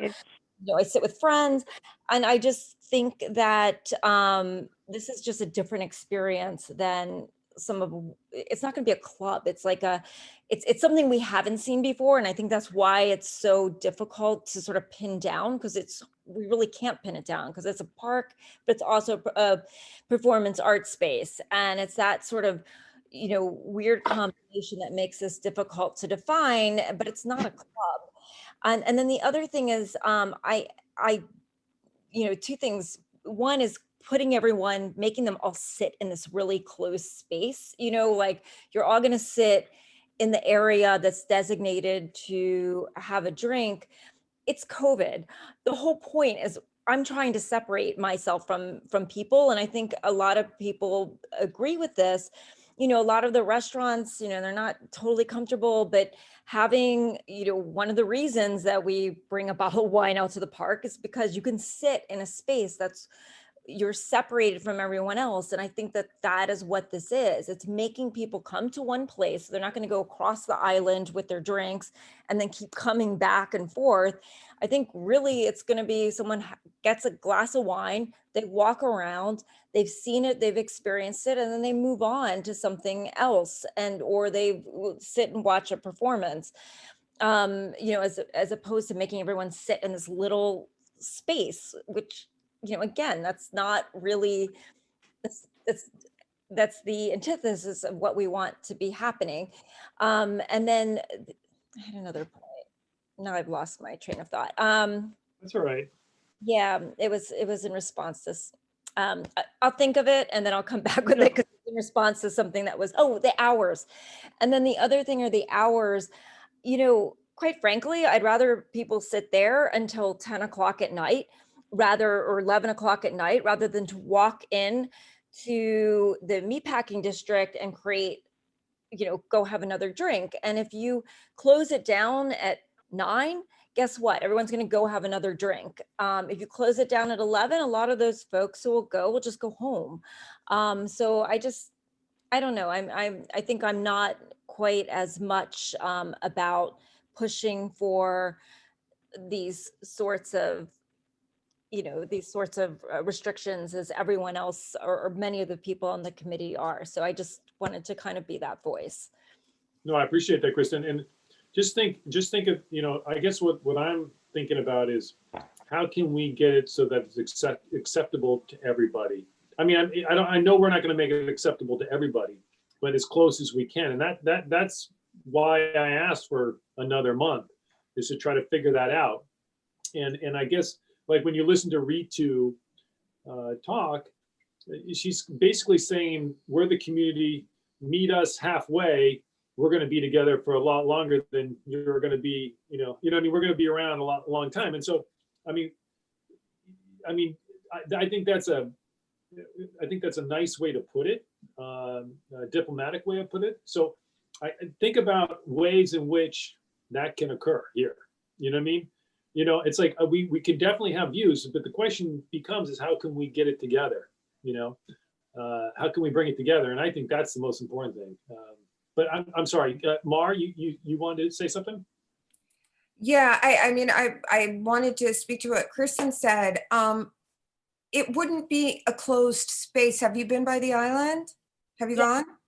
It's not a closed space. It's an enormous space. And in fact, if they put fencing or even shrubbery around that huge space near where they're serving the food, it would be a perfectly lovely place to sit at a table, you know, and they don't even have to put tables. They could put grass there and people could lie on the grass and drink wine if they want, but it's not a small space by any stretch of the imagination. The other thing is, I feel like the hour should be 10 as opposed to 11, because I am concerned. I don't think that people at between 10 and 11, I don't think there's a difference. I think they're still going to, I think if it's 1 o'clock in the morning, they're going to seep into the meatpacking, seep into the side streets, Bethune, Washington, Horatio, Jane, and they're going to park their cars there, and they're just going to be there, you know, and in droves, especially on performance nights. It's not realistic for them to think that if 600, 700 people are leaving that space all at the same time, that they cannot route them to one entrance or the other. They're not even thinking about crowd control. I asked when I was there, I was like, oh, so you have a dedicated entrance and dedicated exit for shows, yes? No, people can just go everywhere. It's not realistic, the plan, because that's not how crowds operate unless you guide them. And it doesn't feel like a park. It doesn't feel, the way that they're putting it together, it doesn't feel like an art space. It feels like a venue is what it feels like. So I would, oh, I'm And sorry. and go ahead. also, can they, I won't even go on, but I'm gonna ask you, Bob, I mean, can't they, I feel like they're just gonna bypass us and just go straight up to the state. And, you know, it's a Barry Diller project. They don't have to do, you know, it's a beast. It's a monster. They don't have to listen to us. This thing's gonna happen regardless. All we can do is give recommendations. But I think eventually they're just gonna stop coming because they don't seem willing to compromise at all. And so just to, kind of what I was saying to Kristen, do you see a way to compromise here? Because I agree with you. I don't think they're going to change their position on hours or on the geographical locations. You know, like instead of being on the grass, and we just do it on, you know, when there's not a significant event, when there's not an event that's taking place that's promoting the arts, and it's just a run-of-the-mill hour, you know, when there's, you know, where there's going to be drinking because that's going to supplement, that's going to help the income of the nonprofit. You know, is there a way that, you know, is there still a way to compromise if you know, if they say no to those things? Because it seems like to me those are the two main issues. That and the music. I think the music is another big issue. So I don't know. Do you think there's a way to compromise, or do you think this is going to be a split vote? You know, some people will be for it and some people will be against it. Are you asking me?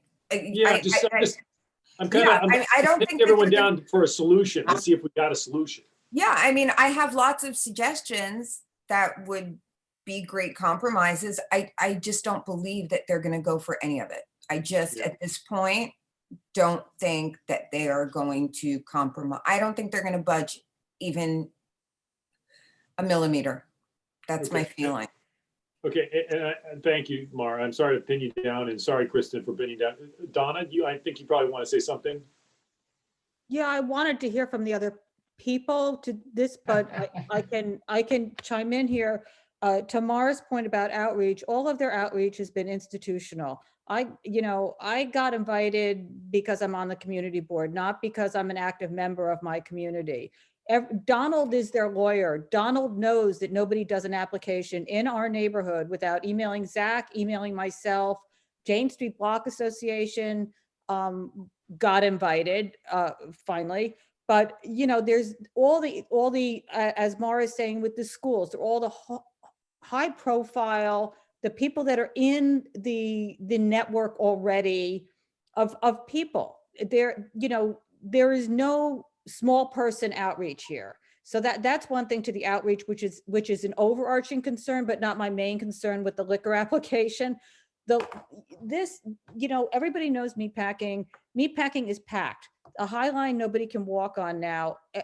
We have to look at this because we are not licensing this for the next year in COVID situation.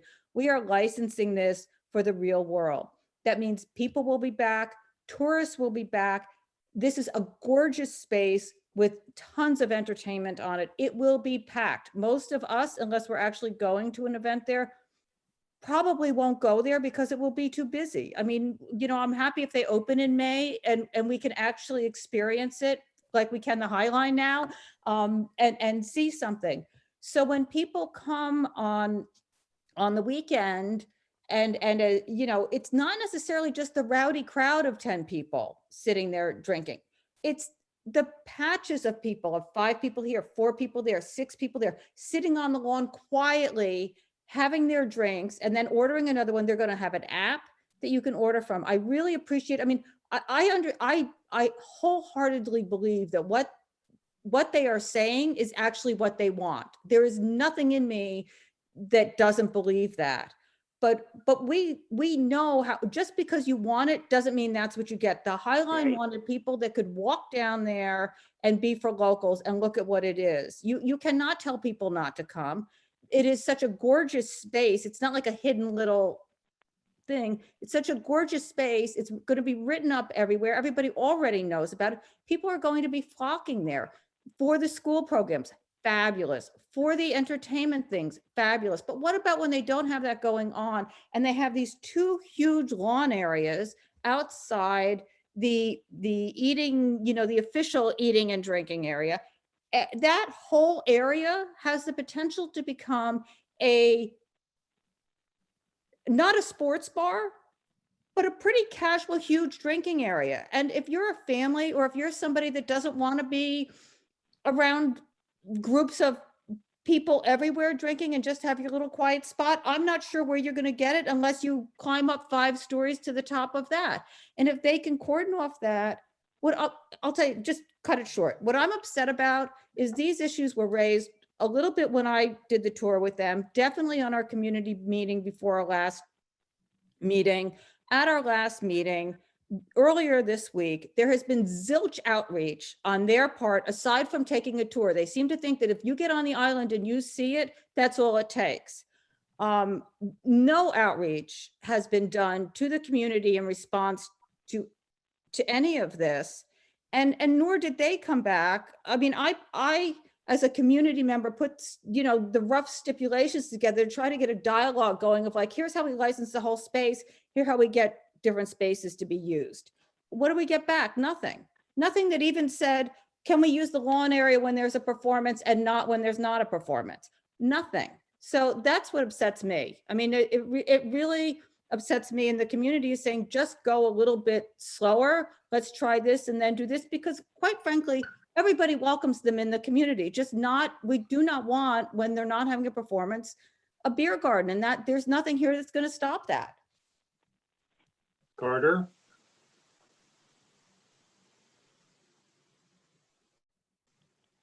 I was just going to go back to, you know, the point I had made, and, you know, the rules, the park rules and regulations that Kristen sent out. Alcohol is not permitted in the park unless on restaurant property where alcohol is served. And that pretty much sums up, you know, what I think the difference is here. It's in a park. You expect the alcohol to not be in grassy areas where you can walk around with it. You expect it to be in the food and beverage areas or in the actual performance space. I mean, that's the expectation of a park. And, you know, the first thing on their application, it says, we are a park. And so, you know, it's very consistent, and, you know, it's not a venue. It's a performance art space that's in a park, and, you know, the rules, the existing rules already pretty much sum up the way it should be viewed. So I'll leave it at that, but I think everybody else is making great points. Susan Wittenberg? Thank you. Am I muted? I guess the thing that's so disappointing about this is that, you know, it's this incredible venue, park, art park that we don't have very many, we don't have another one in the city. They exist in other cities, they exist all around the world, and that we're so pessimistic about the future of it that it's like it's already failed in a sense. It's already out of control. It's already a sports, you know, a outdoor sports bar. And, you know, so I suppose at this point it is true. This committee, the community sees it differently than they do. And I don't see at this point they're going to really roll it back, but I'm just more with Kristen in that I'm hopeful about it because I think it's so amazing. And I don't see things like that, you know, it's not out of control at Lincoln Center out of doors. It's not out of control at Shakespeare in the Park, or when you Summer Stage, you know, you can buy alcohol at Summer Stage. It just doesn't get, and that's Central Park. People aren't leaving in droves and getting drunk. And I mean, I think we've been frustrated with the people at Hudson River Park. I was on the park committee, you know, forever. I mean, they are not a giving group. And so we know that, but I didn't realize that everybody was as pessimistic about how this would work out really until listening tonight. So I guess I feel disappointed that that's the general feeling. I didn't realize that's what it would be. Thank you. Dr. Smith?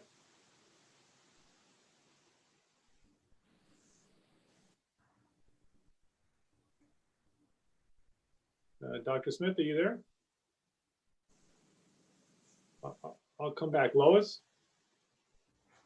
Yes, thanks. Last month, and correct me if I'm wrong, they mentioned. Excuse me, Lois. I was talking. Maybe my mic was not on. Oh, your mic wasn't on because we didn't hear you. Go ahead. Go ahead. Sorry, Lois. Robin, did you want to say something? I mean, I have a lot of thoughts, but I'll wait till. Okay. Well, I was just wanting to hear what Robin, and I'll wait to hear what you say. Okay. Lois, I'll take my hand down now, Bob. Oh, thank you, Doctor. Okay, so Lois, go ahead. Lois goes. Thank you, Shirley. Last month, correct me if I'm wrong, they mentioned that they were going to have an app where when they have the amphitheater, that they will have staff to deliver drinks to their seats. Did I hear that incorrectly? Well, I think they did say that people will be able to access drinks during the show. That they have to go to get it, or it gets delivered to them? Go ahead, Donna. Yeah, so what they're gonna do, Lois, is if they have a bar downstairs, a bar they can pull out when they're having a performance. They are, from what they told me, they're working on an app that you can order drinks from. And so when you're in the performance space during the performance, if you want to order a drink, you can order a drink and someone will quietly bring you a drink. They're not setting up a bar in the amphitheater, but yes, you can do that. And what I was also told, when they do their food service, in order to keep everybody from congregating by the food counters, if you want to, you can order ahead from an app and either go pick it up, or they will have, quote unquote, I don't know, wait staff that will bring it to you. Nobody will come to a table and take an order, but they can deliver an order to you. And that way, in one way, they can see how much you've ordered, see how much so they are, what I was told was they will be using an app service. Okay, the second thing is, I don't think that they should serve alcohol after the performance. When theaters close after the performance, the bars are not open and you don't linger around the bar or the theater, or and I think they should have no service, alcohol service, and they should close at 10, like other members of the committee said, and leave, because it's not trickling out. This will be like 700 to 1,000 people coming out. Could you imagine a school of 1,000? I worked at a school with 3,000 being dismissed at one time. But can you imagine 1,000 people descending on Hudson River Park? And I think we have to talk about dismissal. Like Mar said, we didn't talk about that. And these are going to be rowdy. Yeah, even loud noise, not drunk, loud noise. That's what I have to say. Thank you. Thank you. Katie? Oh, I'm sorry, Patricia. Go ahead, Patricia. Hi, I agree with the points that Donna and Marv made so far. And I took the tour recently with Trisha, who was on the call tonight. And she kept stressing, if you do the tour, you'll get what the park and what it's about and how it feels.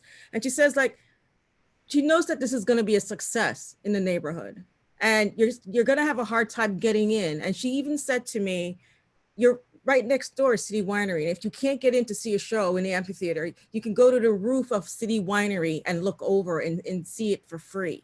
She basically said that to me on the tour. I think the ship has left the station. They're on a track. They're fast moving. They're doing what their business plan tells them to do, is to reach out to organizations, find this person, talk to that person and that person. And if you've done those and you check those boxes, you're done. And that's my 2 cents. Thank you. I think, Patricia, what you just said does seem to be what's going on. Katie, go ahead. Well, I just want to point out that the High Line, everyone talks about how busy the High Line is. Well, this will be another place where all those people will dump into. So there's the crowding comes from that as well. There's no alcohol allowed in the park, but there's alcohol allowed there, so it's another magnet. And Google is going to be right next door at the next pier. And that's, you know, all these people who are working, and they're going to be very happy to, if City Winery is full, they're going to be very happy to go over to Diller Island. So it is very disappointing that they aren't listening to us, to our request to go slowly and to see how, you know, step by step. We can't really predict what it's going to be like, but we see the different stress points that point to the potential problem, and we're asking them to go slowly and come back to us. If everything they say works, they'll get more time. If it doesn't work, we'll have peace of mind. So I'm sorry that they're not listening to us, and I think we should put our recommendations into a resolution and at least be on record with our concerns and the concerns of the people who are in the front lines. Thank you. Thank you. And Cormac, I see your well-reasoned and well thought out chat. Do you want to speak? I do, and it's just on the Martha, on the same thing with the chat, is that, you know, I mean, basically, I agree with parts of what everybody said. I mean, I'm with Susan and Kristen and not being overly concerned about the situation, but I also think that Donna is right, that they have good intent, but they don't, you know, but they're really living in a certain kind of a you know, Dr. Pangloss world about how this is going to go. And they don't really respect a lot, I think, you know, what the community is trying to tell them, or that we have any expertise. And for that reason, I think that that's one of the reasons people are getting pessimistic and negative on the place. But I also agree with Mar about her other point, which is that, and I think Pat said this too, which is that it doesn't really matter whether I think it or not, because they don't really care what we think. I think, and they're just. Well, I think they do care. I do think they care, but I do think they are kind of checking off the boxes as well. Yeah. So. Yeah, I'm sorry. I didn't mean to cut you off, Cormac. No, it's okay. I mean, I think that there are things to be, there are separate categories of issues I'm hearing here. One is, right, one is with the place itself and what it's going to be. And, you know, two is with, you know, with whether it's going to work the way that they think it's going to work, you know, and three is, you know, the way that they're relating to everybody, you know, and there are probably more issues beyond that. But, you know, I think that those are separate things. And I think that the way that they're relating to everybody is bad. And I don't think it's going to work out exactly the way that they think. But I also don't necessarily feel it's going to be like some Hindenburg disaster or something like that, you know. And you know, I don't think we're going to get what we want. I don't think that it's a disaster that we don't. And you know, it's fine. Can you call the question? Well, I think Donna would like to say something, and I think Carter would too. After Donna speaks. The only other thing I just want to say is my serious concern about the 700 people coming in and leaving at one time, and that still has not been addressed. I really appreciate that. I am, you know, we were on a community talk with Donald this afternoon. I was very clear with him. He seemed to really understand that concern. I appreciate that Trish came to the meeting and saying she had something. I wish she actually had something that could just give a short 2-sentence summary of what that concern was. 700 people coming and already having a park that on a gorgeous day is going to be saturated. I don't understand how you're going to tell people to leave if 700 people are coming, or how are you limiting and holding that 700 person space? And again, just a holding area for tickets and everything else. I'm not saying they can't do it. I'm just saying I wish I had heard something that really addresses that. It's a public park, and you may have to be asking people to leave a public park because you filled up that, you know, that amphitheater is accessible at all times. People can go there at all times. It's not a separate area. So. Carter? Yeah, you know, I'm not sure what, you know, prior to last month's meeting, there was a community meeting and there was no follow-up, you know, with people who lived around there. between last month when people from Little Island stayed on our call all the way through the end, they heard our discussion. They heard, you know, the issues.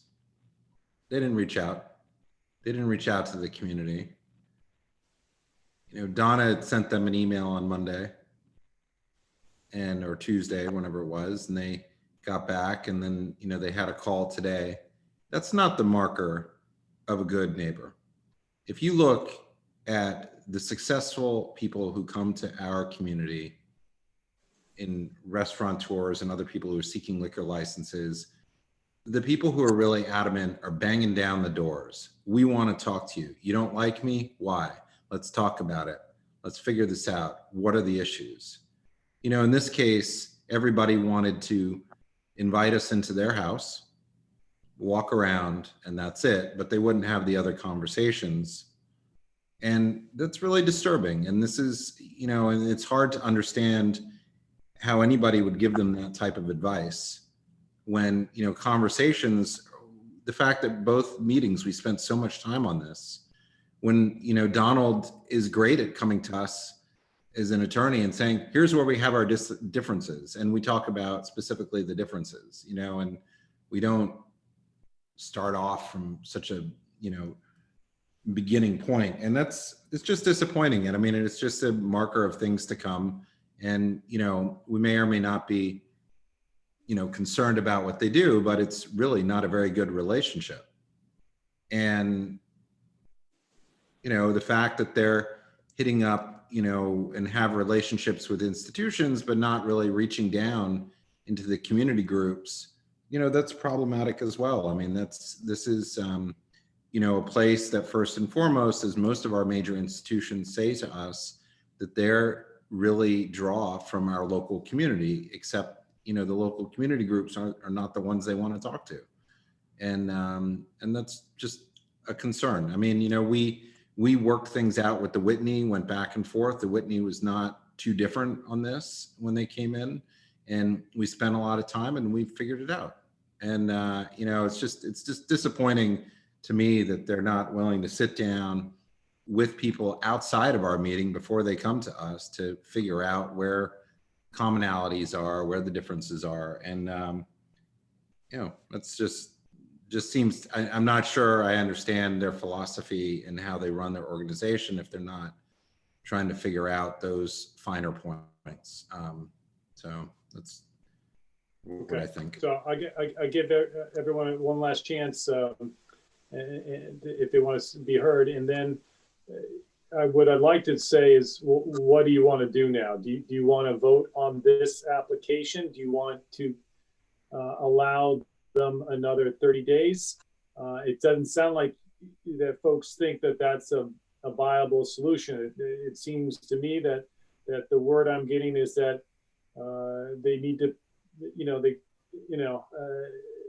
it doesn't. It's kind of a my way or the highway, even though we're listening to you.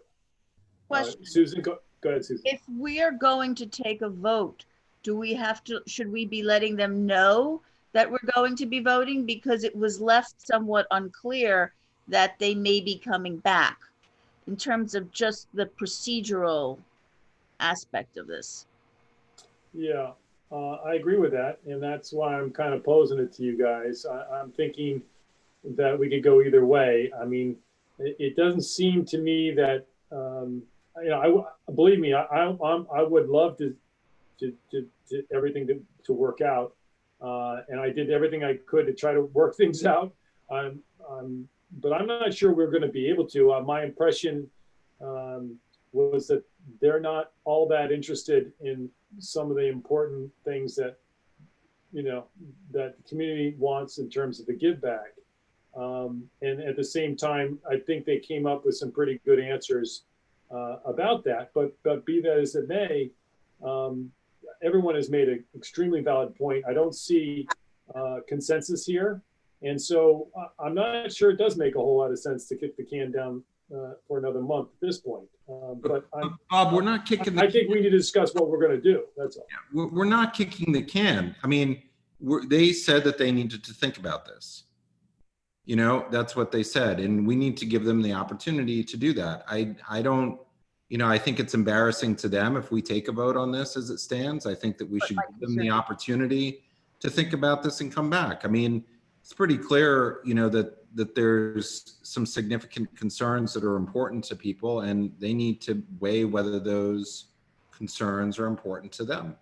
I mean, you know, it's really, you know, they have not taken the opportunities of time to have these conversations, and giving them that opportunity of another 30 days, which, you know, is Donald already expressed, is not, you know, that they're not averse to that in asking for that time. I think that they should use that time properly and try to get this to a better place for the, you know, for their own, you know, for their own positioning. I mean, it's just not a good place to be.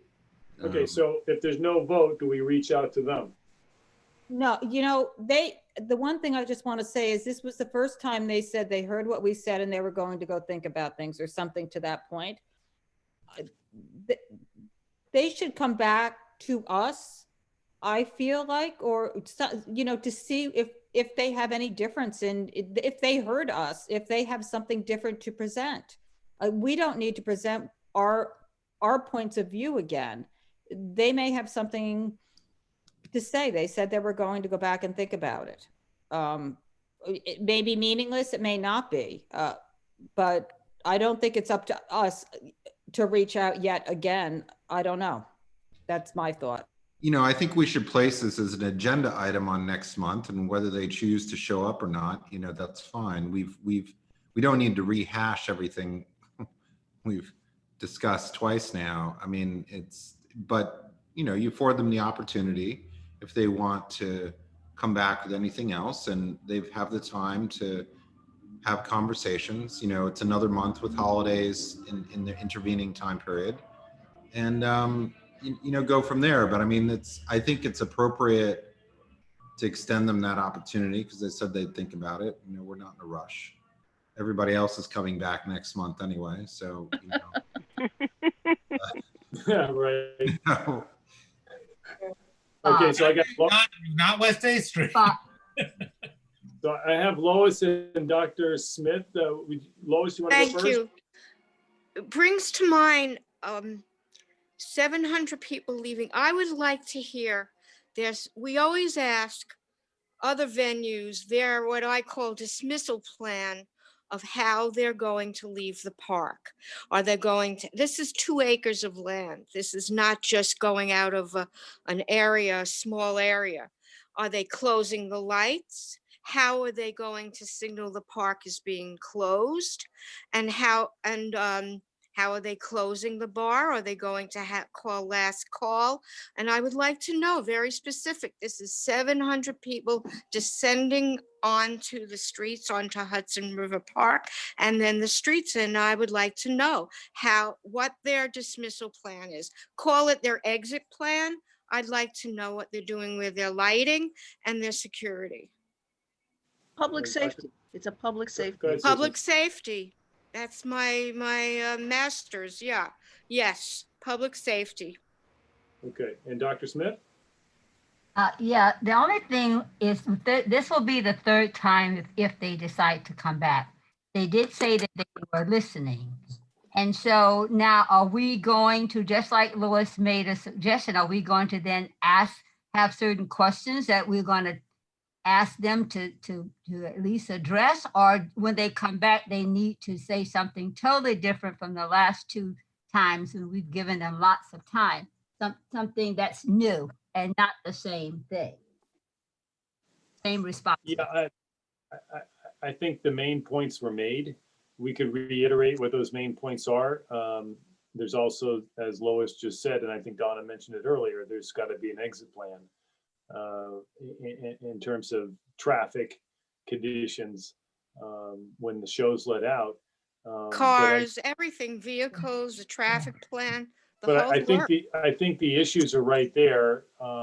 There's really the hours, the designation of certain areas that are not involved with necessarily the art-based programming, And the speakers were also another issue. And then the traffic. You know, also, I think it's important. Oh, I'm sorry. Yeah, I think it's also important I'm in favor of them having specific places where they're going to sell alcohol. Yeah. I don't know if anybody else on the committee is thinking like that. So I would like for that to be a question if we're going to try to give them some kind of. I will tell you this, Dr. Smith, that has been posed to them a couple times already, and they have said each and every time they want the whole, they're not willing to do that. Just to be clear on that, Bob, they do have specific places where they're selling alcohol aside from whatever app thing they're using. The conversation is really where you're allowed to drink your alcohol, where you can take laissez-faire. You know, that's purchasing is easier to cordon off than where people are allowed to drink. They want a laissez-faire wherever they want to drink. That's what they want. Okay, Susan, I'll give you the last word. Thank you. The one thing, and I don't think this is too strong a word to use, is their bias against the ordinary, unaffiliated people of the community. And I think the word bias is appropriate. It's all, it's like the connected to the connected. And those who are simply here are like hoi polloi. And I think it should be put to them in those terms. You have a bias against addressing this. Show us that you don't. And show us that you are engaging and communicating. I think we have to be very careful though in saying the word bias. You can say implicit because who are we? When you don't talk to people, you're biased against hearing what they have to say. I'm using the term, I'm thoughtfully after listening to the totality of what has been said and the refusal to acknowledge the people who are not connected into some sort of a large. I hear you, but the term implicit bias means that maybe they're not aware that they are biased. I didn't say implicit. I think that that's part of their plan. Oh. Anyway, thank you. Robin, if you want to say something, then I think Anthony, do you guys want to say anything? Anthony. No particular comment. I have a lot of thoughts. Okay. Robin, I give you an opportunity if you'd like to say something. I mean, it's late, so I won't say a lot. I mean, I think there's a lot of things that are being said that are valid, but at the same time, I think they're being treated in some ways unfairly. I'm objectively sitting here and watching things spiral and people talking about bars and sports things. And I think that they're probably so surprised by some of the reactions that there's the word bias and all this stuff. I'm frankly a little surprised by some of the intensity that I've seen unfold here. I'm not necessarily against some of the points that have been made. I can understand where those are coming from, but there's a certain tone that has just evolved that I'm frankly quite surprised by. And I think that they might be feeling it too. And I think it's creating more of a divide as we go along, because I think this committee is possibly also a little bit guilty of creating a little bit of animosity or adversity here that I don't think should be here. I'm not saying that these aren't difficult discussions, and I'm not saying there isn't a point. I think possibly a couple of these areas that we're asking them to compromise on go to the heart of their plan that they've had for a long time. So I don't think it's an easy thing for them to just say, okay, yeah, we won't license the whole island. Oh, okay, yeah, we'll roll it back to 10 o'clock. Their performances are going to end at 10:30. They want people to, there's not going to probably be 700 people going out onto the street, because in fact, a portion of them, one of them would be me, would love to hang out afterwards with a glass of wine and discuss what I just saw. So I actually think that having the hours till 11, so there's time for people to talk about what they saw after the show is actually going to create more safe conditions when leaving the park. I don't see hundreds and hundreds of people leaving I think we're all projecting things onto them that are impossible to know. And I also think the kinds of things that we're projecting onto them are so outside the scope of what this place is going to be that frankly, I think they just are trying to just digest and process what's going through the community board's mind, because it's not something they ever envisioned, that the word sports and bar and you know, I also, I'm not sure if the High Line is a perfect parallel. I mean, it's not quite as far over. The geography literally is like this narrow. I mean, I go to the High Line at the highest points, and you know, it's not fun anymore because it's packed, but it's a very narrow space. And as many of you know, the island is just different. It's this bigger, wider space. So I'm not sure if that's the apples to apples comparison as far as traffic, as far as flow goes. So I definitely think there are points here. I just think, I don't think there was, I mean, I've just known them a while and I see the good work they do. I see the wonderful outreach and how if there was maybe some things that have come across a certain way, I don't necessarily think it was intentional, but I do think that possibly during this process that they are processing things that they should have been doing a certain way that the community board wanted them to do and think that wasn't something they were prepared for. I think there's a disconnect. And I think the building up of anxieties and projections and all that is creating more conflict than I think there should be. But so I hope there's a way to sort of soften the tone and to find something, you know, that will bring the two sides together, because I think it's a shame that we're in this place right now, because this is going to be a wonderful place that's going to be welcoming. And I just know them all, or most of them. And I don't think that they intended to do anything that was, I mean, they're standing their ground, and I understand why they're being a little bit, you know, supporting their point of view about a couple of things.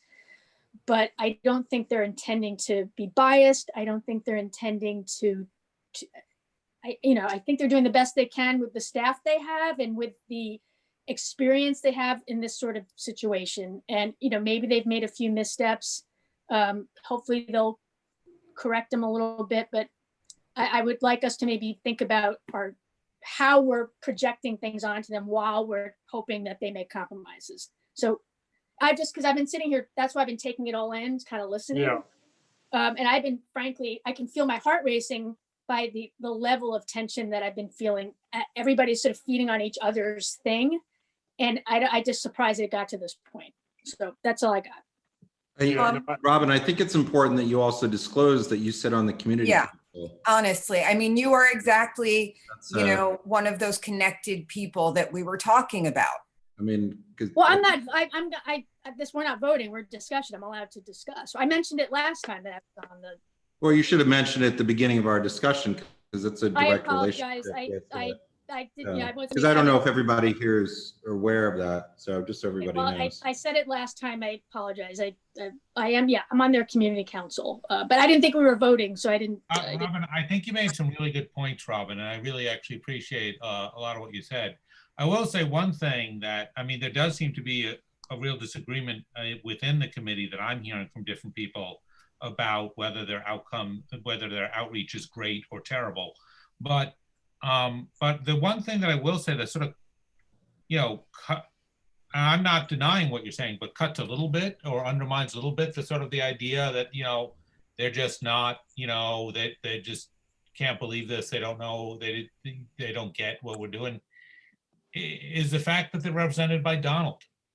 You know, if what you want to do is reach out and play nice with the community, Donald Bernstein is not who you hire. He's the person you hire when you want to brass knuckle, bang, bang, bang your way right through to the 100%. You're right, Comac. and Donald knows the process, and he knows how things always go on this committee and what to do. And as has been pointed out by somebody here before, they have chosen not to do those things which presumably Donald would advise them to do if what they want to do is play nice. So I'm not saying that it eviscerates your points, but I am weighing that a little bit against what I thought was a very insightful and persuasive case you made about some of this. And I totally agree that it is getting a little too, people are climbing up on their towers and onto the battlements and taking things a little bit more deeply than I think that we need to. But it's a liquor license. You know, I had my hand raised. Hold on a That second. doesn't matter. Hold on. We need to come to a close here. Can I finish my thought? Yeah, go ahead, Mar. Yeah. The idea that they would be surprised or taken aback by, you know, the horrible treatment that they're getting from this community board is ridiculous. We treat them like everybody else. Every applicant should be prepared for these questions, these hard questions, and the requests to compromise. Every applicant. Why are they so special that they should be given special permission to do whatever when they have no track record with us? You know, I mean, we always want experienced operators. We have no evidence to tell us what's going to happen over there. So it's a huge venue, and it's right in our backyard, and it's right across the street from my home. So we have every right to ask all of these questions and to ask for compromise, and we would with anybody else. So nobody's picking on them.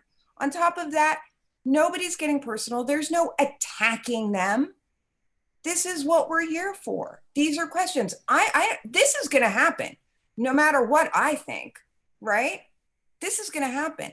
But our job is to make it as beneficial for our community as we can. And we have to fight for that, because that's why we're on this committee and on this community board. And so I know you think it's going to be great and fun, and you can't wait to sit and have your glass of wine anywhere in the park, and you know, but there are other things that we have to consider, because we can't just consider ourselves. We have to consider the community at large, everybody, and not for tomorrow and not for today, but for 10, 20, 30 years, right? The neighborhood I'm leaving to my daughter. That's what we have to think about, and all of our neighbors. Can I just quickly respond to that? Go ahead, Robin, go ahead. I just like a few words were put into my mouth. I didn't say horrible. I didn't say attack. I just feel like this is spiraling into something that I just never imagined it would spiral into. I feel like people have brought up valid points, but just the level of sort of enmity just is makes me sad. Actually, I'm about to cry a little bit. No, don't cry, don't cry. About this, I like Carter. I forgot to mention I was on the council. That wasn't intentional. I just feel like there's a lot of hostility. There was even hostility last meeting about this, and I just find it very upsetting. And again, it's not my intention to create animosity. They absolutely should be going through the scrutiny like every single other application. If I made it sound like they shouldn't, that was not my intention. I just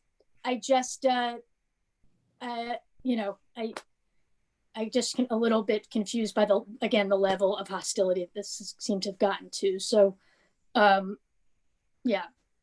Yeah, understood. Susan, you want to say something? Yes, and I want to throw out a practical suggestion, hopefully to bring down some of this tension. That's what I'm looking for. That's okay. What I really want. So if we've got a couple of issues here, that each one should be its own mini conversation with them. Because what's happening is things are sort of snowballing, and in the sense that if we are concerned, for example, about an exit plan, that should be its own small meeting. And this way you focus on that. And, even if you don't come to a resolution on another topic, you can at least say, we achieved this. But if you have a sort of a schedule of, we want to talk about you know, an exit plan on in this meeting, and then in the next meeting, you know, when, you know, the scope of alcohol service, and in another meeting, you know, what hours will be, and, you know, if maybe by breaking it down, we can make this more, you know, more willing to talk and less, you know, piled on together, because, you know, the people can focus more on the detail. Thank you. You know, I think we did it, but guys, I would just say this.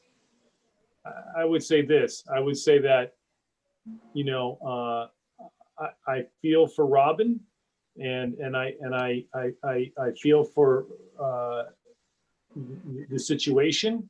I think to a certain extent, it's not going in the right direction, but I'm not sure it can, because I don't see a compromise. I don't see that coming down the road. And so I think that's creating the frustration. And I do think that everybody's making good points here, okay? And everybody does care. And that's why we're sitting here so late at night discussing this. And so I think the best thing to do is to try to figure out solutions if it can be done. And I think we know what the issues are. And if we can figure out solutions, I think we should send emails to each other. I got an idea, this is what we can do. I think that's the best thing we can do at this point, because I don't, you know, unless they're willing to compromise in certain issues, which would then relieve the tension, right? And it would be a little bit of a give back. That relieves the tension. That makes it more acceptable. That makes it work. You know, and there's absolutely nothing wrong with what you said, Robin, and what Kristen has said, and what people are feeling about how important this is. And it is distressing that we can't come to a resolution on this. It's very distressing, and you're not the only one, Robin. You're putting this on everybody's shoulders here. It's not on any of our shoulders. Right. I understand that. No, it may not be, but they didn't think listen. about ways in Will which you allow? think about ways. It's not anybody here's fault. It's the applicant for not listening to the suggestions made last month when we met. It's very simple. And so we are creating this tension amongst ourselves because of their inaction. And always trying to come to a compromise. You can't always come to a compromise with people. They don't want to compromise. Right, but we have 30 days, and that's the idea. So if we can't come to a compromise, then we're going to have a vote in 30 days, okay?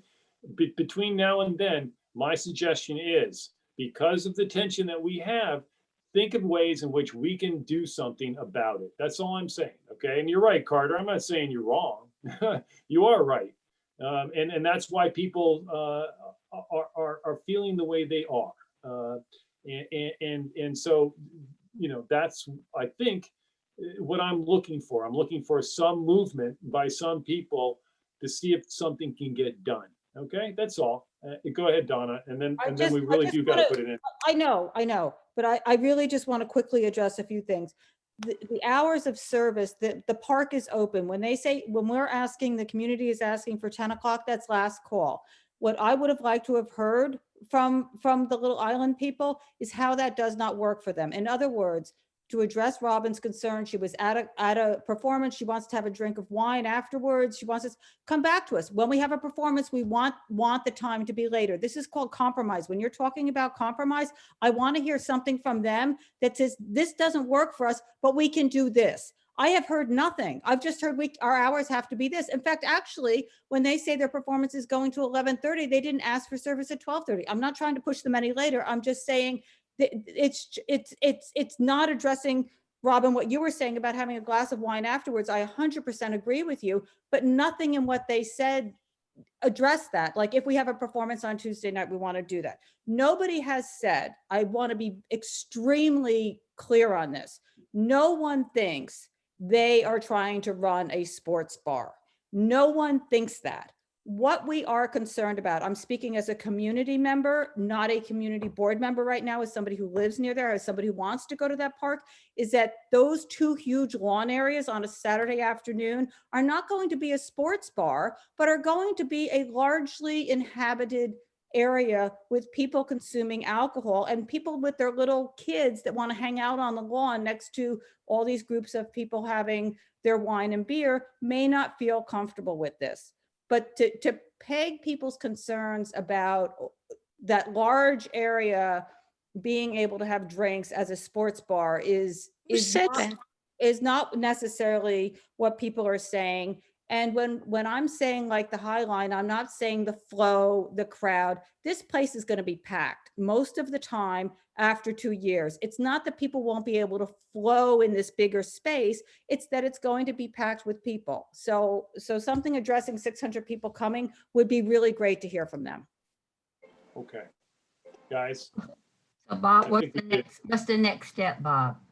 The next step is we'll wait to hear from them, but believe me, I would love to see ways in which we can try to figure out a compromise, but if they need to compromise and just, I know I'm interrupting, to Susan's point, I gave them a list of things in buckets like that. Donald is the master of coming back with what we agree on and what we don't. So those buckets are very clearly defined, and they could have come back tonight, and they're happy to come back anytime they want with those numbered items of things, because they have been split down. Okay, so that's the plan. We're finely tuning a liquor license. And I think that's what we do. And this committee does it very, very well. Okay. Guys, I think we did it. All right. Gotta go home. Okay. Yeah, and I'm Good like, night. my eyes are trying to shut. Everybody I be gotta well. go eat. And if Me too, if anybody wants to help, we have a number of resolutions from the first night. Want to write a few denying less resolutions, it'd be very helpful to Donna. I'll be happy to write the 8th Street one.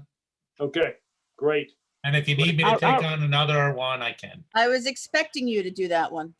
Donna, I'll look at it. I forget which ones are from last week. I I'll know. go back to- Okay, yeah, get in touch with these, Susan. I appreciate it. Because Yeah, I'll send you a couple names. tonight. You're lucky with the long agenda, but the layovers. So there you go. Okay, I'll send you a couple names, Donna. Okay, Miss great. Katie. I will too. Okay. Thank Good you, night, everybody. Good night, everyone. Okay, big Good night. hug, everybody. Thanks a lot. Night. Good night. Night. Good night, everybody. Happy Hanukkah.